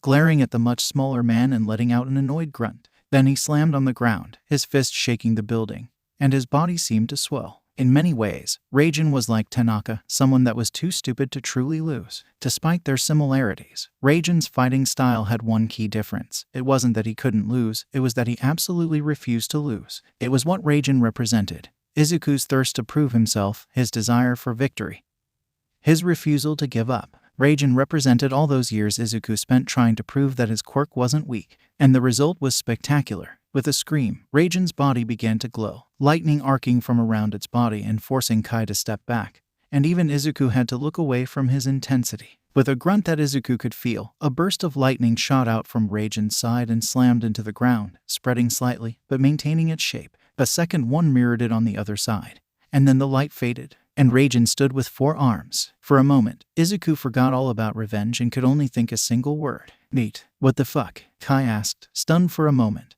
and acting like he didn't just grow 4 arms 2 seconds ago. "Yeah." Izuku smiled and Raijin charged once again. He doesn't like to lose. Were those permanent? With the extra arms, Raijin was somehow a better fighter, forcing Kai to dodge several times before he inevitably managed to land a single finger on Raijin. But still it felt like things were not going the way Izuku wanted. He could see the weariness on Kai's face, but it wasn't enough. He needed something else. He needed something risky. "It's like there's a whole world in your skin." His mother's words echoed in his mind, and he couldn't help but smile as he felt his skin shift. 40. Kai wasn't sure exactly how much longer he could last. This beast fought with abandon. It had no need to consider its own life, so it charged without fear, coming out from fatal wounds ready to strike. This was why he hated conjuring quirks. That upstart had even forced him to merge with one of his subordinates just to be able to keep up. But the cracks were starting to show. Ever since that beast grew 4 arms, the time between its reformations was starting to expand, giving Kai more and more time to think and assess the situation. The attacks from that blue phoenix were slowing down as well, and it looked like the healing factor it had given the Amagi punk was diminishing, as several of the wounds he had managed to inflict were still there. He wasn't sure who exactly would win in a match of attrition. Even with his quirk healing him to perfect health in an instant, he was still starting to feel that fatigue. Every time he healed himself, it felt like he was missing something, and the pain of the beast's punches still lingered. It was only a matter of time before he messed up and the beast managed to grab him for more than a second and rip his limbs off. He'd only ever heard that gorillas could accomplish this, but seeing this giant lightning version of it that grew an extra set of limbs just because it could, Kai didn't doubt its ability to make that fable a reality. So he needed to hurry. Kai turned his attention towards the Amagi punk, counting down the seconds for that ape to reform and punch his lights out again. The once vibrant tattoos on Izuku's upper body were now faded, and that blue phoenix appeared to be much smaller. What's more, he looked ready to pass out. It was a shame, really. Someone like that would have been a welcome ally. He used the police and heroes to further his own goals, and was likely the reason why so many of his dispensaries had gone under recently. Chances are many of his recent troubles were caused by this punk. The beast spawned again, and this time Kai attacked it, landing a hit that had Izuku recoiling from the pain as the color continued to drain from his tattoos. This was it. Kai turned and placed a single hand onto the ground, willing it to become a pillar that would launch him towards Izuku. Now you die. That smile, that searing smile that felt like he was stranded in the desert with not a single drop to drink had his heart sinking. Izuku raised his arm. All the color, all the ink on his skin had been gathered into the palm of his hand, creating a swirling moat of color that swallowed everything around it. Kai lunged, desperate to touch Izuku before he could act. But it was too late. A swarm of birds flew from Izuku's palm, their forms leaving trails of ink like a pen that had burst, sending splatters everywhere. They swarmed past and around him, engulfing him in their thick, viscous webs that swallowed everything from the wind, to the sound, to the light. Living tapestry, ink prison. Then, all he knew was darkness, and the scent of ink. Chapter text. She wasn't sure if she should arrest them or not. Hell, she wasn't sure if they even could arrest them. If her hair wasn't already an ashen gray, she could have sworn that she was getting new gray hairs by the second just watching as the Amagi helped round up the remaining members of the Shai Hassaikai. She had only seen Tanaka's efforts of leaping into the fray and taking down one of the tougher enemies on his own, even if he was equipped with Hasashi and Izuku's sword. But then there was Eva as well. When she had agreed to leave Eva with the Amagi a few short months ago, she wasn't quite aware just how powerful of a weapon she had been leaving them. Watching the petite girl carry 3 Yakuza in one arm while she held a very skinny fat gum out from the underground complex had been a sight to see. Apparently she could have carried more, but they were too big and awkward. Captain Sai, one of the support officers, ran up to her with the radio still pressed against his ear. I'm told to let you know we're getting calls from all over the Shai Hasaikai's territory. We sent a few cruisers to investigate, and they're reporting that more Shai Hassaikai affiliates have been subdued. Sai wanted to pinch her nose and slam her head into the wall, hopefully with enough force to make her headache go away. Then again, considering how her headache was called Amagi, she wasn't sure if an all-might punch could alleviate it. The prisons were already strained as is, and having such a huge influx was going to be a problem. But a bigger problem was that she was totally going to get blamed for this, and that meant she was going to get fired, or a promotion. She wasn't exactly sure which one she preferred. That's good. Sai nodded. See how many police transports we can get. I have a feeling we're going to need a few. Roger, ma'am. The officer saluted and began to relay the information. Sai glanced towards the 3 transports that had already gathered just outside the Shai Hassaikai and saw Tanaka standing away from most of the cops. His dress shirt was unbuttoned and torn from the damage, but for the most part, he looked perfectly fine, having lived up to his reputation as a formidable fighter. His brow was furrowed, making him look much more terrifying than normal as he focused on the doctors tending to the heroes and that girl they had found. That girl. Sai tapped on her cheek and walked towards the medical team. Sir Nighteye had been heavily wounded, but was stable. His protégé Lemillion had been hit by the Quirk erasing bullet, but there was a good chance he would recover from it. Overhaul himself had all but confirmed the drug wasn't perfected yet, but still, they hadn't actually found the formula yet. She ran her hand along the ambulance and then peeked around the corner, getting a good look at the girl that looked completely lost by all the attention she was receiving. Every so often, she would look towards Tanaka and then turn her head away.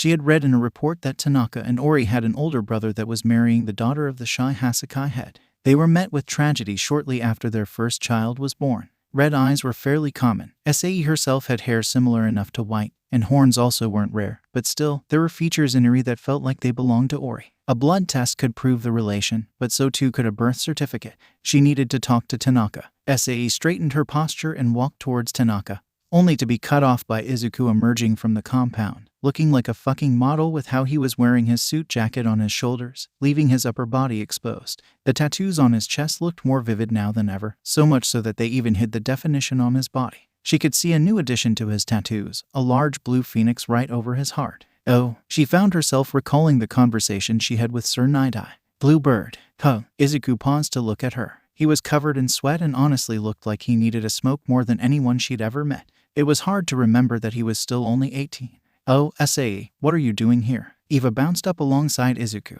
the well-fitted suit she was wearing still nearly pristine, save for the dust and blood on her gloves. She looked happy. That was good. Sae shook her head and tore her eyes from Izuku's chest even as the phoenix began to move again. A lot, she said, firmly resisting the urge to be casual around Izuku. She may think he's a good guy, but there was only so much she could let him get away with. Dealing with the arrests and the fallout of you guys crashing the raid. Izuku just shrugged and gave her an easy smile. Sorry about that, but I had to do it. He didn't. He really didn't. Sae let out a sigh and relaxed her hand. The brief moment of rage she'd felt had left a mark on the palm of her hand where her nails had dug nearly too deep. Right, okay, and what about overhaul? Even with everything that had happened, she would have expected just a bit of remorse from Izuku, but she found none. He won't be a problem anymore. Izuku made to move from her, and the aura of confidence he was displaying right now was nearly enough to let him pass. It certainly had Eva all but making hard eyes at him. That girl was thirsty with a capital T. Sae stepped in front of Izuku and held out her arm. Tell me what you did. Izuku rolled his eyes and sighed. Look, Sae, I just spent the last 20 minutes playing a game of tag where if I get touched once my entire body explodes. I want to go home and have sex with Ori. You'll be lucky if I don't arrest you, Sae growled at him. I understand why you did this, but you crossed so many lines it's not even funny, Izuku. I want to be on your side. I really do, but I can't do that if you don't tell me what you did.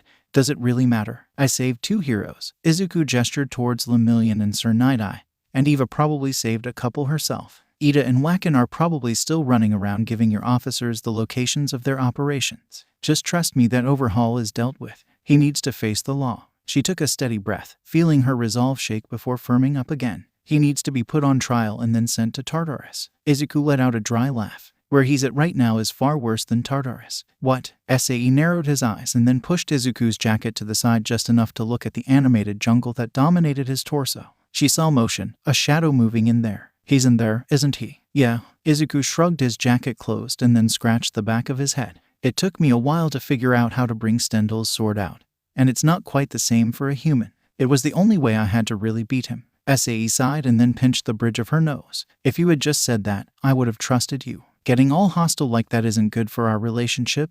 Izuku. Yeah, I know, I'm just tired and I want to go home. So, can I? Izuku held his arms out wide begging for permission. Every time he used his quirk on Raijin, it felt like I was being dipped in acid. Fine, but I still need to talk to you and Tanaka about something. Can it wait? It won't take much time. Fine. Izuku shrugged and gestured for her to follow him. Standing next to Izuku and Tanaka made her feel frighteningly small. If it wasn't for Eva standing nearby, she would have felt like a child. It wasn't even that she was short for a girl. Izuku and Tanaka were just plain tall. All right, what is it that you want, Sae? Izuku asked as he leaned against the side wall, his eyes closed. He really was exhausted, wasn't he? That girl, Sae gestured behind her and looked Tanaka in the eyes. She was nearly shaking in her boots, but she knew part of it was just the effect of Tanaka. Do you know her? Ooh, well, I think. Tanaka scratched the back of his head. I mean, she looks a bit like Ori when she was little. And she's probably about the right age for my niece, and my big bro's wife was here with them. What? Izuku straightened, his weariness vanishing for the moment,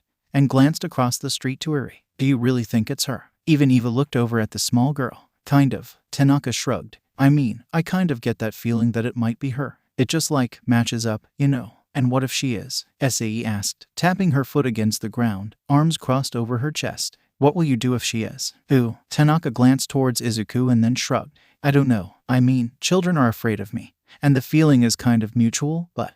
Sae pinched her nose and waved her hand down and away from her like she was trying to move on. Okay, so I'm going to make this very clear right now. Eri isn't Eva.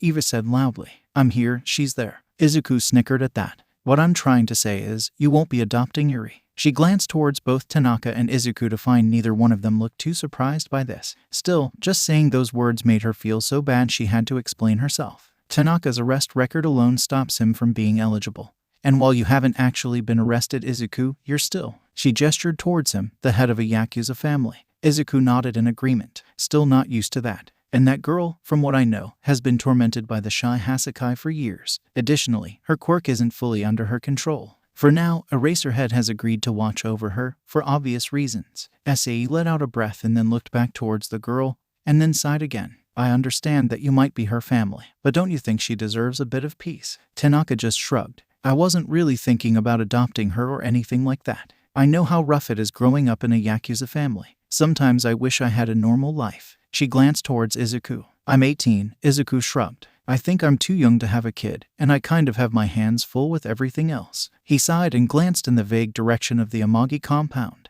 As for Ori, well, when my mom asked her when she could expect a grandchild, she told Inko that she better get started on giving me a brother or sister. Oh yeah, Ori hates kids. Tanaka nodded firmly. Sae blinked and looked at this oddball group of a Yakuza family. She straightened her shoulders and readjusted her tie. Honestly, I was expecting a bit more fight from you on this. Can Tanaka and Ori still visit her if they want? Izuku asked. I agree that right now the Amagi isn't the best place to raise a kid that young, but still, she should at least know her family, right? Sae smiled at that and nodded. Yeah, that can be arranged. Great. The tiredness came back to Izuku's face. Can I go now? One last question. He looked so defeated by that. Fine, what is it? The Shai Hasaikai's territory. What do you plan on? Dude, Izuku tossed his arms up, causing his jacket to fall before it hit the ground. I just became the head of the Amagi like a week ago. I don't even know my own territory. I have no plans for this shit. Right, Sae hummed, feeling an odd mixture of terrified and relieved. Ooh, that's all, you can go now. As she watched the Amagi leave, she couldn't help but feel like things had gone so smoothly because of Izuku's thirst for revenge. Still, it was good to see that after he got his revenge, he was mostly back to the nice kid she met months ago. Though, how the fuck am I going to explain what happened to Overhaul? 40. Ink. The ground. No, the everything was ink. Kai glanced around the darkened jungle he had awakened to. The sounds of 1,000 birds plagued him as he tried to piece together what had happened to him. Everything seemed to be moving. The trees, the foliage, even the way the river flowed, it all seemed so fluid. It was like life wasn't animated enough and someone kicked it up to 10. He placed his hands onto the Inkai black ground again and again, trying to get his quirk to do something, anything, but he couldn't. A brief flash of light illuminated the reason why. His hands were covered in a thick, viscous ink. Disgusting. He could feel his rash spreading just from looking at it. The ink moved on its own, writhing between each of his fingertips, making him look like an ancient cartoon with giant gloves for hands. He couldn't even touch his own body to heal any damage he'd taken. A shiver ran down his spine. He was being watched. Paranoia spread throughout him as he glanced around the Inkai jungle that surrounded him. It was nothing but a sea of mist, stylized trees, and ink, until he saw it. The red eyes of a creature whose body seemed to mirror the night sky in all its glory prowled towards him, its feline body standing out from the surroundings thanks to its nearly infinite depth.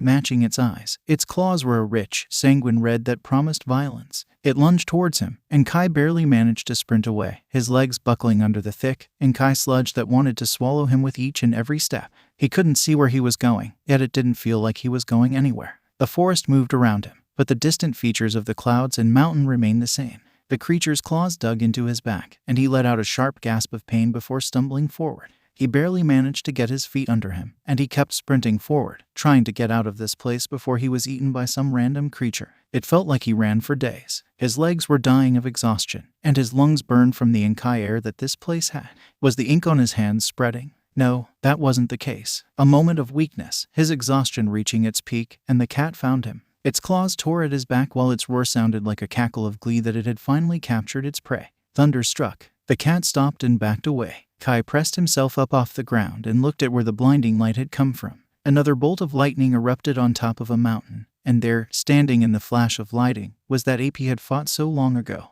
The lightning faded as the thunder rolled over him. Another bolt, and there Raijin stood again, closer this time. It happened again and again, growing ever closer, until the lightning and thunder struck right in front of him, Raijin's hulking form towering over him. In this place, the great ape seemed to be more real and more fantastical. Its large, ape-like body bristled with lightning, and its heartbeat sounded like a thunderstorm. "Please," Kai asked. "Let me go." Raijin smiled, one hand going onto Kai's shoulder while the other gripped his opposite arm. With a violent pull, that arm was removed from his body and tossed haphazardly into the Inkai jungle. Kai barely had the time to scream as he was whipped into the air. Raijin's grip on his remaining arm was firm, and he slammed him into the ground while skipping through the jungle like a kid that had found a good stick. His body slammed down into the ground, into the trees, into the very mountain itself. The pain was unreal. Every single time he found himself on the brink of death, he found his mind being brought back just long enough to experience a whole new level of pain. After what felt like an eternity, he found himself lying in the middle of a field surrounded by flowers. His limbs had long since been torn off. Strangely, he could still feel them. Dazed, he watched the sun rise for the first time since he had been welcomed into this hell. It didn't take him long to realize that there was no sun. Instead, that phoenix he had seen draped around that Amagi punk descended down upon him. Its warm blue flames soothed his body briefly. For a moment, he saw that woman's smile in its flames. The phoenix watched him for a moment, but the embers that made up its eyes did not feel warm in the slightest. "Please," he muttered, reaching for it with a newly healed limb. "End it." Its flames cackled in delight before it began to pluck at his stomach, healing him while ripping out his entrails over and over. Eventually he would awake, alone, in that grove again, being hunted by that cat. Chapter text. Deku did some nasty stuff. If you want to read it, check chapter 46. Can't read it here. A grave. Nothing felt quite so final as seeing his grandmother's name etched into the stone slab alongside all of his other family members. It was a simple engraving next to her mother's and father's. Really, he didn't know who most of the people whose names were engraved here. They'd sent since most of them were dead well before he was born. Izuku knelt down and traced his finger along the near-flawless etching and smiled despite the tears escaping his eyes. Shame it wasn't raining. He'd have an excuse then. He placed down her favorite flower on top of the grave ever so gently. "I'm going to miss you, Grandma. We are all." He smiled at her name one last time and looked towards the other etchings again. One stood out to him, the second most recent after his grandmother, Tauya Todoroki. There was a small indication that signaled he was still a child when he died. Tragedy. Izuku stood to his full height and glanced up to the warm summer sky and contemplated life for a moment. There was a lot to do now, and he felt aimless. Aimless in a way his grandmother never seemed to be. She had an answer and a snarky comment for everything, including her own shitty advice. Oh, Izuku glanced down the path to see a beautiful woman with white and red hair holding two tightly wrapped flowers in her arms. They were just like all the other flowers placed on the various graves he had passed on his way to his grandmother's. The white of her hair was a near-perfect match for Ori, while the red was nearly identical to Eva's. She was dressed in a simple summer dress. The woman blushed for a moment before she gathered herself. "Sorry, I wasn't expecting to run into anyone else here." "Yeah." Izuku smiled up at the sky and stretched his arms out. "It's a bit too nice of a day for morning, huh?" "I suppose it is." She had a great smile that somehow made her glasses look all the cuter. She scrambled forward and glanced at the family grave. "I had heard that someone new had been added to the grave. I never met them, but I figured I should pay my respects, just in case no one else did." "Thank you." Izuku nodded at her, though I'm sure she'd be telling us both not to bother. "I'm Izuku Midoriya, by the way. She was my grandmother." Fayumi Todoroki. She turned to look at him, and her eyes went to his neck where his tattooed flesh was on display. She gave a slight gasp and her eyes went wide. She nearly took a step back but held firm. "It's nice to meet you, Izuku, though I wish we met under happier circumstances." Izuku could only shrug. What was she like? He was about to excuse himself, mostly because of her reactions to his tattoos. But this was good also. Well, she was more full of life than anybody I ever met, despite how often she complained about being old. Smart too, easily the most brilliant person I've ever met. And I really wish I met her sooner. I only knew her for a few months, but she changed my life in so many amazing ways. Izuku took in a deep breath and frowned. He should have taken Kai's life for what he did, but he guessed leaving him in the state he was in was good enough. Besides, he wasn't much of a danger without his hands, and there were fates worse than death. "She sounds amazing." Fayumi kneeled down and placed both sets of flowers down. She traced the second name, Tauya's, and smiled softly. "This was my older brother. He had a kind heart and wanted to be a hero. It would have been nice to meet him." Izuku nodded. Really, he wanted to meet more of his family as well. "Sorry for asking, but who was your father?" "Oh." Fayumi gave a light frown and bit her lip. She shook her head and nodded. "Enji Todoroki." "Oh, you're Endeavor's daughter." She nodded. "She was his aunt, I think, so I guess that makes us just cousins, huh?" Izuku laughed and scratched the back of his head. "I suppose so." Fayumi gave a light chuckle, though when I asked him about it he seemed more agitated than usual. "I think that might be because he got blamed for a lot of things she did." She looked up at him confused. Do you remember Stain? The hero killer my dad took out?" "Well, kind of." She raised an eyebrow. It was actually my grandma that took him out. He squatted down next to Fayumi and touched his grandmother's name again. He probably shouldn't mention that it was because of revenge and the fact that Hanabi was a Yakuza matriarch. She had a fire quirk like your dad and ended up using it after we got attacked. Fayumi let out a light chuckle. That's why he was so annoyed after that. He hates getting credit for things he didn't do. When he discovered his grandmother, his life had changed drastically. What would happen with this new connection to a family that he knew nothing about? Do you have any other family? I remember seeing your little brother at the sports festival. Ooh, Shoto, right. That's right, he's trying to be a hero. My dad won't stop talking about it though. She sighed and tapped Taoya's name again. But yes, there's my other brother Natsu. He's in college working on his medical degree. And you? I'm a primary school teacher. I just really like to work with kids. She gave a genuine smile and nodded. I love it. Ha, a future hero, a future doctor, and a teacher. Your side of the family sure does make me look bad. Izuku laughed and rested his hands on his knees. What was he going to say if she asked him about his job? He was basically a college dropout at this point. And Yakuza crime lord wasn't exactly something he wanted made public. Well, more public than it already was. And you? Fayumi asked, pushing a strand of her white hair behind her ear. God, she was cute. It was a shame they were related, and that he already had a girlfriend and a mistress. But mostly the family part. Well, it's a bit hard to explain. He scratched the back of his head and sighed. I'm in the entertainment business. Technically true. Viewership went up whenever he went to the fight pit, mostly because Ryujin brought in the views like no one else. Well, Eva was a close second, but that was because seeing a 5'0" girl hurl around men that had at least a foot on her was comical gold. Really? So you're an actor? No, more of a streamer. Oh, I see. Natsu tried to do that when he was in high school. I think he peaked at 3 views. Fayumi let out a chuckle. I was one of them.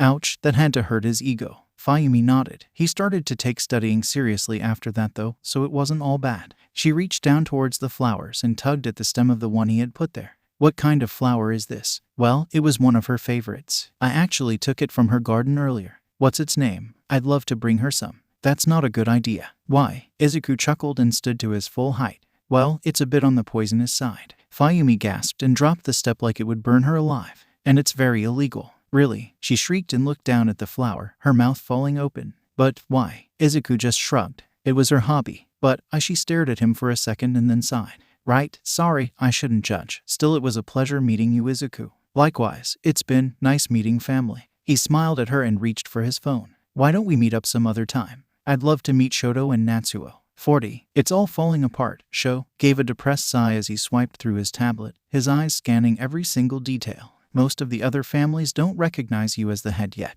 And without their elders and other leaders, they're close to infighting. Not only that, but many of the dockworkers are saying that they're seeing more Chinese at the docks. So, Tanaka asked and crossed his massive red arms. His resting bitch face made it look like he was a statue meant to ward off small children. He turned towards Izuku and flexed, slapping one bicep and nodding. Just point me at him and I'll set them right. From Izuku's right, Eva nodded and mirrored Tanaka's movements. Once the adrenaline rush of becoming the Amagi leader had worn off and his desire for revenge had been sated, the truth about being a leader had made itself known, in that it was a giant headache. He rubbed his temple and looked at his small council, which consisted of Sho, Wacken, and Tanaka. Ito was included as well, but he was needed at the arena to make sure that it was running smoothly. He still hadn't even talked to whoever was in charge of the casino, or the rest of the red light district. The network his grandmother had built had crumbled along with her and the rest of the elders. My grandmother didn't run the Amagi out of fear, and neither will I. Izuku placed his palm on the ground and pictured a map of the area. Ever since he had nearly killed Hitoshi, the Tokyo clan hadn't so much as crossed the river that was the commonly accepted barrier between the two territories.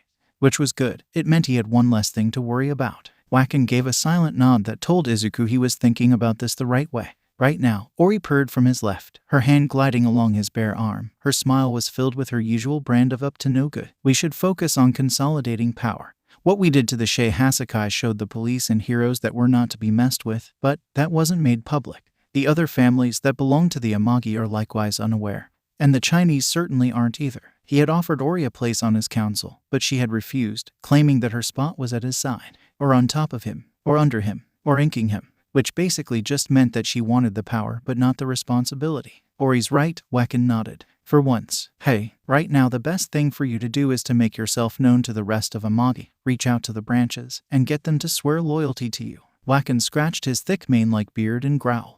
Though, I must admit I'm unfamiliar with this new generation. All your youthful faces look the same to me. Izuku nodded and looked to Sho again. The short orange-haired man gave a nod of acknowledgement. Do you know where all the branches are? Most, he admitted with a quick nod. There's of course, us here at the main branch. We run the fighting pit and kind of act as the control room for the rest of the branches. Then there's the casino. I know that Sarutobi was the head of that place for several decades and that Hanabi also helped. I imagine his grandson might be wanting to take over. Okay, we'll talk to him. And next, there's the dock workers. They're in charge of our overseas imports and exports. From what I recall, it had already been taken over by Asami. I doubt she'll be too much of a problem if we help her with her Chinese problem.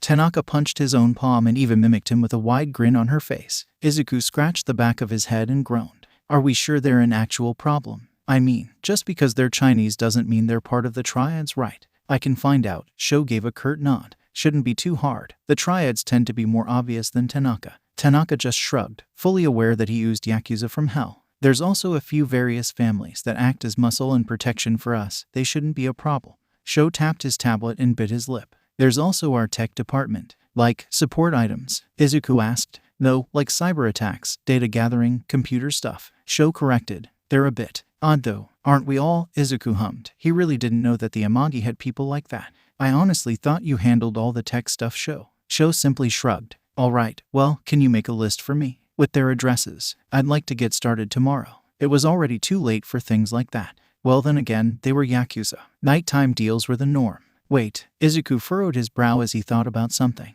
Can you add the Hatsum junkyard to the list as well? Otto, sure, but why? Izuku scratched the back of his head and sighed. I mean, it's just, their junkyard is in our territory and they're Sir, a disgruntled Amagi member came crashing into the room. His suit was completely disheveled and he had a panicked look on his face. You need to see this. Izuku stood the coat that had been resting on his shoulders sliding to the side as he looked at the grunt. What is it? The news. He shouted again and pointed towards the TV. Turn on the news. They didn't have to change the channel. Every single channel was broadcasting the same exact thing. A massive fight between All Might and an unknown villain. Intuition told him exactly how the villain was. All for one. As the fight raged on, Izuku turned to Sho and nodded. That's why. Chapter text. Izuku. Inko felt her lip quiver as she pressed the phone closer to her ear, both to make sure that she could hear her son's calm breathing and to keep her hand from shaking any more than it had been. Please, I'm begging you, come home. She had thought that this was all a phase, that he was just lashing out against her for sheltering him for so long, that he'd just get some tattoos and scratch whatever itch his quirk was giving him, and then, eventually someday, he'd leave that Yakuza life behind. She didn't want him to end up like his father. She couldn't stand that. When Hanabi died, she had thought that he would be home any day now. He'd still be able to live a good life. He was already accepted into Tokyo U even if he hadn't signed up for new classes. It was more than normal for someone to take a semester off for mourning. The university would understand, surely. So why wasn't he saying anything? Why was he still there? Was it because of Ori? Ori could live a normal life too. I know she meant a lot to you. Inko could feel the tears in her eyes as she slid against the wall, grateful that she was the only one home at the moment. She hated the look Mitsuki gave her whenever she cried. She felt like a burden, a pitiful burden. But, with all that's happening in the world right now, it's not safe. Silence. You saw the news, didn't you? Sure, All Might won, but everyone's been talking about his retirement. And there are so many more villains out there right now. Please, Izuku, it's not safe for you there. The heroes are going to be on edge. And they already took out that one Yakuza group. You could be next. So please, come home. She heard him inhale but no reply came. I'm just worried about you, Izuku, don't you see? They're not worth it. They're not your family. They're just using you. Please, Inko. His voice was cold, and her heart broke hearing him say her first name in that cold name. She wasn't Mom anymore. She probably hadn't been in a while. Izuku took in a deep breath before he spoke again. I'm the one that took out the Shai Hasaikai's boss. He killed my grandmother. I'm the leader of the Amagi now. She was silent. The phone felt so heavy and her entire body was shaking. Goodbye. He hung up and Inko let her phone fall to the ground as she collapsed against the wall. Why was she like this? Why did she keep trying to control him? She knew how he would act. He was too independent now. I just want you to be safe. 40. Izuku pinched his nose and placed his phone down onto the empty cap in the seat between him and Ipa. Part of him had hoped that his mother would have respected his grandmother. But instead, it felt like she was using Hanabi's death to try and manipulate him. Inko just didn't understand that even if he wanted to leave, which he didn't, that it was too late anyway. The police already knew him as the new leader of the Amagi. But she was right about one thing. Things had changed drastically. After All Might's fight with All for One, it felt like the world had stopped and took a breath. Those 2 days had been taken from everyone's life like some kind of tax that came without warning. Then, as though to make up for those 2 lost days, the world went crazy. Rumors about All Might's imminent retirement circled the globe twice over, and the very implications of what on earth that could mean. Villain groups had sprung up practically overnight, and his already loose grasp over the Amagi territory was quickly diminishing. They were spurred on by not only All Might's state but by the fact that the villains had likewise attacked the UA training camp. In many ways, All Might had won the battle, but the war was just getting started, and they needed to prepare. "Are you okay?" Eva asked, her green eyes locked onto his face-down phone. As always, his petite brick shithouse of a concubine was dressed to kill. A bright red tie that was second only to her hair stood out against her stark white button-up shirt that was expertly tucked in. A pair of leather gloves rested in her front pocket, serving as a warning that she was more than capable of throwing hands. Her black slacks were held up by a pair of black suspenders that gave her an air of fuck around, find out. Izuku smiled and glanced out the window of the car. "Yeah, I'm fine, just thinking about stuff." "What stuff?" He turned and saw her staring at him with wide eyes on her normally stoic face. "Family." He gestured towards her and Shai, their driver, and then just around them. "How we're going to survive, what's going to happen, and what we need to do going forward." Eva placed her hands on her knees and drummed her fingers softly. "I don't know much about that stuff, but I know something happened and that it was important and bad, but I'm not worried." She gave him a cocky grin that made him fear for his enemies. "No, why?" "No," Izuku laughed and rested his head against his hand. "I don't. Because Amagi." Eva punched her own hand. The shockwave was enough that it caused the car to tilt slightly. "Are strong. I admire your confidence, Eva. And your Japanese is coming along well." Eva beamed with pride. "But how's your math?" Crushing despair. Eva stared at her hands for a moment, moving her fingers up and down one after another as though she was counting before she threw her hands up and gave a small huff. "Math sucks. You'll get the hang of it." Between him, Shai and Wakan, Eva's education was making progress, but it didn't feel like they were doing her justice. Come to think of it, didn't he meet a cousin a few days ago that was a teacher? Maybe Fayumi knew a good tutor. A tutor that was willing to work at a Yakuza headquarters and teach an illegal immigrant that had little to no schooling. The car slowed to a meandering pass as the traffic turned from trucks and other cars to larger trucks and forklifts moving cargo from cargo ship to warehouse and everywhere in between. Many of the dockworkers gave them dirty glances as they drove past, though they could just have a permanent scowl on their faces. Slowly, Shai pulled the car up to a small two-story building with no first floor that had a staircase along the outside that led to the only door. The building was squat and industrial, with its only purpose being practicality. Workers gathered around a billboard on the ground level, many of them disgruntled or otherwise unhappy. "We're here," Shai said as he looked back towards Izuku. His orange hair shined in the early 10 a.m. was officially early for him, which was why Ori wasn't here. Morning light. They all exited the car as one and looked around the busy docks. There was only one cargo ship currently at the port, but it looked like another was heading their way. A few of the dockworkers nodded towards Shai, and then looked at Izuku with a scrutinizing gaze. These were Amagi members that didn't know who he was. They might likely not even have been aware of who the head was beyond the fact that there was a new one. Rage pounded on his skin, wanting to show these workers just what he was capable of and earning their respect that way. Izuku almost agreed with him. However, he didn't want to go to war just to reunite his clan. He moved towards the staircase but stopped, his eyes flowing all the way across the harbor where a group stood out from the rest. They were working out one of the warehouses, loading up an unmarked truck in a hurry before. What made them stand out was the fact that they were all dressed too similar to one another. Yes, almost all the dockworkers had the same vest and hard hat, but these ones had the same shirt and pants as well. It could just be his inexperience. But something told him that these guys were the Triad that had apparently been causing trouble for the dock workers. The clear divide between the two groups only helped to enforce that. He could figure them out later. For now, he needed to meet with the foreman. "Asami Miya." Shai gave a light knock before opening the office door and guiding them in. The walls were covered with calendars, shipping lanes, maps, and a single poster of a tropical island that nearly went from floor to ceiling. A dartboard hung lopsided against one side of the wall with a few sharp knives sticking out of it. The floor, walls, and ceiling were all stained from what might very well have been the equivalent of a pack of smokes a day since the building was first erected.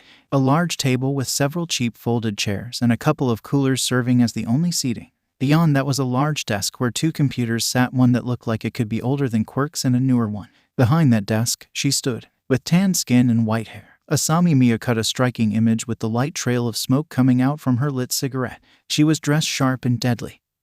Equal parts police sergeant with her leather gloves and half vest that ended right under her breasts, and sales shark. The most shocking thing about her, though, was her eyes that were completely black from eyelash to eyelash, with only a thin, almost glowing ring of green to serve as a purple. "Well?" Asami asked as she put her cigarette out in an aggressive manner. "What the fuck, Dak?" Eva grunted as she entered the room, rolling her shoulders as her face twisted in pain. "You okay?" Izuku asked, looking between Eva and Asami. He did feel something too when he entered the room, but it had been minor, like putting on a good pair of shoes or something like that. But for Eva, it looked almost painful. He glanced towards Asami. Are you doing this? Shit. Asami pinched the bridge of her nose and then sighed. Right. Those bastards out there probably didn't tell you not to slouch near me. Sorry, but if I look at you, you're going to correct your posture. It's my quirk. You should be a teacher then. You wouldn't have to. Fuck that. Kids suck. Asami slapped her hand on the desk and glared at them. But we're not here for small talk. You're here because. Why exactly? Right. Izuku coughed into his hand and stepped forward, going past Sho and staring down at Asami, who was perhaps an inch or two taller than Eva.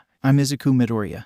And I'm some young brat that thinks they're the new boss. Asami glared up at him, hands on her hips, one eyebrow raised like a whip ready to lash out at a moment's notice. Yay, pretty much. Izuku shrugged and returned her raised eyebrow. Look, these docks are important to the Amagi. And your grandfather was a drunkard that could barely run this place until I showed up. Asami ran a hand through her crisp white hair and continued her glare. Really, I think this whole Yakuza thing has dried up. I don't see what's in it for me or my workers to be doing business with you. We have a Triad problem. Izuku gestured in the vague direction of the dockworkers he saw earlier, hoping his guess was right. It was by the look on Asami's face. Look, I'm not here for a fight. Not with you. Your grandfather and my grandmother once worked together to make the Amagi strong. So, the sins of the father and all that crap. I just don't see how being in your little club helps me. Asami huffed and walked around her desk, clicking on both keyboards for a moment and looking over some documents. This is already a black port. Even without you guys, the drugs and contraband will still come to the port.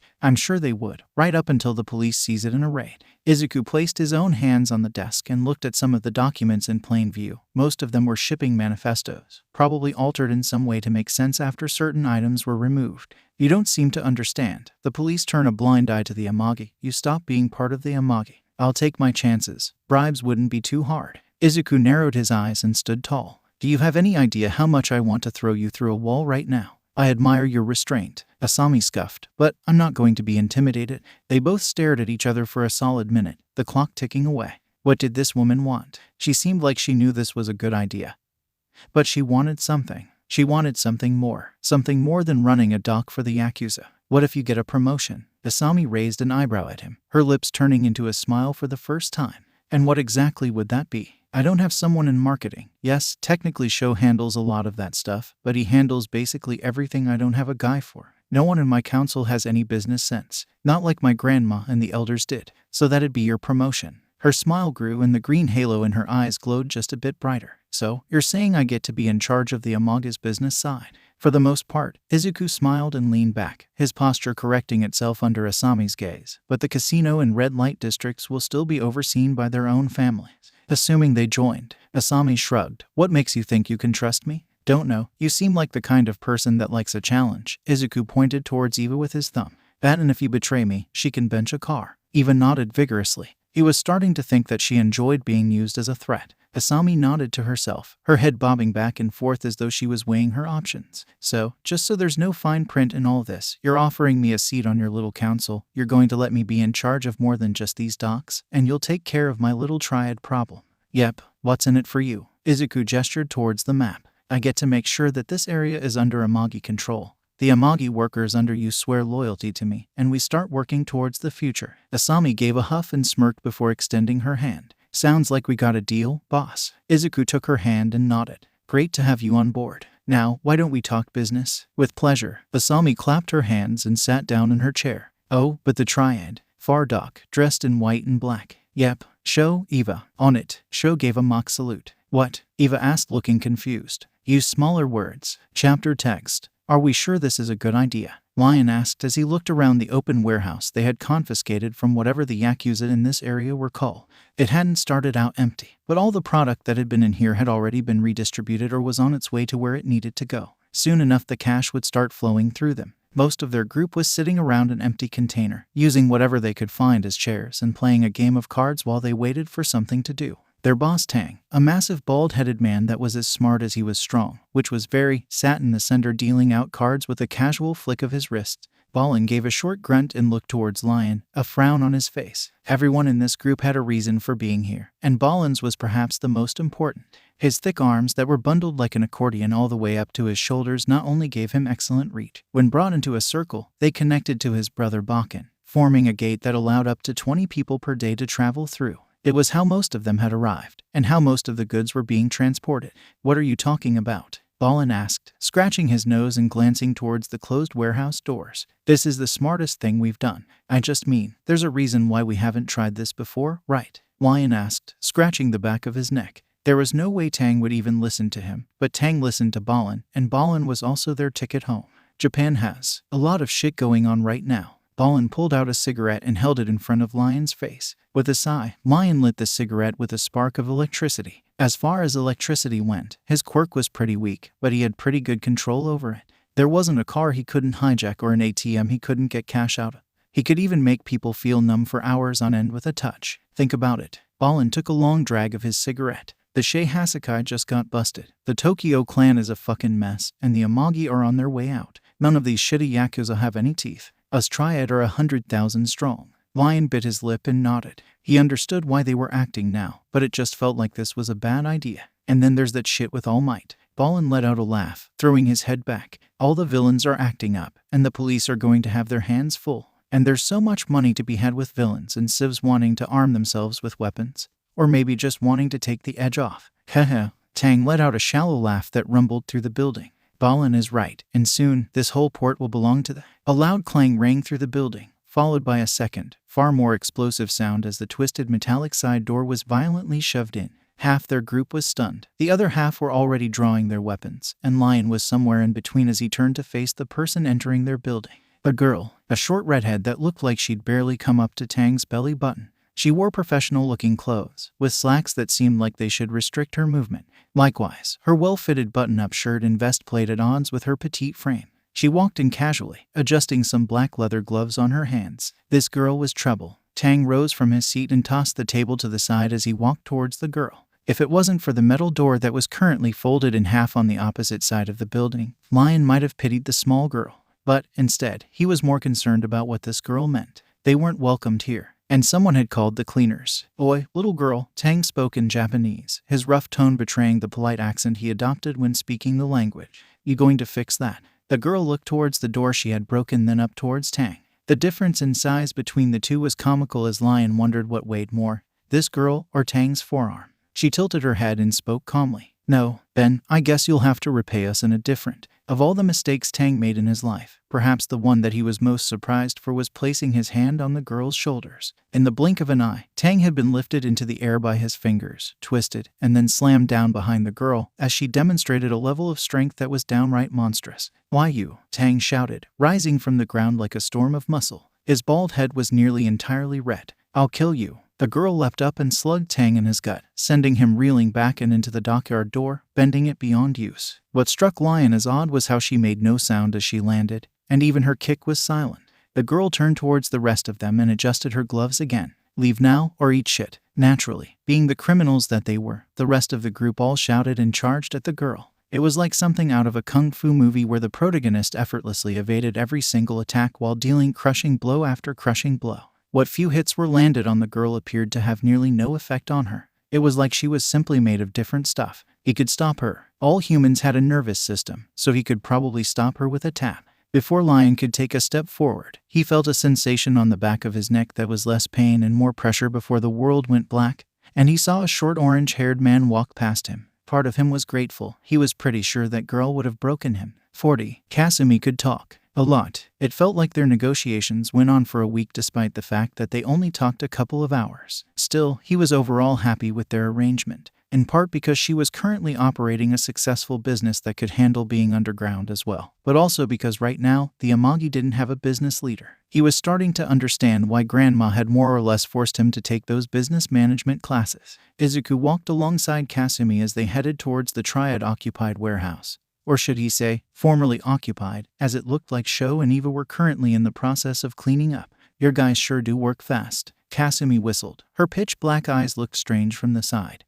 Almost like that green ring that served as her iris was simply floating a millimeter just above her eyes. Quirks were weird. I was half expecting there to be a mess to fix. She paused and examined the dented garage door. Well, more than just collateral at any rate. Kasumi kicked her foot as they walked, nearly skipping before she looked up towards Izuku. I thought the only real fighter in the Amagi was Tanaka, and he's hard to miss. You don't watch the fight pits, do you? Izuku laughed and rolled his shoulders. Nah, too busy, she gestured at the port. This place never sleeps, and neither do I. Izuku nodded and smiled. Well, we have a few strong fighters now, Eva's one of them, and I'm another. You, Izuku just shrugged. If you want to know, watch some of my fights in the pit. Huh, well, alright then, she smirked and raised an eyebrow at him. Boss, he'd ignore the hint of sarcasm in that event, largely because calling her out wouldn't do much. He'd just have to do what he wanted to do from the start. Earn her respect and loyalty. Talking had helped, but it hadn't just made her magically loyal to him. She'd probably need to see profits and have trust build up over years. Eva, Izuku half shouted as they stepped in front of the pile of groaning men, many of them with bruises and a few limbs that were probably not supposed to be bent that way.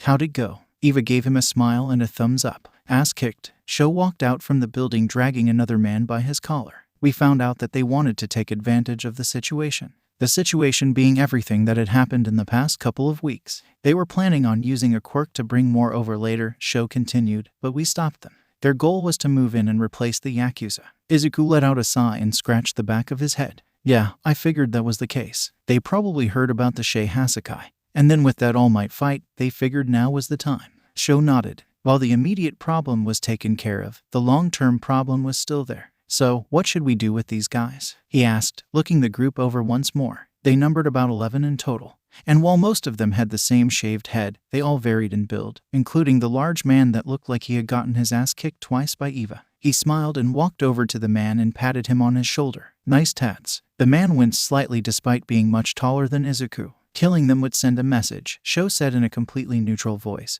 But it would be the wrong one, and the Triad might come over in full force for vengeance. Letting them get arrested probably isn't a good idea right now either. Right, the police were currently struggling to find room for villains. SA had even called him to try not to start anything because she was so fucking busy. It wasn't like he had any plans of starting shit, it just kind of happened. Besides, he was a criminal, and just sending them back shows that we're weak. Even if these guys are fully aware they got their ass kicked by a little girl. Show little too, Eva countered. Izuku tapped his foot and glanced at all the men. So far he had avoided having a body count, though the state he left Kai in could hardly be considered living, and killing these random mooks just didn't seem all that appealing. Besides, Sho was right, killing these guys would just open the Amagi up for a Triad revenge attack. And that was not something Izuku wanted. A full-out war was well outside his capabilities right now. What punishment do they normally receive for failure? Izuku asked, raising an eyebrow.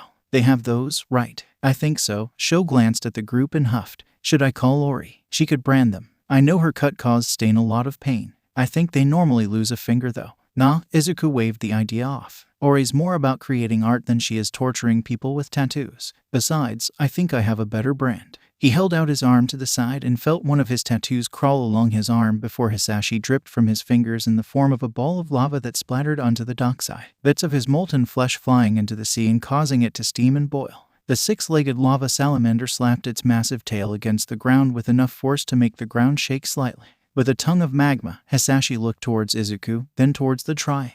Was it cruel? Yes. Would it send a message? Absolutely. Chapter text. He and here. Tanaka looked up at the tall building that choked the alleyway of its light, then back down towards the maintenance door leading down. It looked exactly like every other back alley door in Tokyo, slightly rusted, dark colors, and like it'd feel slimy to the touch. It also looked reasonably heavy. He glanced back towards Tiff, one of Lami's more reliable girls that had come from America. She was tall, blonde, and slender, with a face pretty enough that it shined even with her black eye. Tiff gave a short nod, currently holding onto her jacket as she stood at the entranceway of the alley, the busy street of the red light district just behind her. Yeah, they moved in a bit ago and started saying they were in charge. It wasn't anything new, he supposed. People moving in and saying that they were the boss now was probably something that happened whenever there was a power vacuum. With all that had happened, it didn't come as any surprise that someone was trying to move in on their territory. Still, just because it made sense didn't mean he had to be happy about it, especially with what these bastards had already done. I'll take care of it.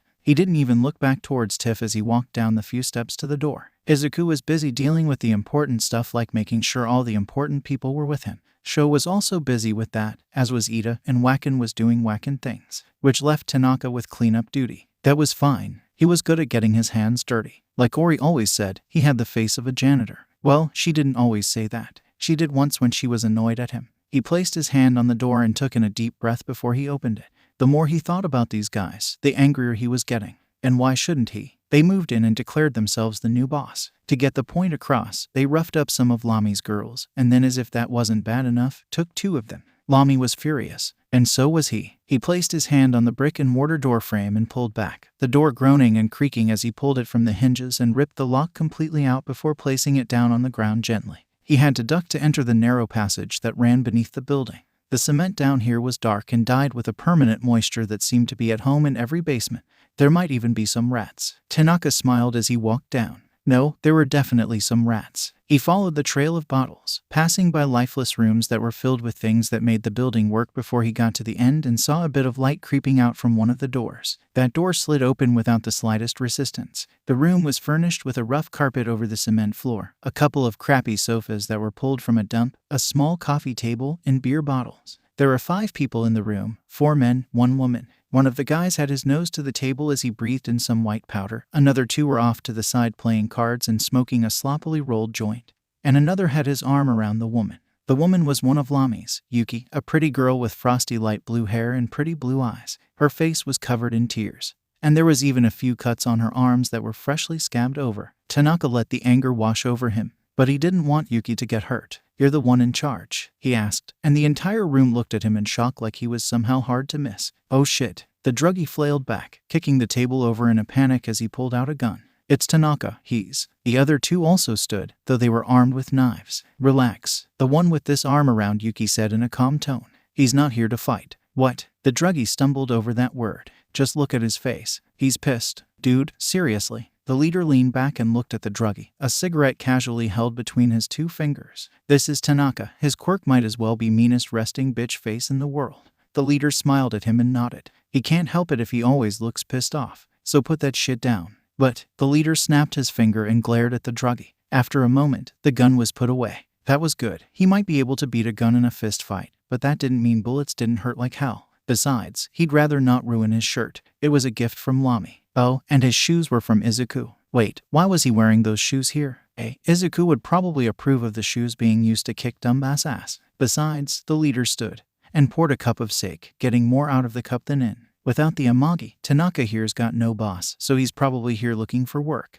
The leader stumbled away from Yuki, who took the chance to dive into another room. "But I don't want another goon," the leader slurred, smiling up at Tanaka. "Rather, I'd prefer to think of you as a partner. What do you say to that, T?" Aside from his own fists and Izuku's tattoo stuff, Tanaka had a personal favorite weapon that he was able to use today, his enemy. With a quick shove, Tanaka sent the leader flying into the other 2 before stampeding towards the druggie, and took him out with a simple headbutt that had his horns ringing. For the record, Tanaka roared as he pulled his fist back. "This is my angry face." 40. "I have a feeling that even if the world was ending, people would still be coming here." Shai laughed as they stepped out of the car. Even down in the parking garage, there was still heavy traffic as people came and went. If it wasn't for the employee section, they'd never have found any parking. "I guess people just love gambling and sex." Eva nodded as she stretched after the long car ride to the casino. Izuku just shrugged despite his cheeks feeling a tad warmer than normal. He glanced at the back door entrance to the casino for a moment. He still hadn't actually been inside, the last time he had even come to this area. He'd gotten distracted because Eva had gotten kidnapped by those Namu. He frowned and closed his eyes for a moment. That was another loose end he needed to tie up. It wasn't just the villains that were the problem, but it felt like he had a pile of enemies he had to deal with sooner rather than later. He still had to figure out where he stood with the Triad.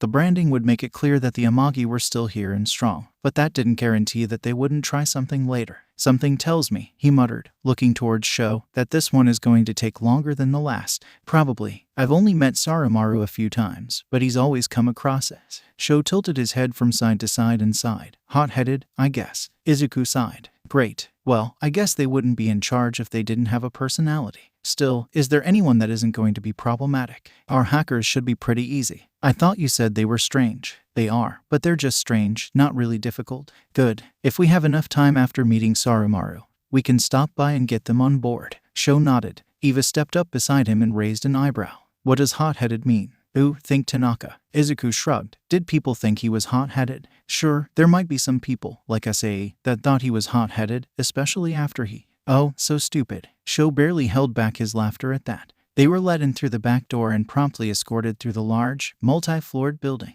While on the outside, the building looked like nothing more than a standard office building, inside was a completely different story. Each floor was its own unique gambling hall with cards, slots, and dice games from wall to wall, and some floors even served as a restaurant or a hotel. It was easy to see why this place generated so much revenue. He particularly liked the floor where the girls were wearing the Playboy bunny outfits. He could probably get Ori to wear one. Actually, Ori might actually already have one. Eventually, they arrived at one of the floors close to the top. From the very entrance of the elevator, the entire area was done in the traditional Japanese style with tatami mats stretching from window to window. Dozens of cushions lined a long and low table that was perfect for holding meetings and hosting dinners. In many ways, it was just a more expensive version of their own meeting hall back at the compound. And someone was sitting in his seat, dressed in a blue yukata that was half falling off one shoulder, exposing a few less than impressive tattoos, was a tall man that had a year or two on Izuku. He had short, choppy brown hair and golden eyes that were locked onto Izuku like a cat hunting prey. He was holding a large decorated rod on one shoulder, making him look like a misplaced street delinquent with a bat. Soromaru stood, pointing that large decorated staff towards Izuku. The way he held it made it seem like it was a weapon of sorts, which it probably was. He was about to be challenged to a fight, wasn't he? About time you showed up, Izuku Midoriya. Now that you're here, we have much to discuss about the future of the... Yo, Izuku gave him a casual gesture as he finished taking off his shoes and letting his feet fully embrace the comfort of the tatami mats. They were softer than normal and were a bit more lustrous. Wait, was that gold in there? Probably fake, but god, that was gaudy. They'd probably look better with a darker red. Wait, that just screamed evil guy. Soromaru's bravado waved for a moment as he lowered his staff. Ooh, yo, it's nice to meet you, Soromaru. Izuku walked forward, smiling as pleasantly as possible. I guess you already know who I am and why I'm here, so why don't we start talking? Yeah, that sounds. Soromaru gave a short nod before he violently shook his head. Wait, no, that's not what we're doing. That comes after this. And what's this? Me challenging you. Why? Because I think I should be the leader and not you. Okay, why? I'm older, I'm more experienced, and I'm the better leader and fighter. Izuku let out a sigh and scratched the back of his neck. Seriously? Are those the only reasons? He knew this kid would be a pain in the ass. Fur began to grow from Soromaru's face, and his entire body stretched. Even his fingers and toes began to elongate. A long, slender tail, tipped with golden rings, appeared from behind Soromaru. In a moment, he had gone from a normal human to a man-monkey hybrid, complete with a sharp-toothed snout. Really want to know which one of us is stronger? Ooh.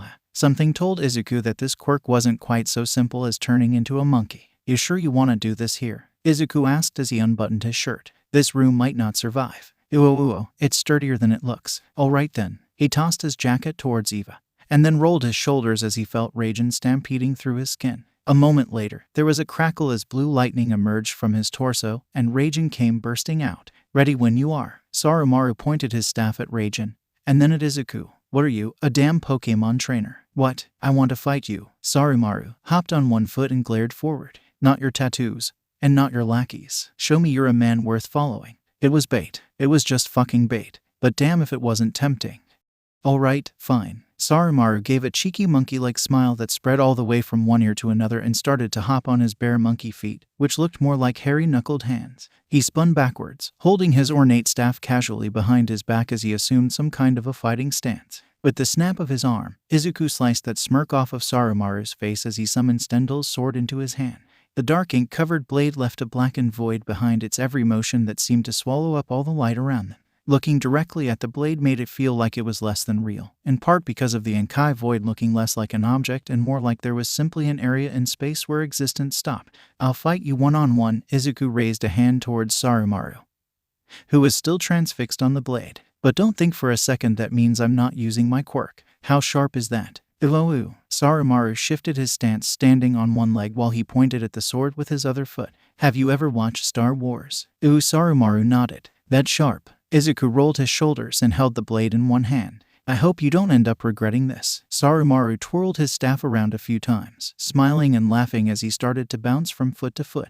Oh, don't you worry, Izuku. I'm excited for this. Good. Izuku smiled at the first person to really challenge his role as the Amagi leader. Sure, there had been Kai, but his fight with Overhaul wasn't so much about who would be in charge of the Amagi. That was about vengeance. This might actually be fun. Eva, count us. 321 go. Seriously? Soromaru got over Eva's non-countdown and charged forward and downward. He slid across the golden tatami mats that dominated the floor, sliding under Izuku's already unprepared guard and then kicked up into a spiral. The palm of Soromaru's foot struck Izuku in the chin, sending him stumbling backwards as his brain was racked. The iron-rich taste of blood flooded Izuku's mouth, and he barely managed to bring his feet under him as Soromaru came in for a follow-up attempt. That red and golden ornate staff was being swung about expertly, not letting Izuku so much as even move in for an attack lest he get smacked in the face by that blunt instrument of pain. With a powerful step that made the tatami mat shift, Soromaru swung the staff wide, aiming for Izuku's side. Fortunately, Izuku remembered that he had a sword. He brought up his ink-stained steel and braced against the strike, the cutting edge of the blade leading.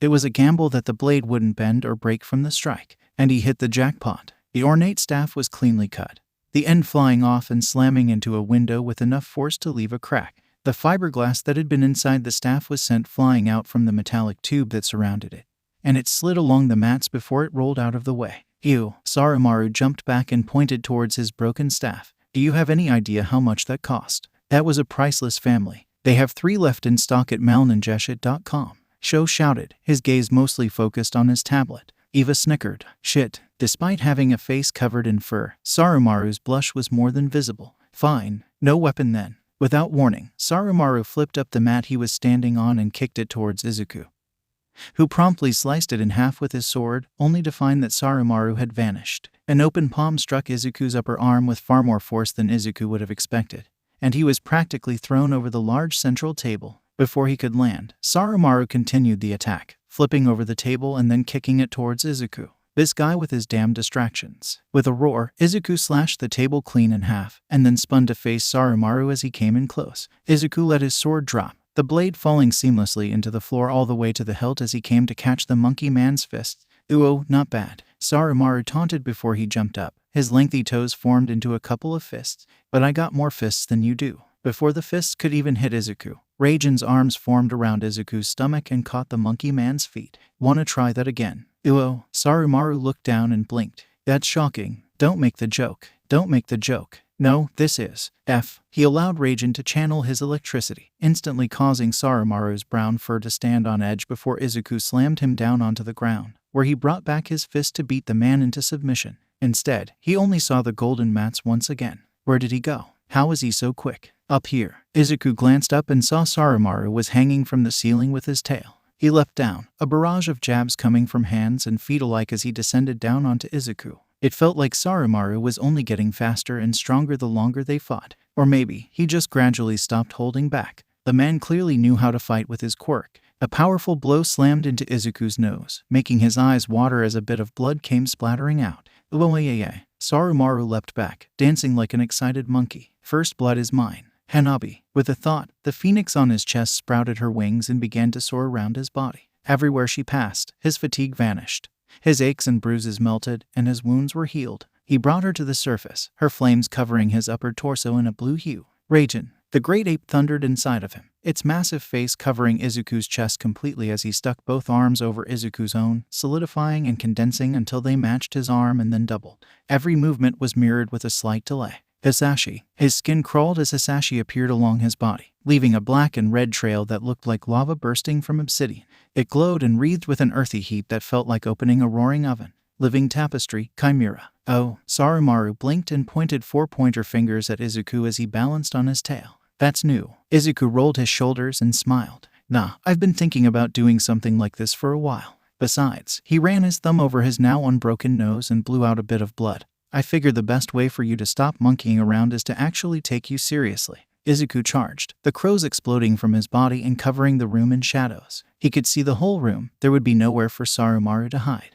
But he didn't have to worry. Soromaru met his challenge head-on. Block. Izuku caught the inside of Soromaru's attack, forcing his agile foe's strike to go wide and knocking him off balance. Strike. He pulled back a fist, Raijin's arms following after him before he struck. The first one hit home, the second one grazed, and the third completely missed. Dodge. An uppercut from Soromaru's foot came within centimeters of Izuku's face as he moved back. Counter. He stepped forward inside Soromaru's guard and struck with both hands, hitting home on the man's chest and knocking him back. Block. Soromaru rolled with it, his agile body turning any hit into momentum he could use against Izuku. Parry. Izuku struck at the same time Soromaru did, their fists glancing past each other as they each landed a hit on each other. Bit by bit, they were losing any sense of training they had. Their style devolved into hitting hard and hitting fast. Every few moves they'd gather up enough pieces of some kind of technique, but as the battle continued, those moments began fewer and farther between. Just go down already, Soromaru yelled as he pulled back a massive punch. You, Izuku shouted back at him. All of Raiden's arms were on one side of his body, forming a massive fist of dense thundery muscles. They both struck each other, Soromaru's fist hitting Izuku in the face hard and breaking his nose for the 5th time that day, while Izuku finally returned the favor for the first time. Soromaru's limbs fell,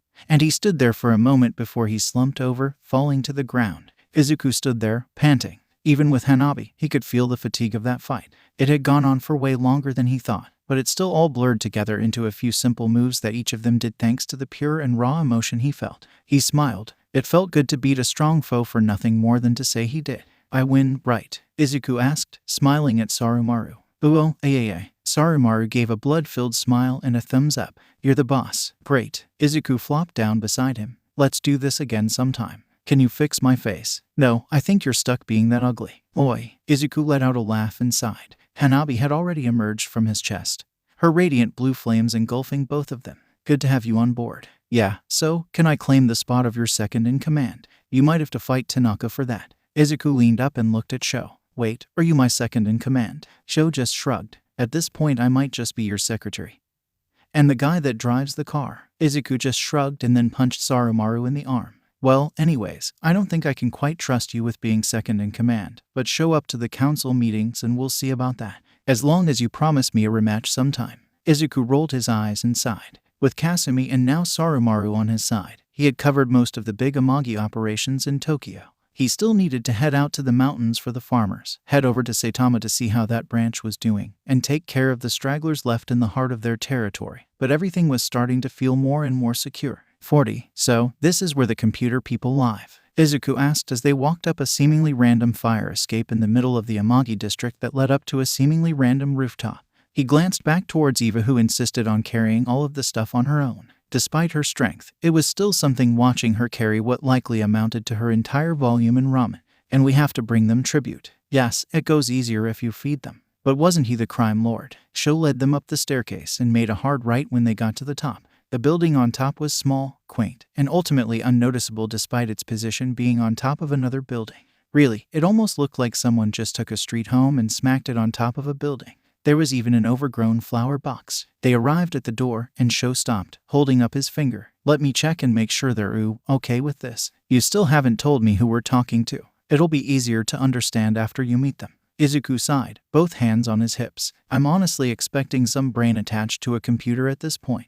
Sho flinched. That might be an easier concept to understand. He pulled out a set of keys and used 3 of them to unlock the door, opening it just a bit before he slipped inside. There was some commotion from inside, a bit of muffled shouting, an excited squeal, and then the door exploded. The girl that sprinted out the door was small, roughly as tall as Eva, only with long hair that changed colors as the light hit it, ranging from silvery and green to bluish and purple. It reminded Izuku of the bubbles he once blew as a kid. She had bright green eyes that were wide to the entire world, like everything was a question and that she might have answers. She was dressed in pale brown shorts that were smaller than his boxers and a white tank top that hugged her body tightly. Really, she could easily be confused for Eva's energetic big sister. Emphasis on big, because while Eva might actually be taller in this girl, there was one area where she matched Ori. Her chest. She stopped and glanced up at Izuku, scanning him up and down for a moment before she fixated on Eva and sprinted towards the ramen with a smile of someone that was starving. Ramen, she shouted and stood in front of Eva, bouncing from heel to heel. You brought us food, right? Can we have it? Eva looked towards Izuku with a confused look on her face. Izuku nodded. Give it to her. You heard him, the energetic girl with iridescent hair said, smiling from ear to ear. We'll take 3 bowls now. Eva handed the girl 3 of the 6 bowls. Whoa, the girl laughed as she spun around with the bowls, barely able to keep herself stable as she rushed back inside. Heavy, titty monster, Eva muttered under her breath. She's short like me, but she's a titty monster. Izuku just patted her on the head and headed inside, following after the titty monster. Inside, the house was completely different. Wires seemed to cover most of it, and the entire back half of the was separated by a large glass wall that housed what looked like servers and other computers inside of it. In the main area of the house, there were 3 desks all set up next to each other with multiple monitors on each one, each set up exactly the same as the last. 3 hammocks sat scattered around the room, one roughly behind each desk. A large screen dominated one wall with several game stations neatly organized on top of one another. Though, again, the most eye-catching thing was the girl. Or rather, the girls. Triplets, completely identical. All of them sitting at a desk as they swiftly began eating and working on the computer. There were graphics, stocks, and stuff that looked like it had come right out of some sci-fi anime. Ooh, Izuku looked towards Sho, who was in the kitchen of all places, slowly cleaning up after these three girls. So, ooh, who are they? Hazel, Sho muttered as he tied the trash bag shut and lifted it out from the box. I normally stop by here once or twice a week too. He gestured towards the trash. But it's been a while. I'm surprised it's not worse. Hey, we can clean up after ourselves. Hazel spoke up, waving her hand at Sho. We just forget. And the other two? Izuku asked, looking at Hazel's identical sisters. Other two what? One of the girls asked, looking around the room confused. They're all Hazel, Sho commented. They all have the same name. Isn't that confusing? Nope. Hazel jumped up from her seat and then pointed at him. Oh, you're that Izuku guy. We tracked your phone that one time. Then you threw it in the river. Good thing the hotel asked for your name or we'd never have found you. That? Izuku tilted his head and then looked towards Sho. They found me. I thought you did. I did, with their help. Why all named Hazel? Eva stomped her foot making the three girls jump. And why all look the same? Oh, the three girls looked towards each other and then blinked. They then looked at Eva. It's because this is our quirk. We're just one person. Huh? Eva asked and then looked towards Izuku. Smaller words. Izuku opened his mouth and then turned towards Sho. I got nothing. Hazel, I know you really like to confuse people with your quirk, but Izuku is technically your new boss, so can you actually explain yourself? Fine, Hazel said, waving her hand and sitting back down in her seat. Well, I guess you did bring us ramen. Basically, another Hazel began, our quirk is that we have 3 bodies, but 1 mind. Eva squinted her eyes and then clutched her head. I stay outside. He needed to give Eva a reward after today. Izuku stared at them for a moment and then nodded. I think I understand. You do. Wow, that's fast. Most people are still confused even after we prove it. I mean, I have a tattoo that does the same thing. Izuku conjured a couple of his crows onto his arm. My crows have many bodies, but they're one thing on my body, so they're connected in weird ways. Oh, that's useful. Hazel snapped her fingers. Anyways, thanks for stopping by, bossman. Did you need anything from us? You're good with computers, right? Nope, never touched one. What's a computer? I'm going to take that as a yes. Izuku placed both hands on his hips and walked over behind the closest Hazel, a hand resting on her chair as he looked at her screen. There was code, and so much more. Ooh, he is smart, one said with a chipper tone. You were right, Sho. We do like him. So, what do you need to know? The one he was standing over asked, looking up at him. How much info can you get on Detan? Izuku asked, a plan starting to form in his head for a revenge that was long overdue. All of it, Hazel said with a smile, her fingers already on the keyboard. What do you want? Chapter text. Izuku let out a stiff yawn and ran his hand over his face. 2 days in a row where he had to get up early to go and try and make sure the criminal empire he had inherited didn't fall apart was a bit much for him. Waking up before school every morning to run and train seemed like such a distant thought that it might as well have been a dream. Really, he blamed Ori for his current sleep schedule. Actually, he could probably blame Ori for a lot of things, like his tattoos, and his lack of virginity, and his tattoo addiction. Izuku rolled his shoulders and looked down the winding mountain road Sho had been driving them down since before the sun had even risen. Apparently, the farms were deep in the mountains both for the sake of the crops and to keep things out of the way of the authorities. Which made sense, minus the fact that the authorities already knew about their operations because of the deals his grandmother had made. Though, with the reports of villains on the rise, Izuku doubted that the police were too concerned with their caged animals. Besides, technically all he was doing was consolidating power, warding off the Chinese Triad, and just making sure that his territory was nice and orderly. Exactly what heroes would do, except not legal at all. What's that look for? Sarumaru scratched at the side of his face. That pinstripe suit he was wearing made him look like he had fallen out of the 50 seconds, though the way he sat in the car with his legs crossed looked incredibly uncomfortable. When it came down to who was going to join him in the morning, Izuku had honestly expected to see Wakan, or maybe Ida, as both Tanaka and Eva were going to be busy today. And Ori was asleep. He should be asleep, with his face buried somewhere in Ori's tits. Instead, he had found Sarumaru standing at the car dressed to the nines, looking like he was ready to do business and die of polio. Still, it was probably for the best to get to know one of his newest allies more, especially since he had spent a great deal of time with Hazel scheming about how to get revenge on a massive company like Detan. And honestly, he was excited to wipe the smug look off that CEO's face. Izuku shrugged and smiled at Sarumaru.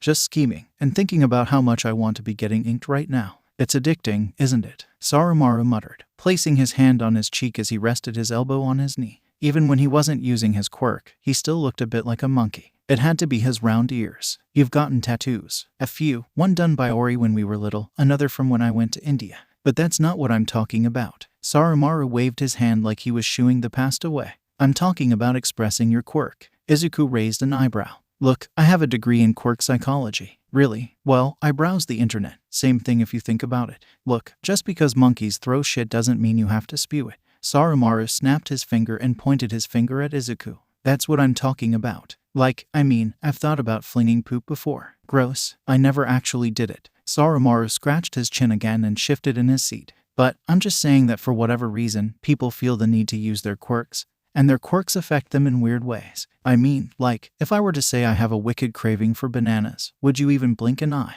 Not in the slightest. Exactly. So for you with your quirk that brings tattoos to life, you must have been itching to get your first tattoo. Soromaru drummed his fingers on his knee and smiled. Same reason why you're probably going to end up with more ink than skin at some point. Izuku laughed. Yeah, I was desperate for my first tattoo, but because of my quirk, I don't have to worry about ever running out of space. Have you thought about getting something massive then? Like an actual kaiju? Nah, I don't think I'll need something that big. Raijin is plenty big as is. 40. Rich green hills, a beautiful spring-fed creek of mineral water, and clear blue skies. If it wasn't for the pot farm, this place would be picturesque and worthy of being on a postcard. Still could, if he was going to send it to a druggie. Izuku stood from the car and stretched. His entire body felt stiff from the long ride to the farms. On a map, the distance didn't look so far, but the actual drive had been a meandering path through slow mountain roads that had nearly made him carsick. Soromaru stumbled out of the car, nearly falling over as he grabbed for a low wooden post and proceeded to vomit. Maybe you should walk back. Izuku laughed at his expense, only to double that laughter when Soromaru flipped him a weak middle finger before puking again. Sho stood from the car, his bright orange hair looking as untamed as always, and he didn't show the slightest bit of discomfort that he had just driven for the better part of 3 hours. I told you not to drink coffee. You didn't have to drift the last half mile. No, but it was fun. Sho, Izuku sighed and looked at their formerly nice and clean black car that now looked like it needed to be completely repainted. Please don't do that on the way back. I don't need to experience banana barf. Sho just gave a quick shrug. It's harder to do it uphill anyways. Thank F. Soromaru choked out as he spat up some odd-colored spit for a moment. Izuku turned and looked at what had to be the most amount of weed he had ever seen. A single fire at this place and every small village in the valley would be high for a week. Truthfully, Izuku had no concept of how much money this place was worth, but he had a feeling that it was a lot. Like, a lot. Maybe the person that ran this place would be able to tell them. Hiding under some trees of unusual size were several camper vans that looked like they had been there since before the trees. Several more permanent structures were also set up around the area, from a large storehouse to other residences. One of the trailers opened up, and a particularly large man walked out. His massive arms were bare, and displayed thick, coiled muscle that came from a life outside of the city. His lush green beard was actually lush, in that there were flowers blooming out of it all the way down to his navel. His skin had a slightly green hue that made Izuku think that he had stumbled into some druid's enclave. Yo, the large man waved his hand, and a great big smile came across his face as he thundered over to Izuku. He walked steadily towards Izuku, seemingly growing larger with each and every step until Izuku found himself staring up at him like a toddler would an adult. Ew, let's see here, the large man spoke as he stopped in front of the car. He looked like he was damn near too big to fit inside the car, even if they removed all the seats. The man snapped his fingers and pointed at Izuku. Ah, I recognize that mop of hair anywhere. He squatted down in front of Izuku much like how he would to a child in order to look them in the eyes. You must be the new bossman. That's right. Izuku nodded and extended his hand out for the man to shake. I'm Izuku Midoriya. It's nice to meet you. Iwahaha. The man let out a full belly laugh that felt like it shook the earth. Once he settled down, he took Izuku's hand, engulfing it completely, and shook slowly. My name's Yon, but most people just call me Ent. I was a friend of your grandfather and father. That took Izuku by surprise as he looked back towards Sho, who could only shrug. You don't look old enough to be my grandfather's friend. Ent let out another earth-shaking laugh. That's because of my quirk. Photosynthesis. Basically, I'm a tree person, so I age and grow like a tree. Also means I can't stand that city air, so sorry for not showing up sooner. Oh, it's no worries. I don't think we'd have room for you.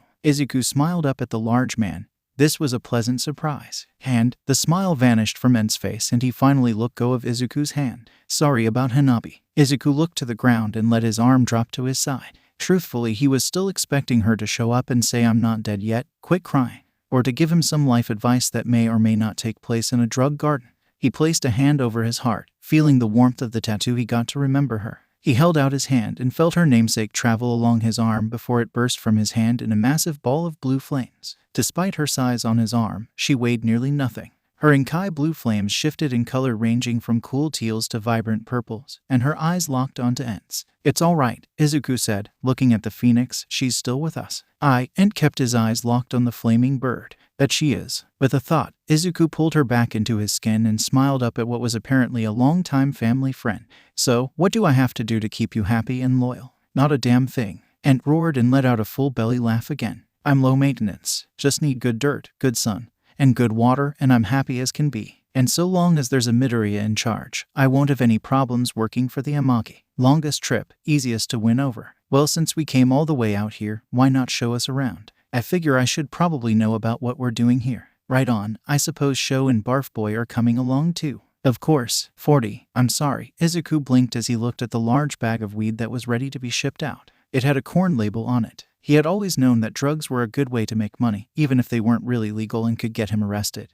But he hadn't quite realized just how much things were worth until now. "How much?" "Well," Ent stretched and looked over the field of cannabis that stretched along the valley. "A lot of that is in the depends category. We got 4 acres here with 6 different variants of the stuff plus my own custom crop, and another half acre devoted to other crops, and half an acre for medical crops that we donate to be used in medical supplies." "Do they know where it comes from?" Soromaru asked, stepping up to look at the feed-sized bag of weed. "The clinics." "Oh, absolutely. It mostly goes to poorer, shady areas, but it helps them keep people healthy." Ent scratched his floral beard and let out a huff. "Hanabi was the one that set it up along with my wife. But anyways, back onto numbers." "Right. Well, it was good that they were doing their part to help Japan." His grandmother really drove it home that their community service was what separated Yakuza families from simple thugs. "If we were to sell all of this locally, it'd probably be about 150 million yen per acre. That was over $5 million. How much money did the Amagi have? Was he rich now?" "But we actually export most of it and sell it as Bushido weed in America, Mexico, Italy, and England. In order to not step on any toes, we sell it bulk for roughly 3 times the price, and then they in turn sell it for double that. So, depending on where you sell it, probably about damn near 40 million USD. Izuku took in a breath and stared at the crops. The sheer size and weight of the criminal organization that he had taken over was suddenly weighing down on top of him. And his grandmother had said that the casino was where they made most of their revenue, and the docks and fight club were after that. She never even mentioned the farm. Izuku looked towards Soromaru and squinted at him. "And how much does the casino bring in annually?" Soromaru tilted his head to the side and stroked his chin slowly. "I'd say close to 5 billion USD. "Oh, you all right, Izuku?" Sho asked, raising an eyebrow at him. "Oh, I'm fine. I'm just, coming to terms with just how much money I'm dealing with now." Izuku ran a hand through his hair and let out a long, steady breath before looking back at Ent. "Well, let's continue then. You mentioned medical crops. Between Hazel's computer skills and the sheer amount of revenue the Amagi commanded, Izuku was already thinking about how he could completely and utterly destroy the CEO of Datanara. Chapter text. Ori Yamato. Ori leaned against the countertop while she drummed her fingers against the cool, overly clean, and sterile environment. Everything in here felt like it was so meticulously clean that even if she were to be coming out of the bath, she'd still be the dirtiest thing in the room. And from how several of the nurses were looking at her, that was probably the case. Then again, it probably wasn't her cleanliness that was drawing their stares. Rather, it was her tattoos. Ever since she had met Izuku, her desire to ink had increased so naturally she had inked her own body as well. Just a few small details here and there. What's more was that cherry blossom tree she had itched into her leg long ago had started to grow all on its own. She always had a feeling that her quirk was more than just simply cutting people pretty, but this was proof. Though the only people that believed her were Izuku, Eva, and Tanaka. So basically her family. The dude at the desk stared at her with wide eyes for a moment before he turned and looked back down at his computer, quickly typing away at it. Seriously, why was everyone acting like that? Can't she wear a tank top and shorts and not be stared at? Who cared if she had tattoos? They were beautiful, handcrafted works of art. Ori looked at her outfit for just a second and adjusted her shoulder strap, and realized that her tits looked damn good today. Maybe that was why people were staring. That seemed likely. Ooh, the dude at the desk looked up at her again, pushing up his glasses. "Reason for visit, ma'am." Wow, she hadn't been called ma'am before. "Oh, I'm here to see Ori Yamato." Ori placed her hand over the counter. "Probably about this tall, has white hair." She flicked some of her own hair, and then tapped at her horns. "Has horns, though." The dude tapped at his computer and sighed. "That child. What's your relationship with the patient? Ori tapped her horns again, bouncing her finger between them as the dude blushed at her. She's my niece. Now are you going to give me a visitor pass,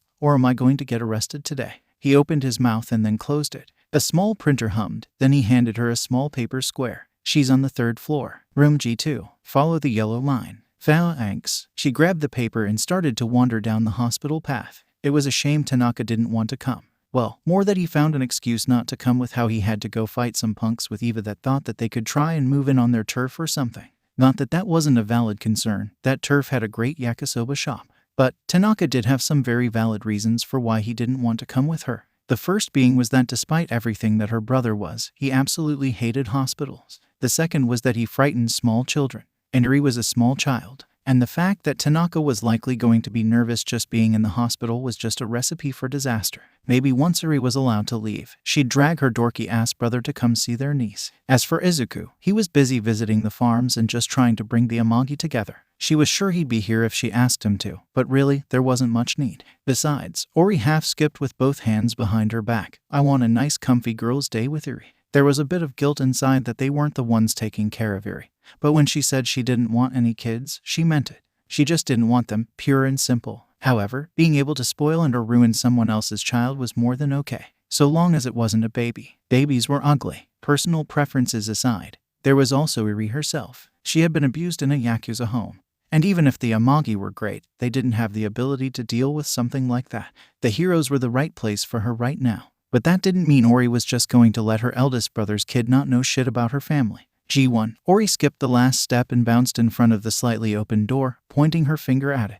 G2. She knocked while opening the door all the way. And while she did see Eri sitting on the bed with a confused look on her face, she also saw a tall, muscular blonde guy sitting on the bed with a board game between them. Yo, Mr. Hero Guy, right? Ew. Mr. Hero Guy looked at himself for a moment, then looked behind him. Yes. Eri stared at her with wide, sparkling eyes, her mouth slightly open. Who are you? Mr. Hero Guy asked. Then he looked towards Eri, then back at Ori. I mean, I can kind of guess. That's right. Ori grabbed a chair and spun it around towards Eri's bedside, then sat on it backwards. I'm Ori Yamato, and she pointed towards her horns while looking at Eri, your aunt. My. Eri blinked and kept her eyes locked onto Ori. Aunt, right. She looked towards Mr. Hero Guy and smiled. That's what it's called when she's my brother's daughter. Ooh, yeah, that's right. I'm Mirio Tagata, by the way. Nice to meet you. Ori smiled and nodded at him. Thanks for trying to save Eri, even if my boyfriend had to save your butt.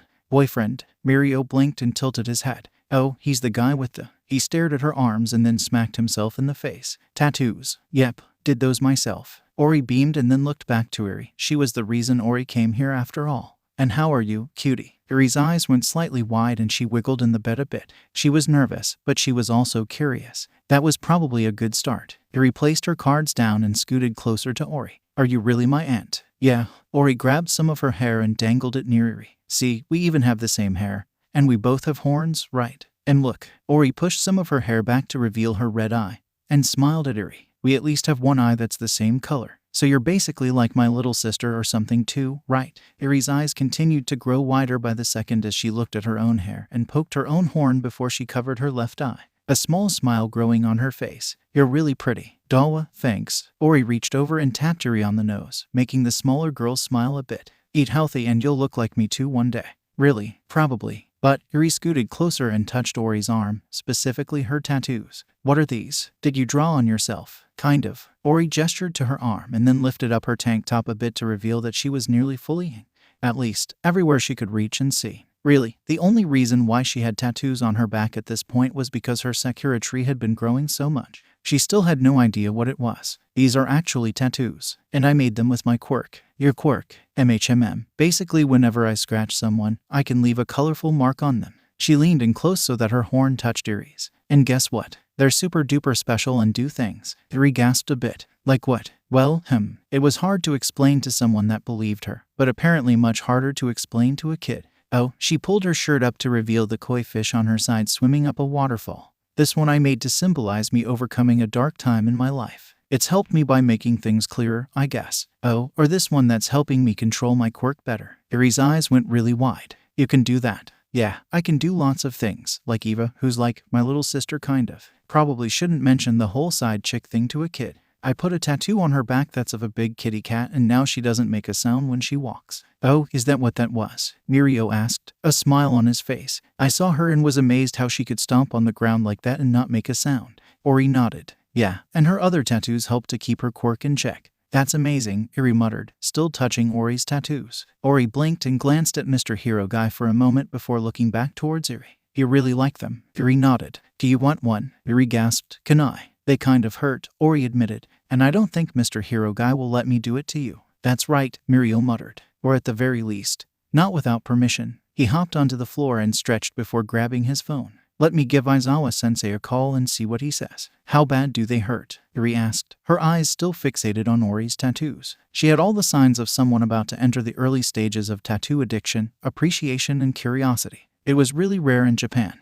Mostly common in the Yakuza groups, though a rare few outside that group had the itch. Izuku didn't count, because 1, he was technically a Yakuza prince, and 2, that dude came pre-built with a tattoo addiction. And the perfect canvas for it. They used to hurt lots. People said that it was like getting their skin peeled off and then burned back on. That's kind of what it was like for Izuku, with how much detail she put into his tattoos, but it wasn't something she wanted to put a little kid through. Thankfully, she had learned how to make the process less painful for simpler, more geometric shapes when she was doing Eva's tattoos. But for you, I think it shouldn't hurt any more than this. Ori reached out and pinched Uri's chubby cheek slightly. Uri smiled and rubbed her cheek. That didn't hurt at all. It was probably because she was so used to being tortured by that prick Chisaki. Here, Ori stood and grabbed one of the small thumbnails that were attached to a cork board, causing the flyer to tilt slightly. While he's calling someone that will say no, do you want me to give you a small one? It'll be our little secret. Ori bit her lip and looked towards Mirio for a moment. Will it help me control my quirk? Nah, Ori waved her hand. That one we might get the okay for, but you like my cherry blossoms, right? Ori nodded vigorously, sending her hair flopping back and forth. Then, I'll give you one like that. Iri's eyes were wide and full of sparkles. Now, where do you want it? I want it like yours. This kid was seriously such a sweetie. Okay, give me your thigh. And let me know if it hurts, okay? Iri nodded. To her credit, she didn't so much as flinch as Ori gave her the stealthiest tattoo she ever had. It was a good thing it was a simple one too. It was a simple curved line, made to look like a bump, with a second small line just inside of that one that bent the other way. And then, a few quick flicks and there it was. A small sprout, hidden where most men shouldn't go looking, but it was there nonetheless. There was a slight greenness inside the 2 leaves. Ori blew on it, then ran her finger over the now perfectly smooth tattoo. There, Ori looked at it and frowned. It doesn't look like yours. Not now, it doesn't. Ori placed a hand on Uri's head and ruffled her hair. But it will grow with you. It will grow big and strong, and you will grow big and strong, just like mine did, so trust your auntie, all right. It'll grow, Uri muttered, smiling at her little sprout. I'll take good care of it. No, you'll take good care of yourself, right? Right. Mirio coughed behind them and looked at them with a raised eyebrow. That's almost wholesome enough that I don't want to tell Aizawa-sensei. Ori shrugged. You snitch and I'll tattoo your mouth shut. Can you do that? Wanna find out, Mr. Hero Guy? She brandished the thumbtack at him. I'll pass, but Aizawa-sensei was interested in what you have to say. Later that night, Ori left Uri with the sprout that would grow with her, and her with it. A week later, a simple lotus was placed on the back of Uri's right hand. Lotuses had many meanings: purity, beauty, spiritual awakening. But for Uri, the meaning that Ori pushed into that simple outline was one of personal growth, to always become a better person, to rise above temptation, and to be in control of oneself. Chapter text. You can't be serious. Somehow, Sai could already feel her hair getting even more gray, which seemed like it should be impossible since she was born with silvery ashen gray that, while awesome now, had caused her to be teased as a kid for being a grandma.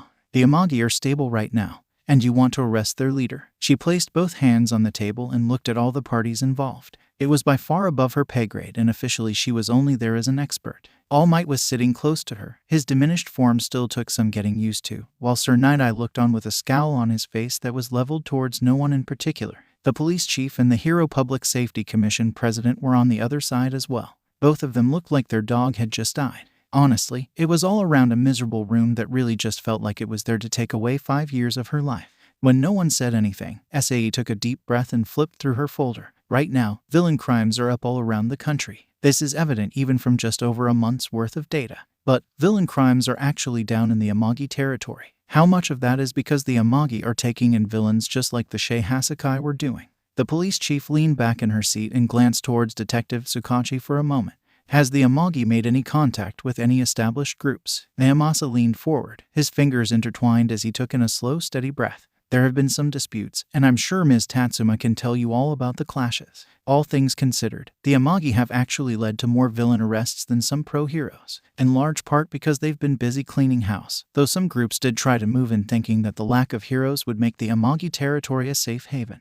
Sae nodded along with what the detective was saying, feeling herself relax quite a bit. Her sister Ruko's agency was near the Amagi territory, and she often said that things were quiet over there. It makes sense, All Might said. I've spoken to young Midoriya once. At one point he wanted to be a hero, but circumstances led him down his current path. I don't think he's a villainous person, but that doesn't mean he's a hero either. The Hero Public Safety Commission president crossed her arms and glared at a picture of Izuku that was on the table. And it doesn't excuse the fact that he interrupted a police operation in order to take revenge. Sae bit her lip, likely ruining the light bit of lipstick she had placed on that morning. That was true. What Izuku did that day was way over the line. And I suppose their help in arresting the remaining Shai Hassaikai locations as well as. I'm well aware of their contributions to the case, Ms. Tatsuma, but that doesn't entitle them to act freely. The president tapped her fingers along the board. I'm also well aware of the stability in the Amagi territory. It's allowed us to allocate resources elsewhere. There's also the Tokyo clan. Sae flipped through the folder and pulled up what information she could on it. Right now they're all joining around Hitoshi Shinzo, and while not as successful, they're attempting to do the same with their territory. But if we were to remove Izuku from the equation, then we could be looking at a Yakuza war in addition to the current villain outbreak. She sighed and looked at the table. I really don't think going after Izuku is a good idea right now. Sure, if he messes up in the future, then yes, we arrest him, but like All Might said, he's not a villain. And I really think he's just trying to secure his territory and keep it safe. Your bias is showing, Ms. Tatsuma, the police chief warned with a light scowl on her face. It's good you're close to the Amagi head, but don't let your emotions cloud your judgment. She wasn't, was she? Sir Nighteye coughed and adjusted his tie, speaking for the first time this meeting. I believe that we're missing the point here. We shouldn't be discussing whether or not Izuku should be arrested, but rather why we need him to be in prison. Sae tilted her head and looked at Sir Nighteye. The man's usual stoic face was even more grim than it normally was. Mirai took a deep breath and stared at her for a moment before he stood glancing at each and every person on the table. Right now, All for One is sitting in Tartarus, under maximum security conditions. However, from the future I've seen, he's going to escape. There were several silent gasps around the table, as everyone was at full attention now. I've already told All Might all of this, and right now we're in agreement that we need someone that can go inside and find out what All for One is planning. Sae sat back in her chair as she slowly put the pieces together. And Izuku's the perfect person. Correct. Mirai nodded towards her and adjusted his glasses. Because he offered to let me see his future freely, I was able to see more than I normally would, but much of it is fragmented. He'll be a key player moving forward. Not just that, Sae muttered, drawing the table's attention towards herself. But Izuku is just high enough profile that it makes sense that he would end up in Tartarus alongside Overhaul. What's more is his quirk. Current quirk suppression technology likely wouldn't work on Izuku, especially not with his tiger that can phase through solid matter and take people with it. The only way that Izuku could be in prison is if he wanted to be in there. And even without that, Izuku probably figured out how to bring objects into his skin, absorbing them as a tattoo so he could cause a lot of damage with even the slightest skin contact. But none of that was important. She gasped and looked at Sir Nighteye. You want his crows? Crows? All Might asked, raising an eyebrow. Mirai nodded slowly. It was how Izuku found out about the raid's time and location. It was a bit of a catch-22 where we only found out about Shai Hasaiki's location because we looked into his future, and he only knew about the location because he effectively told us. Mirai blinked and adjusted his glasses. Sorry, the recent paradox has led me to muse about my own quirk a bit. But, yes, Izuku's crows. They're shadows that are virtually undetectable and can transfer sound from miles away. So let me get this straight. The HPSC president folded her hands in front of her. You want to get this Yakuza head to get arrested, and then leave these crows all over the place. And for what? Revenge. All Might said simply. The boy knows what All for One took from him, specifically his father. He might agree to it based on that alone. But, like I said, I think there's some part of him that will jump at the chance of being a hero. Sae sighed and ran her hands through her hair before she let her arm drop to her side. If we're going after his cooperation, we should at least negotiate with him first, since this is all about him doing it willingly. Can't we just arrest him and pin his freedom on it? The police chief said with a smile. Nope, unless you skin Izuku alive, the prison won't be able to hold him. Sae muttered, now staring at the ceiling. How the hell was she going to talk to Izuku about this? What? Why? It was Mirai that answered, with a smug smile that made her feel a bit happy. He has a cat. 40. Izuku stepped out of the car and glanced at the vaguely familiar junkyard he had only come to a handful of times. The Hatsums were a wild card. On the one hand, Mei was quite literally a UA student, and from what he heard, was already making a name for herself in the support department from producing more gear than they had students, which was impressive to say the least. And Otto was unique. He had government and hero contracts for creating artificial limbs for heroes that lost theirs. Apparently, the limbs could easily look human with a graft, though most opted to have the limbs modified into powerful support items. One such limb belonged to Katsuki Bakugo, who lost his leg during the attack on UA during the spring. So, there was no doubt that the Hatsums were more than willing to work inside the law. Both Otto and Mei seemed to at least be morally aligned with the heroes at least. But, on the other hand, though the two might work inside the law, they both played outside the law. The two were the frequent stars of the fight pit, always bringing in new and exciting robots that pressed the bounds of what should be possible. Their current model Ron 3 and was supposedly strong enough to finally take Raijin down, which Izuku was eager to see. So there was a chance that he could get them to sign on as less of a protectorate, shielding the Hatsums from the outside world, and more partners, taking them into the Amagi just a bit. It helped that the Hatsum junkyard was pretty much buried deep in the Amagi territory. Izuku, Eva let out a small whine as she stared at the large gate. Do I have to go? Huh. Izuku raised an eyebrow at the short redhead. She didn't seem sick or anything. Not that he had ever seen Eva get sick, he just kind of assumed that her white blood cells were as strong as the rest of her and that she could just flex any sickness out of her body. What's wrong? Sho let out a small laugh and scratched the back of her head. Well, the last time we were here to get some equipment, Eva found out the hard way that Otto doesn't know what personal space is.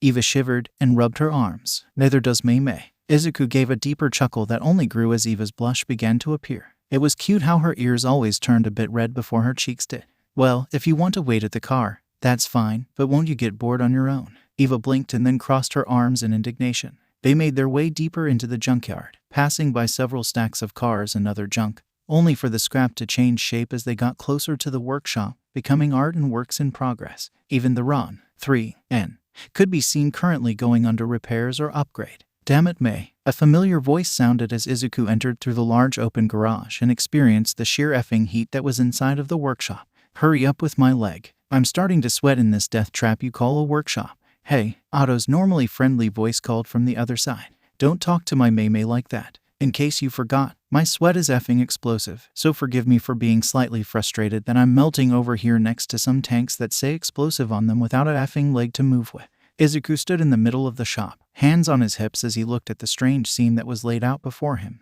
Otto was working diligently on some project, while Katsuki was sitting on a bench, the metallic stump where his prosthetic leg would normally go on full display. Both men were dressed in shorts and a tank top and just completely covered in sweat. It was Katsuki that saw him first. Deku, what the? Never mind. Hey, can you hand me my bag? I have a couple of grenades in there I can store this sweat in. Izuku rolled his eyes and walked over to Katsuki's bag. What are you doing here, Ka-achin? Katsuki sneered at the nickname and quickly grabbed a grenade-patterned ball from his back and began to rub himself with it, soaking up the semi-valuable sweat.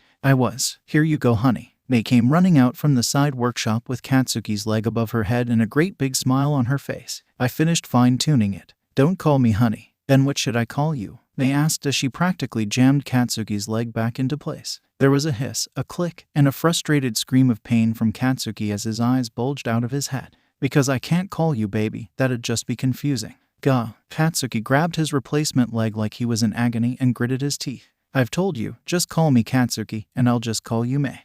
Mei tapped her chin, her ever-present smile not fading for a second before she gave a small wink. Nope, I'll stick with honey. It suits you. This was one of those moments where Izuku felt like he had both too much information and somehow not enough. Are you two dating? Mei asked, with a cheerful smile. Oh hey, it's the champ. Did you come here to help us test out Ronin? We're still upgrading him, but we can have him online in an hour or so. Oh, Mei swiped one of Katsuki's grenades and laughed maniacally. We even have new ammo thanks to honey here. Izuku rolled his eyes and looked away from the sweaty, sticky, and slightly crazy Mei and towards his childhood friend for a moment.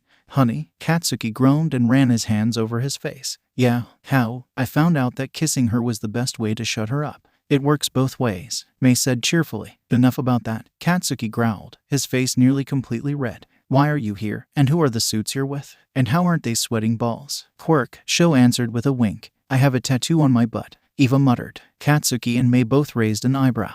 This is Sho. He's my driver and personal assistant, and assassin, and basically whatever Izuku needed him to be. He's always at 100%, so I guess that means he doesn't need to sweat. Sho nodded in agreement. Personal assistant, Katsuki muttered. Izuku gestured towards Eva, who gave a small bow. And this is Eva, my bodyguard. Bodyguard. Katsuki's eyebrow was raised to the point where it looked like it might merge with his hair. What the F are you? Yo, champ. Otto came walking over, finally looking away from whatever project he had been working on.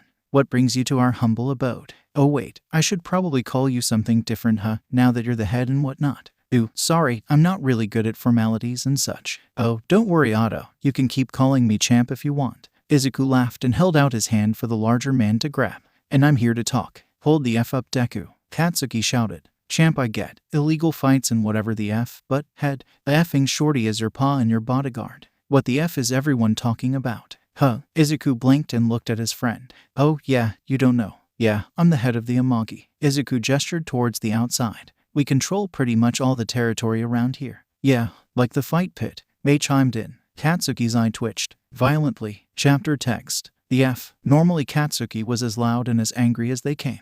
Izuku half expected his friend to start shouting, yelling, and screaming at the sudden revelation. Instead, Katsuki was calm, and he wielded that calmness like a knife, the cool edge of which was currently being pressed up against Izuku's throat, goading him for answers. Even the normally loud Hatsune siblings were caught off guard by Katsuki's response. They glanced at each other, then at Katsuki, and then finally Izuku felt all eyes fall on him. There was no harm in Katsuki knowing. There really wasn't. Katsuki was a hero after all. And there was a big line that Izuku had to cross to get the heroes to come after him. And even if he went to the police were at least to an extent on his side. He got to break the law legally. And he was also effing loaded, but that was besides the point. He had nothing to fear from Katsuki. But he could use the ally. So far he hadn't heard from any of the heroes that his grandmother used to have under her belt. Well, you know that guy that All Might fought a bit ago? Izuku asked as he scratched the back of his head. Yeah, the F does that freak have to do with this shit? Katsuki swore, his organic leg bouncing up and down in annoyance. Izuku shrugged and held his arms out. He killed my dad, and my dad was supposed to be the next head of the Amagi. My mom more or less ran away with me, and then kept our past a secret, and because I really wanted a tattoo, I ended up going to Ori. The F is an Ori. Well, now she's my girlfriend. Izuku smiled as Katsuki's eye twitched with renewed vigor. But, basically, she was living with the Amagi, she inked me, and long story short, after my mom kicked me out, I met my grandma. In a few months she did more for me than my mom ever did. Then she was killed, I got revenge, and now we're here.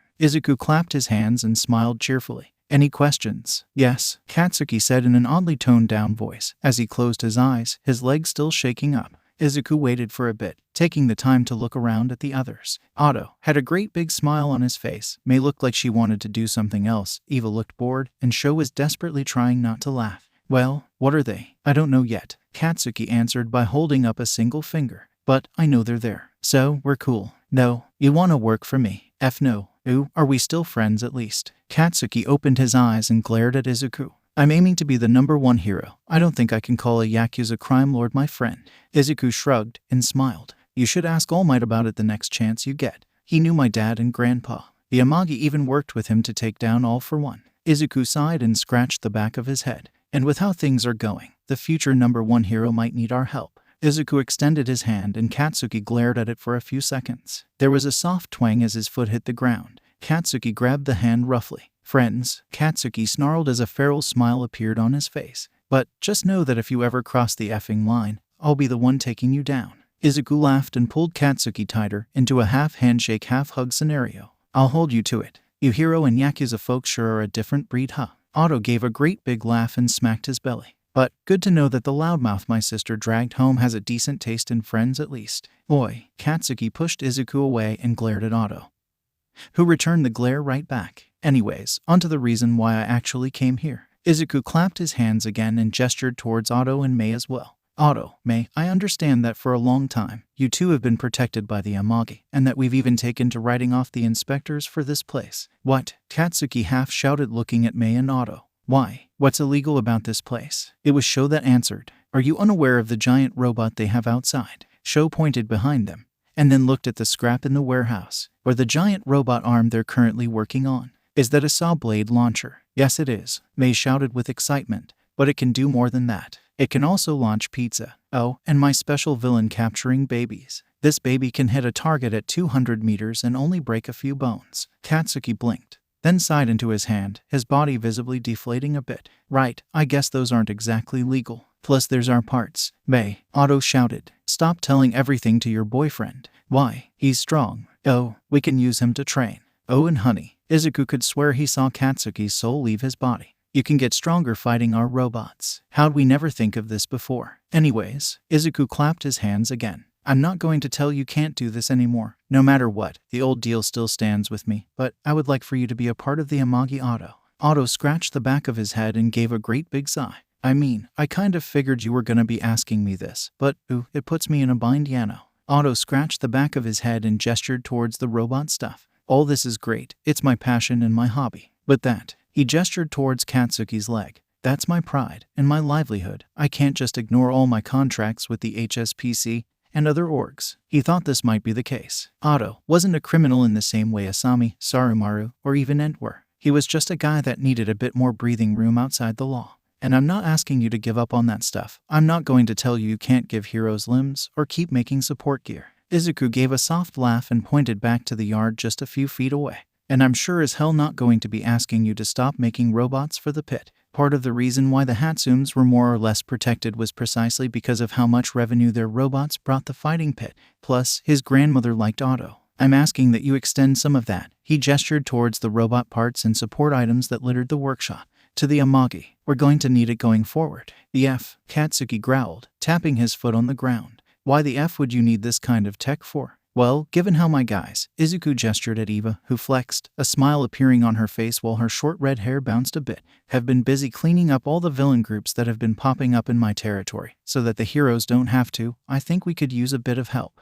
I mean, right now I'm mostly relying on Tanaka and Eva, though by now they actually had even more fighters thanks to their efforts of unifying the branches in the Amagi. His grandmother had done well to keep the Amagi together, but she hadn't really been able to keep it whole. And there were even a few new recruits that were looking to join. From dropouts to those looking to keep the community safe, and even a few wannabe heroes that couldn't get into a school. But not all of them were capable fighters, or had quirks that were as simple and straightforward as Tanaka's or Eva. That doesn't explain why you're trying to arm literal criminals. Katsuki glared, his arms crossed, while Mei stood by his side fiddling with some mechanical component. Izuku took a sharp breath. It was a mistake to have this conversation in front of Katsuki, but he understood why he was saying this. Even he was apprehensive about it in that regard. If there wasn't a need for it, he wouldn't be asking for it. But something was coming. Something big. It's more complicated than you think. I'm just trying to protect my territory and the people that live in it. I'm not going to be an idiot and start a war. Actually, Izuku shook his head and glanced towards Otto. Look, I already told you about All for One.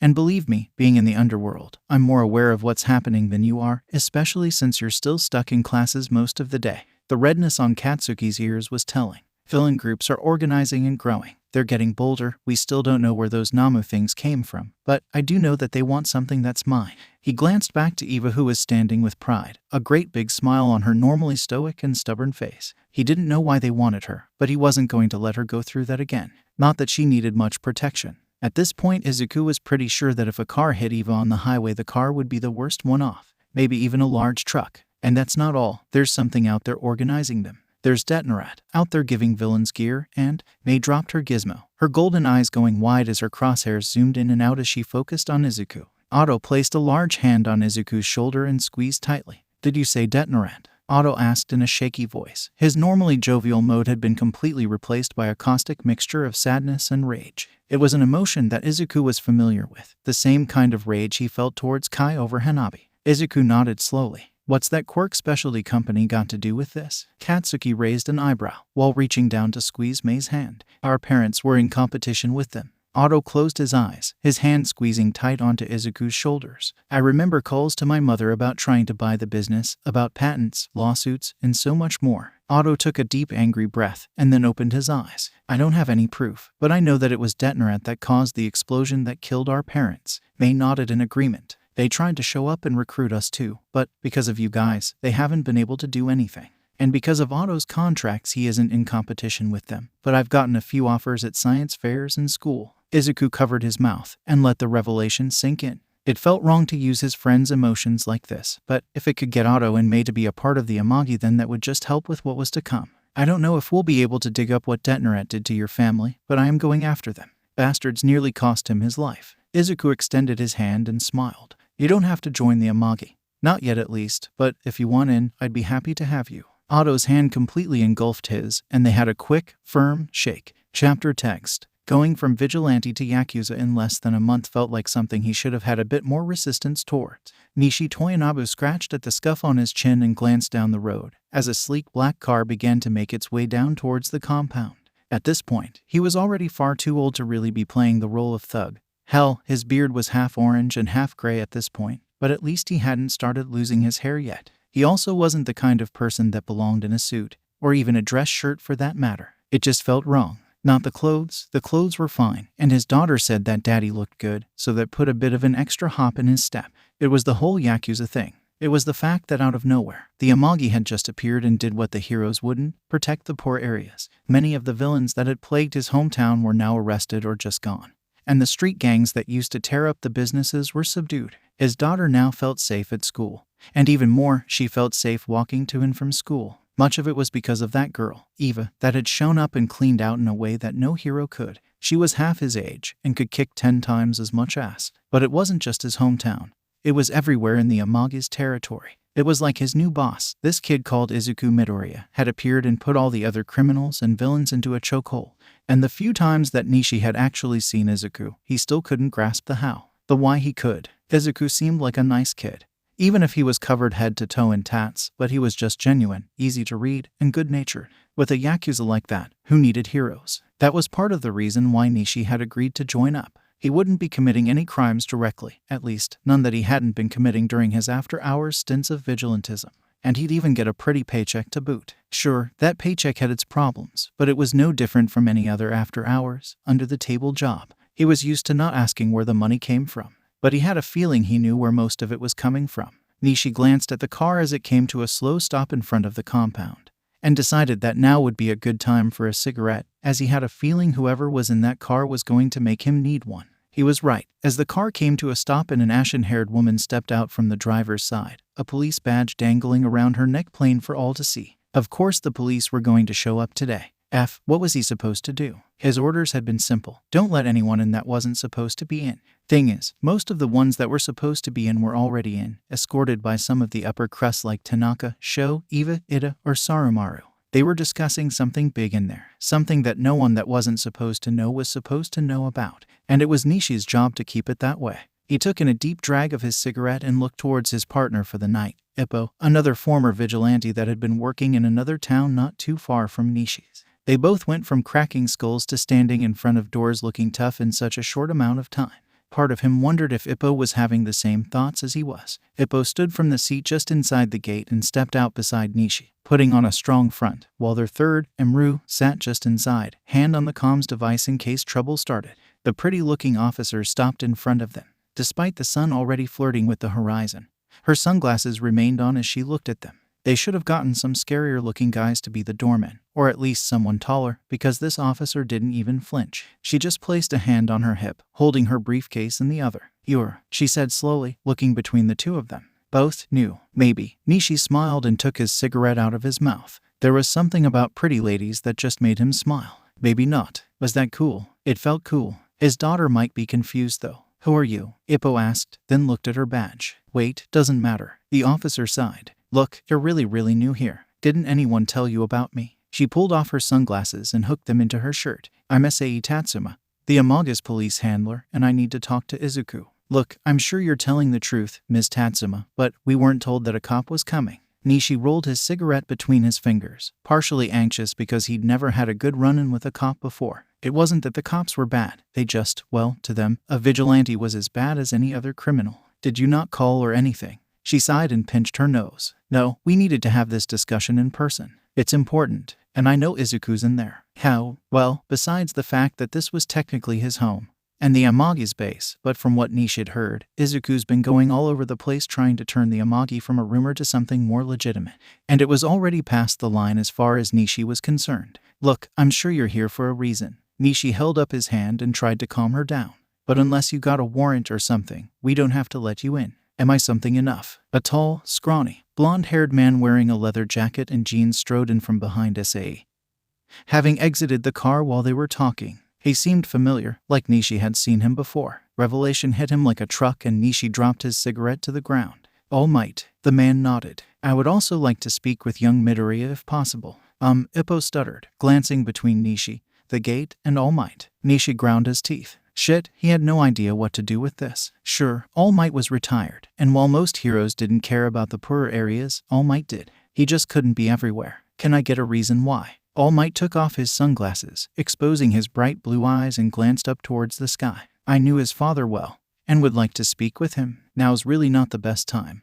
Nishi cracked out a nervous laugh. We need to do this now, All Might said in a firm voice. We can't risk letting the villains gain an upper hand. Sai nodded at his side. Nishi scratched the back of his head and sighed. Some doorman he was. All right, fine, let me see if we can get someone to respond first. If you're going to crash the party, I'd at least like to give them enough time to hide the booze. He probably could have said that better. 40. Ori had been right. Getting a tattoo during this meeting was more of a power move than it was disrespectful. Hell, somehow, despite everything that had happened recently, this was the moment that really cemented the fact that he was now a Yakuza boss. There was a rush that came from sitting there with his yukata pulled off his shoulder as Ori slowly inked his shoulder. Be it the attention he was receiving from the others during this meeting or the attention he was receiving from Ori, it was hard not to enjoy himself at the moment. So, Izuku smiled at his crew. The feast they had prepared for the meeting was all but eaten, and many of them had taken to conversing amongst themselves as the details of their plan for taking on Detan were slowly being worked out. Taking them down wouldn't be without risk, and that excited Izuku a bit, but the main draw was his confidence in this plan. It was going to be his first time leveraging all that the Amagi had to offer. They weren't just striking from a single angle either. With how the public was already looking, it wouldn't take much for them to turn against the rat-faced president of Detan, Rikiya Yatsubashi, and with a slight push, the asshole might end up in prison. We're all clear on what we need to do? Izuku asked as all eyes fell upon him. Sarumaru was the first to speak up from his seat near Asumi, the business-minded woman practically salivating over what was to come. It'll take a while to get the money laundered for this, but it shouldn't be too much of a problem with the police occupy. Despite the large sums of cash that the Amagi had at their disposal, making it actually usable was a bit problematic, hence the 100 or so shops that the Amagi ran to launder that money. While the police and heroes might turn a blind eye to a few of their crimes, the feds were all too eager to seize ill-gotten gains. It was something that Izuku wouldn't have thought of until it was too late.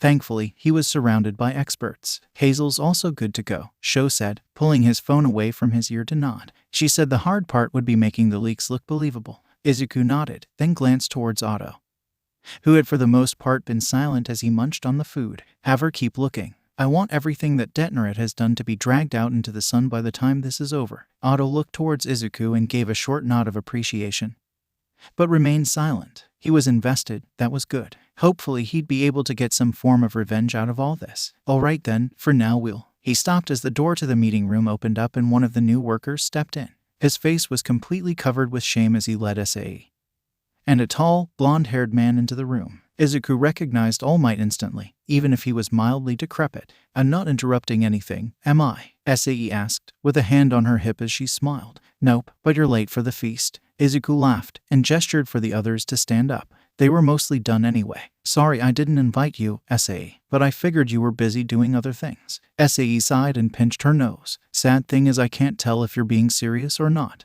Both. He watched as the new recruit slunk around behind the others and then kneeled down beside Izuku, placing his head down slightly. Sorry, I know you said that no one should disturb you, but, it's effing All Might. Honestly, if All Might wanted to show up, I'm pretty sure I would have let him. Izuku laughed and extended his hand at the older man. He had ginger hair that was peppered with spots of white, giving him a tough, aged look. If Izuku remembered right, he was one of the former vigilantes. Nishi, right. Yeah, that's me, Nishi said in a harsh voice. I mean, yes sir. Don't sweat it so much, thanks for bringing them in. Nishi nodded then backed away from the tables. Okay. Izuku clapped his hands and smiled at Sai even as Ori dug her needle deep into his shoulder. Her frantic stabbing was equal parts relaxing as it was painful. He wondered what she was working on, but recently she'd just been claiming to be finishing up some details on his tattoos. Sai, All Might, what brings you here? All eyes turned towards the cop and hero duo that felt so out of place here, and Izuku was half afraid that someone might try to do something.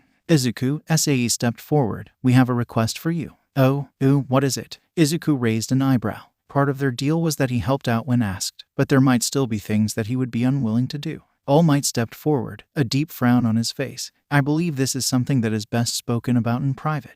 Izuku sighed and locked eyes with All Might. Having you ask something is pretty close to cheating, you know. He looked around the room and saw that all eyes were on him. None of them would move just because All Might asked. That was good, though he wasn't quite sure what he did to earn that respect just yet. Maybe it was just built into Yakuza culture. Fine. Izuku placed his hand on Ori's to get her to stop. He stood and gave a small bow towards his subordinates. Thank you all for coming. I'll be sure to keep in contact with you all, but for now, please leave me with the room. Everyone but Eva and Ori stood up. They all gave a slightly deeper bow than he did and made for the exit. Once everyone cleared out, Izuku sat back down and gestured for Sai and All Might to do the same.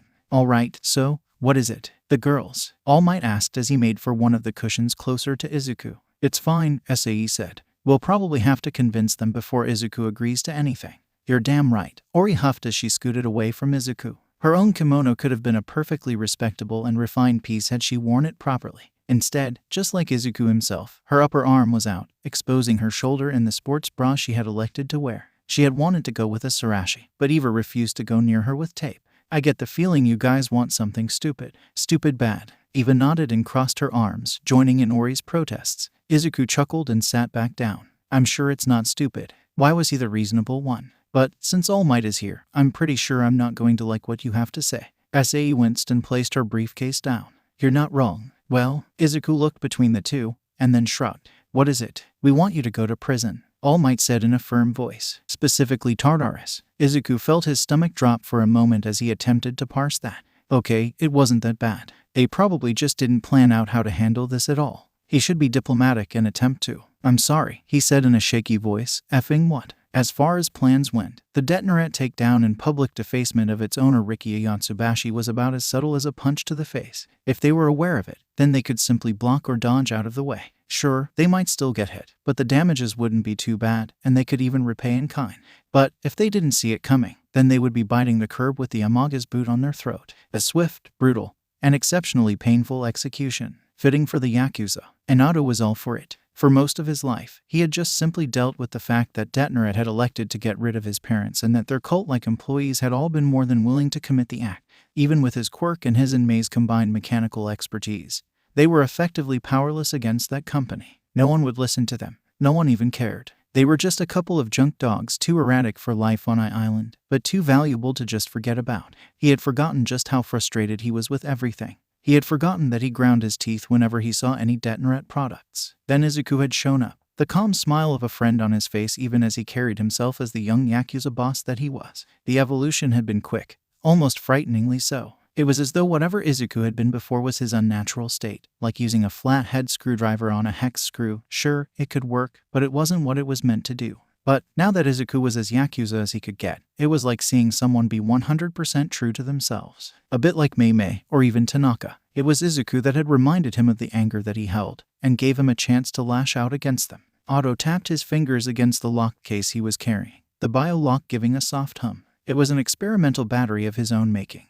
once again fueled by his own blood. It worked well for their robots for the arena, but getting its approval outside of that was a nightmare. He had to go through the Civilian Quirk Safety Commission for all uses of his blood, which was standard fare as far as support items went. Larger companies such as Detonaret had less trouble, and because Mei was enrolled in UA, she had even less of a problem getting her babies greenlit. But that wasn't all that was in the case. Hazel, another Amagi affiliate, had worked to create a bug that would allow them access to the company's intranet and all the secrets it held. More than that was a couple of crows from Izuku. Otto pulled at the collar of his suit. The expensive, tailor-made suit was something that he had only worn a couple of times, and he hated it. He wasn't built for them. He just looked like a massive 8-ball that got gum stuck on it, and it represented the corporate life that had robbed him and Mei of their parents. But this was for his part of the plan. This was all he could do. This was all he was willing to do. If he went too far, did too much, it would be his boot on Rikia's neck. He once again looked towards the receptionist that was doing a damn good job of ignoring him while the other applicants all looked far more nervous than he was. It was like a miniature science fair with how many gadgets and gizmos were currently being held tight to each person's chest. Honestly, he felt a bit silly with how his case was currently handcuffed to his wrist. But then again, his was explosive. Ricky Yatsubashi came walking into the reception area with a wide smile on his face, his eyes instantly locking onto Otto even as all the other applicants stood up to greet their hopeful boss. Otto. Ricky swung his arms out wide, his eyes closed tight as he smiled. My boy, it's been far too long. All the other contestants looked at Ricky, then towards Otto, who was the only one still sitting. Stay calm, stay calm. He felt a pulse, like the drop of water in a still pond, riding everything inside of him. It came from the tattoo that was a gift from Ori and a tool for the mission, a simple pond on his back that would help him stay cool, calm, and collected. He never expected it to work so well. Otto stood as the others sat and smiled at the man who he wanted to punch. It sure has, sir. Sir. Ricky laughed and stepped to the side, his arms still held out wide. Come now, your legacy. Just call me boss, or maybe just Mr. Ricky like you used to. He never did that. Sure thing, boss. Otto nodded and pressed forward, moving towards the area that Ricky had just gestured towards. You'll get used to it. Now then, what did you bring me? Ricky asked, eyeing the suitcase with a hungry look. It was a look that 9 times out of 10 Otto could relate to. This was the 1 in 10. What you've been after. Oh, goody. Ricky clapped his hands and then looked back towards the other applicants. He paused for a moment, bouncing between his feet before he glanced back towards the secretary. Shio dear, find someone to evaluate these fine gentlemen for me while I tend to Otto here. Yes, sir, right away, sir. The secretary was on the phone before Otto even turned around. They walked through the long hallway towards an elevator. There was no doubt that they were going to Ricky's office. You know, I've been waiting for you to come around for quite some time. Ricky hummed as they walked down the hallway. I had almost given up after you refused unlimited funding for 3 years in a row. And with your sister going to UA as well, I thought I'd never get my hands on you. So, what made you change your mind? Revenge. Well, you know the new regulations for support gear and yes, the new CQSC laws for products made using quirks. Ricky tapped on his bald spot and snapped his fingers. That's caused us quite a bit of headache. And we're a public company. I can't imagine what it's like for you. It's a headache, Otto admitted. Well, it was for anything but his prosthetics. Those more or less got greenlit instantly by the HPSC or any other hero management system. Now to sell it. Now to really sell it. I just wish that I could be able to use my own quirk freely. He was almost speaking from the bottom of his heart. Don't we all? Ricky tapped on Otto's back as they arrived at the elevator just as it was coming down. Don't we all? The elevator opened, and a familiar purple-haired man stepped out. He looked tired, and there were several gaudy rings along his fingers. Hitoshi. Ricky gave a small frown. I thought you were staying longer. The purple-haired man gave a small shrug. Something came up. So be it. We can continue our talk some other time. Hitoshi. Why did it feel like Otto had seen him before? 40. So what do you think this guy did? Kafka Hibiko leaned back in the chair as he scratched at the stubble on his chin. He should probably shave before his fiancée Ashiro got back from her trip. But at the same time, she apparently liked it when he looked a bit rugged or manly. Another few months and they'd be away on their honeymoon, sipping drinks at a beach without a single villain to be seen. Lino, his junior and the one that had been doing all the work today, scratched at his head. Much like Kafka himself, Lino was a hero wannabe, but instead of doing something with their lives they ended up here, watching over the worst of the worst in Tartarus. Well, it says here he's not actually a villain. Another hero? Kafka asked, looking at the scanner as it did its job at detecting everything that was happening within the kid's body. Maybe a vigilante. I don't think a hero would have tats like that. Says here they're apparently his quirk. Lino groaned as he passed the file over to Kafka and then leaned forward towards the mic. Arms up please. We're going to be getting a photo of your tattoos now. If you send me a photo I can get the artist to sign it. The voice that came back through the mic wasn't as cold as any of the other villains that had been brought in.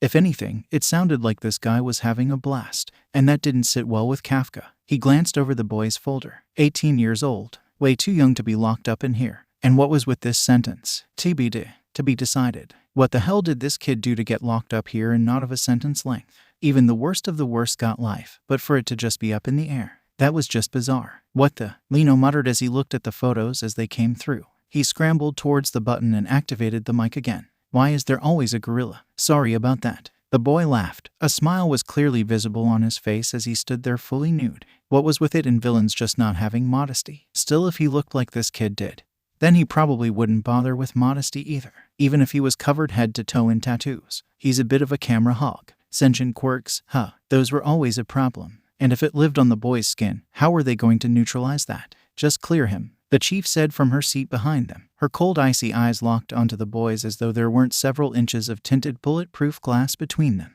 Asda Thimura was someone that could have retired a century ago and everyone would have wondered what took her so long. Instead, the warden of Tartarus seemed hell-bent on making this place her tomb. He's our responsibility now. But his Quirk, Lino scratched at his head. We don't have any information on it, and this is coming from the higher-ups. Asda said coolly. He's here. Deal with it. Yes, ma'am. Kafka looked at the file once again. The criminal record was non-existent. Izuku Midoriya. Things might get a bit interesting with him around. Chapter text. Despite how much capital the casino produced, it was pretty useless for a lot of things. Namely, anything that involved a bank in any way, shape, or form. Following the paper trail was something that had led to many organized crime families being caught. Eventually, they found a way to get around the problem, namely money laundering, the process of turning dirty money into clean, usable cash. Soromaru drummed his fingers along the table as he waited for any sort of reply. The process that he had inherited from his grandfather had been a slow and steady one, channeling the cash through multiple fronts. Some had even grown into their own successful businesses in their own right,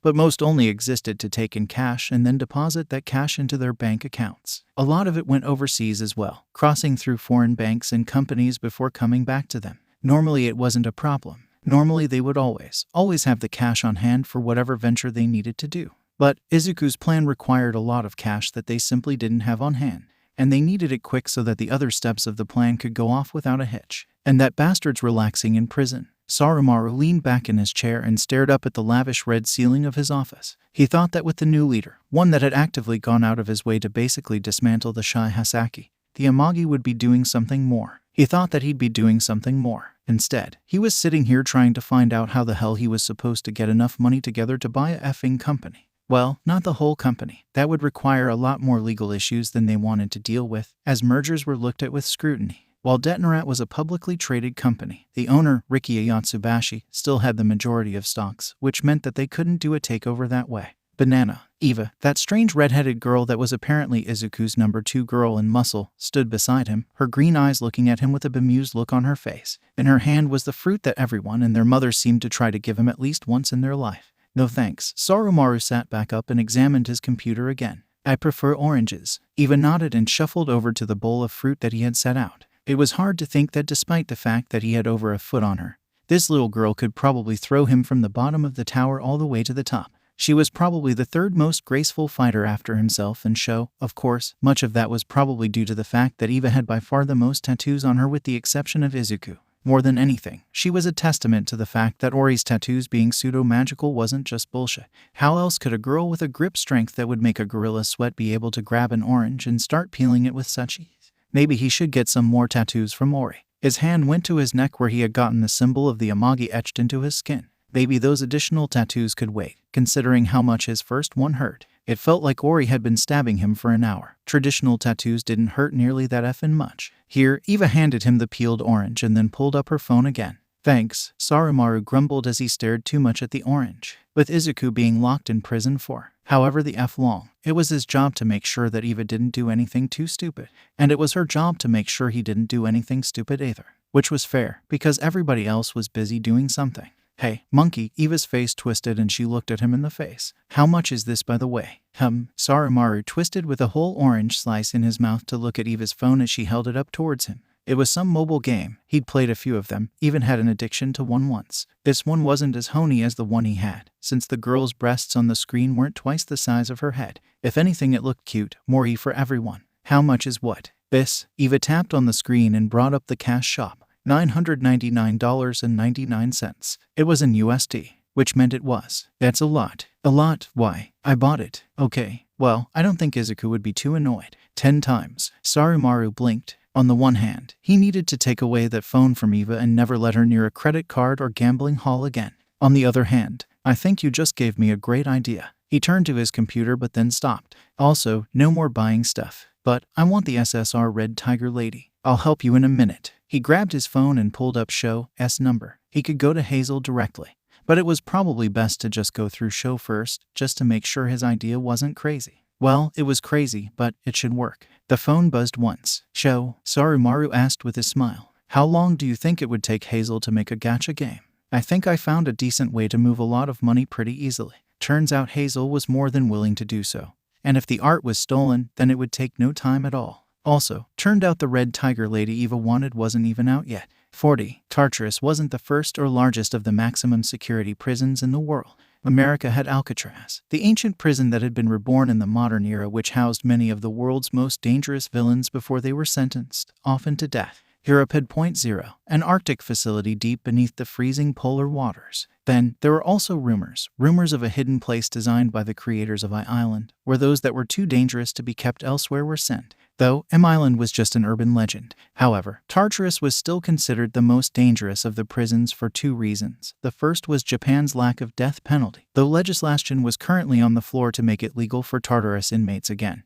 And the second was because of All Might. Nearly every villain in here was put in here by All Might himself. And technically, so was Izuku. He probably shouldn't be treating this like a field trip, but being here, inside Tartarus, was actually pretty cool, despite the fact that he was going to be allowed to just walk out whenever his mission was done with. Not that they could really stop him from doing just that short of skinning him alive. Even then, his tattoos might still be a part of him. Though with the intellectual might of UA, support department in Island, Izuku had no doubt that they could find a way to keep him locked up if they really wanted. Izuku stared at the lunch tray he had been given. Somehow, it was actually better than the school lunches he used to eat back in middle school, but still a far cry from the meals he had been enjoying recently. He squared his shoulders and headed towards one of the empty tables in the mess hall. He could feel the eyes of the guards following his every movement like spiders along his skin. His crows were already worked up, flowing around his upper body like an angry storm crow. Only his grandmother, Hanabi, and Shade, the cat that bonded him with Eva, were calm despite his current situation. Ryujin was restless, swinging around the near-endless jungle that Ori had created and crashing through the mountains beyond. Hasashi too raged just beneath his skin like a volcano moments away from erupting. He could feel his skin crawling as more than one prisoner was looking at him with a menacing glare. He was fresh meat after all. Yard time and communal eating were reserved for well-behaving prisoners and those that didn't have a rap sheet that said that they couldn't be given an inch. This made getting to and talking to All for One a bit of a challenge, but All Might had said that they would be able to take care of that part. Izuku had sat down and was just about to take his first bite when a petite, almost doll-like young woman sat beside him. Her eyes were a pale, placid purple and eerily large, while her hair was long, straight, and so dark it almost hurt to look at. Then across from her appeared her polar opposite. Large by normal standards, the muscular man had a head full of blonde hair and bright blue eyes that made him look like he belonged on a beach somewhere posing for a magazine. "You there?" The man smiled cheerfully. "Do you know who I am?" "Should I?" Izuku asked, raising an eyebrow. "Told you," the woman said with a small smirk. "Bah." The man threw his head back. "Today's youth has no respect, I'm telling you." Izuku blinked, looking at the man who was frozen in his own dramatic pose for far too long before he took a bite to break the silence. It's rude to eat in the middle of conversation. The man's accent was clear, but it was hard to place. It clearly wasn't American, maybe somewhere from Europe. It's also rude to interrupt someone while they're eating. The man smiled. "So it is, newbie, so it is." The woman nodded. "Anyways, some introductions are in order. I'm pacifist." The man pointed towards himself with pride. "And this is Mercy." Now that sounded familiar. Izuku blinked and looked towards the woman on his left who was slowly sipping the gruel-like soup she had been given. She was Mercy. Her quirk was the stuff of nightmares because of how subtle it was. It granted people death. All it took was for them to desire death around her, and they would simply die. She had claimed the life of over 100 students simply by walking by during a rainy day in cram season. "Ah, so you know her then." Mercy smiled and gave both Izuku and Pacifist the peace sign. "Yeah, I've heard of her." Izuku nodded and frowned. "Not sure why she's here though. A wee bit of a mistake on our part, is he?" Pacifist drummed his hands along the table and frowned. "Bit off more than we could chew with a contract. And then blammo, we're locked up. No idea why I'm getting the Supermax treatment though." "Why's that? Haven't you killed a bunch of people?" Izuku asked, raising an eyebrow. "Diwahahaha." The man gave a giant belly laugh that had several guards on edge. "What do you think the name pacifist means? You think I earned it by murdering everyone I saw? Here's a hint. Much like my darling partner over there, I can't turn my quirk off. It makes it so that I can't kill anything." Pacifist pointed two thick fingers at Izuku. "Any damage I actually do to anything just gets turned into more and more pain. I could blast you right in the nuts with a shotgun and you wouldn't even bleed, but you'd wish you were dying. Works on me too. So I'm going to die of sickness or old age. Probably sickness, since needles don't work on me." Izuku was starting to understand why these two were partners. "I've always wondered what would happen if I dropped a nuke or something." Pacifist leaned back and shrugged. "But enough gloating. Why exactly are you here, newbie?" Izuku opened his mouth and stopped for a moment as he took in the room for a moment. There were more people now, a couple of villains he recognized, though most weren't actually villains, ex-heroes gone bad, cult leaders, and other individuals that had quirks too dangerous for traditional prisons. There were two that caught his attention, a woman with pink and purple hair that was cut short and whose right arm was held in a brace, Nagant, a hero gone bad, and then there was the perfect example of why he was in here. "Why don't you ask Kai over there why?" the man in question screamed, sending food flying as his cheap prosthetic hands flailed about the place. "Thanks. Normally that's what my victims do." Pacifist smiled broadly. "What you do to him?" Izuku shrugged and pulled on the collar of his shirt for a moment. "I took him to the jungle for a bit. They had to have given Kyle lunch the same time as him purely to help him out with his cred." Izuku certainly wasn't complaining. Judging by the looks the other inmates gave him, it was working already. Chapter text. This was such effing bullshit. No, it was worse than that. It wasn't bullshit. It was a literal human effing turd that had somehow been moved to the urinal where it had been used as target practice by guys that couldn't aim their effing D. And for some effing reason, he was the one that had to deal with that steaming effing shit. Katsuki growled as he stomped through the rain. The sudden downpour had already soaked through his boots. The mechanical leg that Mei's brother had made allowed him to feel just how much water had gotten in his sock. Almost better than his still fleshy foot. A heavy cost for wanting to be a hero. And he hadn't even graduated yet. Katsuki. Best Jeanist's voice carried over his earpiece. Despite the sudden downpour, there was hardly even a crackle in the radios. "We're at the meeting place. Where are you?" His warden was checking in again. Somehow he had gotten stuck with a hero that had a stick shoved so far up their ass they thought that everyone else in the world needed one as well. Not that Best Jeanist couldn't take that stick out and beat people with it, but he was so by the books that Katsuki wondered how he ever did anything. "Sorry," he muttered into the mic on his collar as he turned down a dark alley that did nothing to shelter him from the storm. "I received a tip from an old lady. And that old lady's name was Izukufingmidoria. Seriously, just because they were and arguably still were friends of some kind of flavor did not give that effing Yakuza boss the right to ask him to do effing anything. Seriously, how the hell did that effing even happen anyways? They were the same age, barely out of high school. Sure, Katsuki knew the how, and basically every single effing why, but just holy shit. Apparently Inko told Izuku that he couldn't get a tattoo, which basically meant that Izuku couldn't be a hero with how his quirk worked. It was part of the reason why Katsuki had zero effing pity for Inko when Izuku ran away. He'd do the same if his mom said he couldn't be a hero. But apparently that led Izuku to becoming a Yakuza boss. "I'm going to check it out." Katsuki didn't even try to hide his annoyance. Thankfully for Izuku, he had a terminal case of resting bitch voice, which meant that he always sounded like he was annoyed. "A tip?" Best Jeanist asked. "Yeah, apparently she overheard some thugs talking about a deal to get some support items." "Understood. Report this sooner next time. I'm sending someone to your location. If the buyers are there, don't engage. We'll need police permission to intervene with a deal like that." Katsuki nodded, mostly to himself. He understood the laws and protocols well, and he had even read the book twice just to make sure that he wouldn't F up somewhere along the line.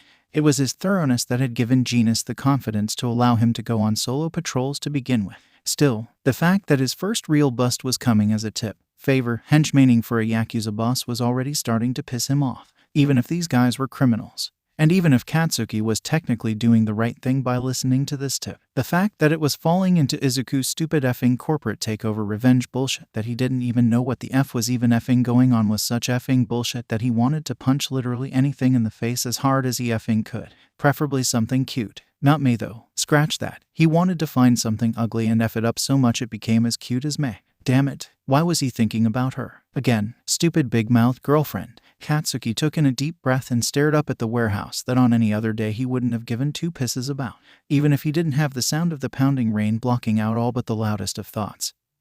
He probably wouldn't even know if there was something happening inside. Even so, this was the place, this was the time. All he had to do was go in there and check. Breaking into a building was not normally something a hero was allowed to do. But, hey, companies generally weren't allowed to sell support items to villains either. It had been a hot topic recently about how so many support items were supposedly appearing in the hands of villains. There had been police investigations into it. And the widely accepted theory was that there was someone on the black market that was making everything. According to Izuku, it was Detan. Katsuki looked at the windows. It wouldn't be too hard to climb in through those if all else failed. The door was one of those heavy one-way doors with a button combo. But the large garage door, well, he could see the lock just sitting there, right on top of a can in half an inch of water. F it. With a shrug, he tossed the garage door open as loud as possible. Oops, who would have expected that to make so much noise? The suit looked at him with a rapidly growing frown. as he was currently holding a lot of money while a handful of thug-looking guys were all but drooling over some potentially destructive support items. Oh, well, here I was looking to get out of the rain.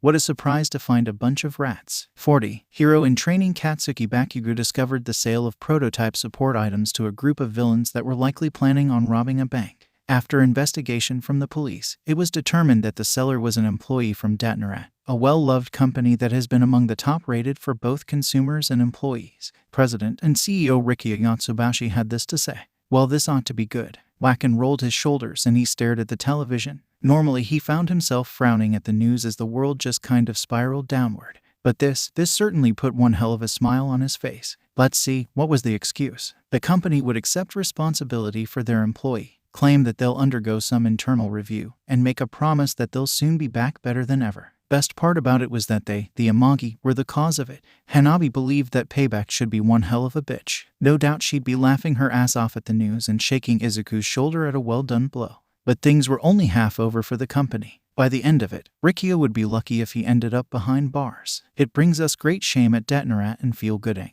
to see one of our employees selling these prototypes. Ricky dabbed at the top of his balding head as cameras flashed around him. As the president, responsibility falls upon me alone, and we will be conducting internal reviews to find the source of this problem and root it out to prevent future events such as this from unfolding. Rest assured, Detan is still devoted to providing top-quality products, and we shall rise above this. Called it. The TV shifted back to the reporter with some stock images going on behind her. Despite Mr. Yatsubashi's words, stocks for Detan have fallen sharply as consumer faith in the company is at an all-time low. Many are questioning just how many of the support items villains have been using of late have come from the company. It remains to be seen what legal actions will be taken against the company. At the rates things were going, it wouldn't be long now until they could just buy close enough to the majority within the company. Wacken sat forward, rolling his shoulders and glancing over towards Sho. The kid was well on his way to being Izuku's right-hand man, just as Wacken had once been for Hanabi. The young boy had been on his phone for the past hour making sure that their corporate takeover was going well.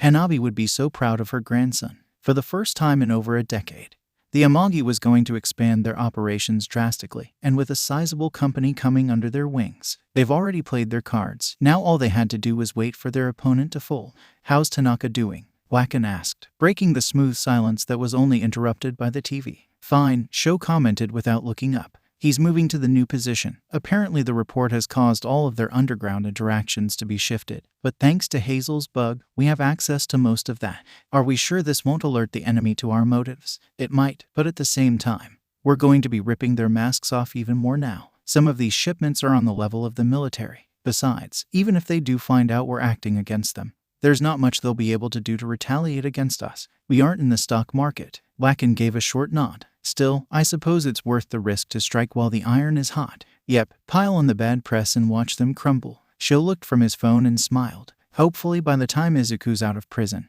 we'll be able to give him a new company. Shouldn't be much longer now. 40. Who the F leaked us? His arm swelled with stress as he flung his chair to the side, causing it to shatter against the wall. His fellow Metal Liberation members hardly even batted an eye. They were actually being productive, attempting to find out where the leak came from, and just in general who would dare to do so. Skeptic, I thought all the sales were scheduled to happen with your Quirk, especially after that encounter with Hitoshi and his Tokyo clan goons. The brat had promised, that was for sure, and Rikia had been scouting him as a potential member of the MLA for a bit now. The boy's Quirk could have a lot of uses, especially if properly supported, but none of that mattered now as Hitoshi didn't have anywhere near that level of information. Nor was the brat stupid enough to try something, since his little boys' club benefited so much from Rikia's generosity. Skeptic barely looked up from his laptop and gave a deep frown. I couldn't be everywhere at once, and I was too busy preparing for the clash with the League of Villains to even bother with that. Years of stress management were quickly being eroded by this. There's a decent chance that it was the villains that leaked the location.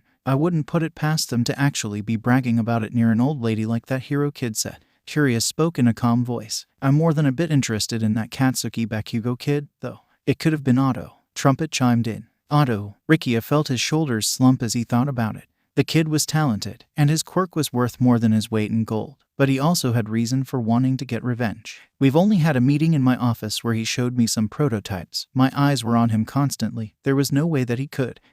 Skeptic shouted and banged his hands against their meeting table. FFF. What? Rikia asked. Did you find something? A bug, a leak, a mole. Worse, Skeptic grabbed his laptop and turned it sharply for Rikia to see. They were on the news again. One of their trucks had been flipped, and its contents were scattered along the roadside.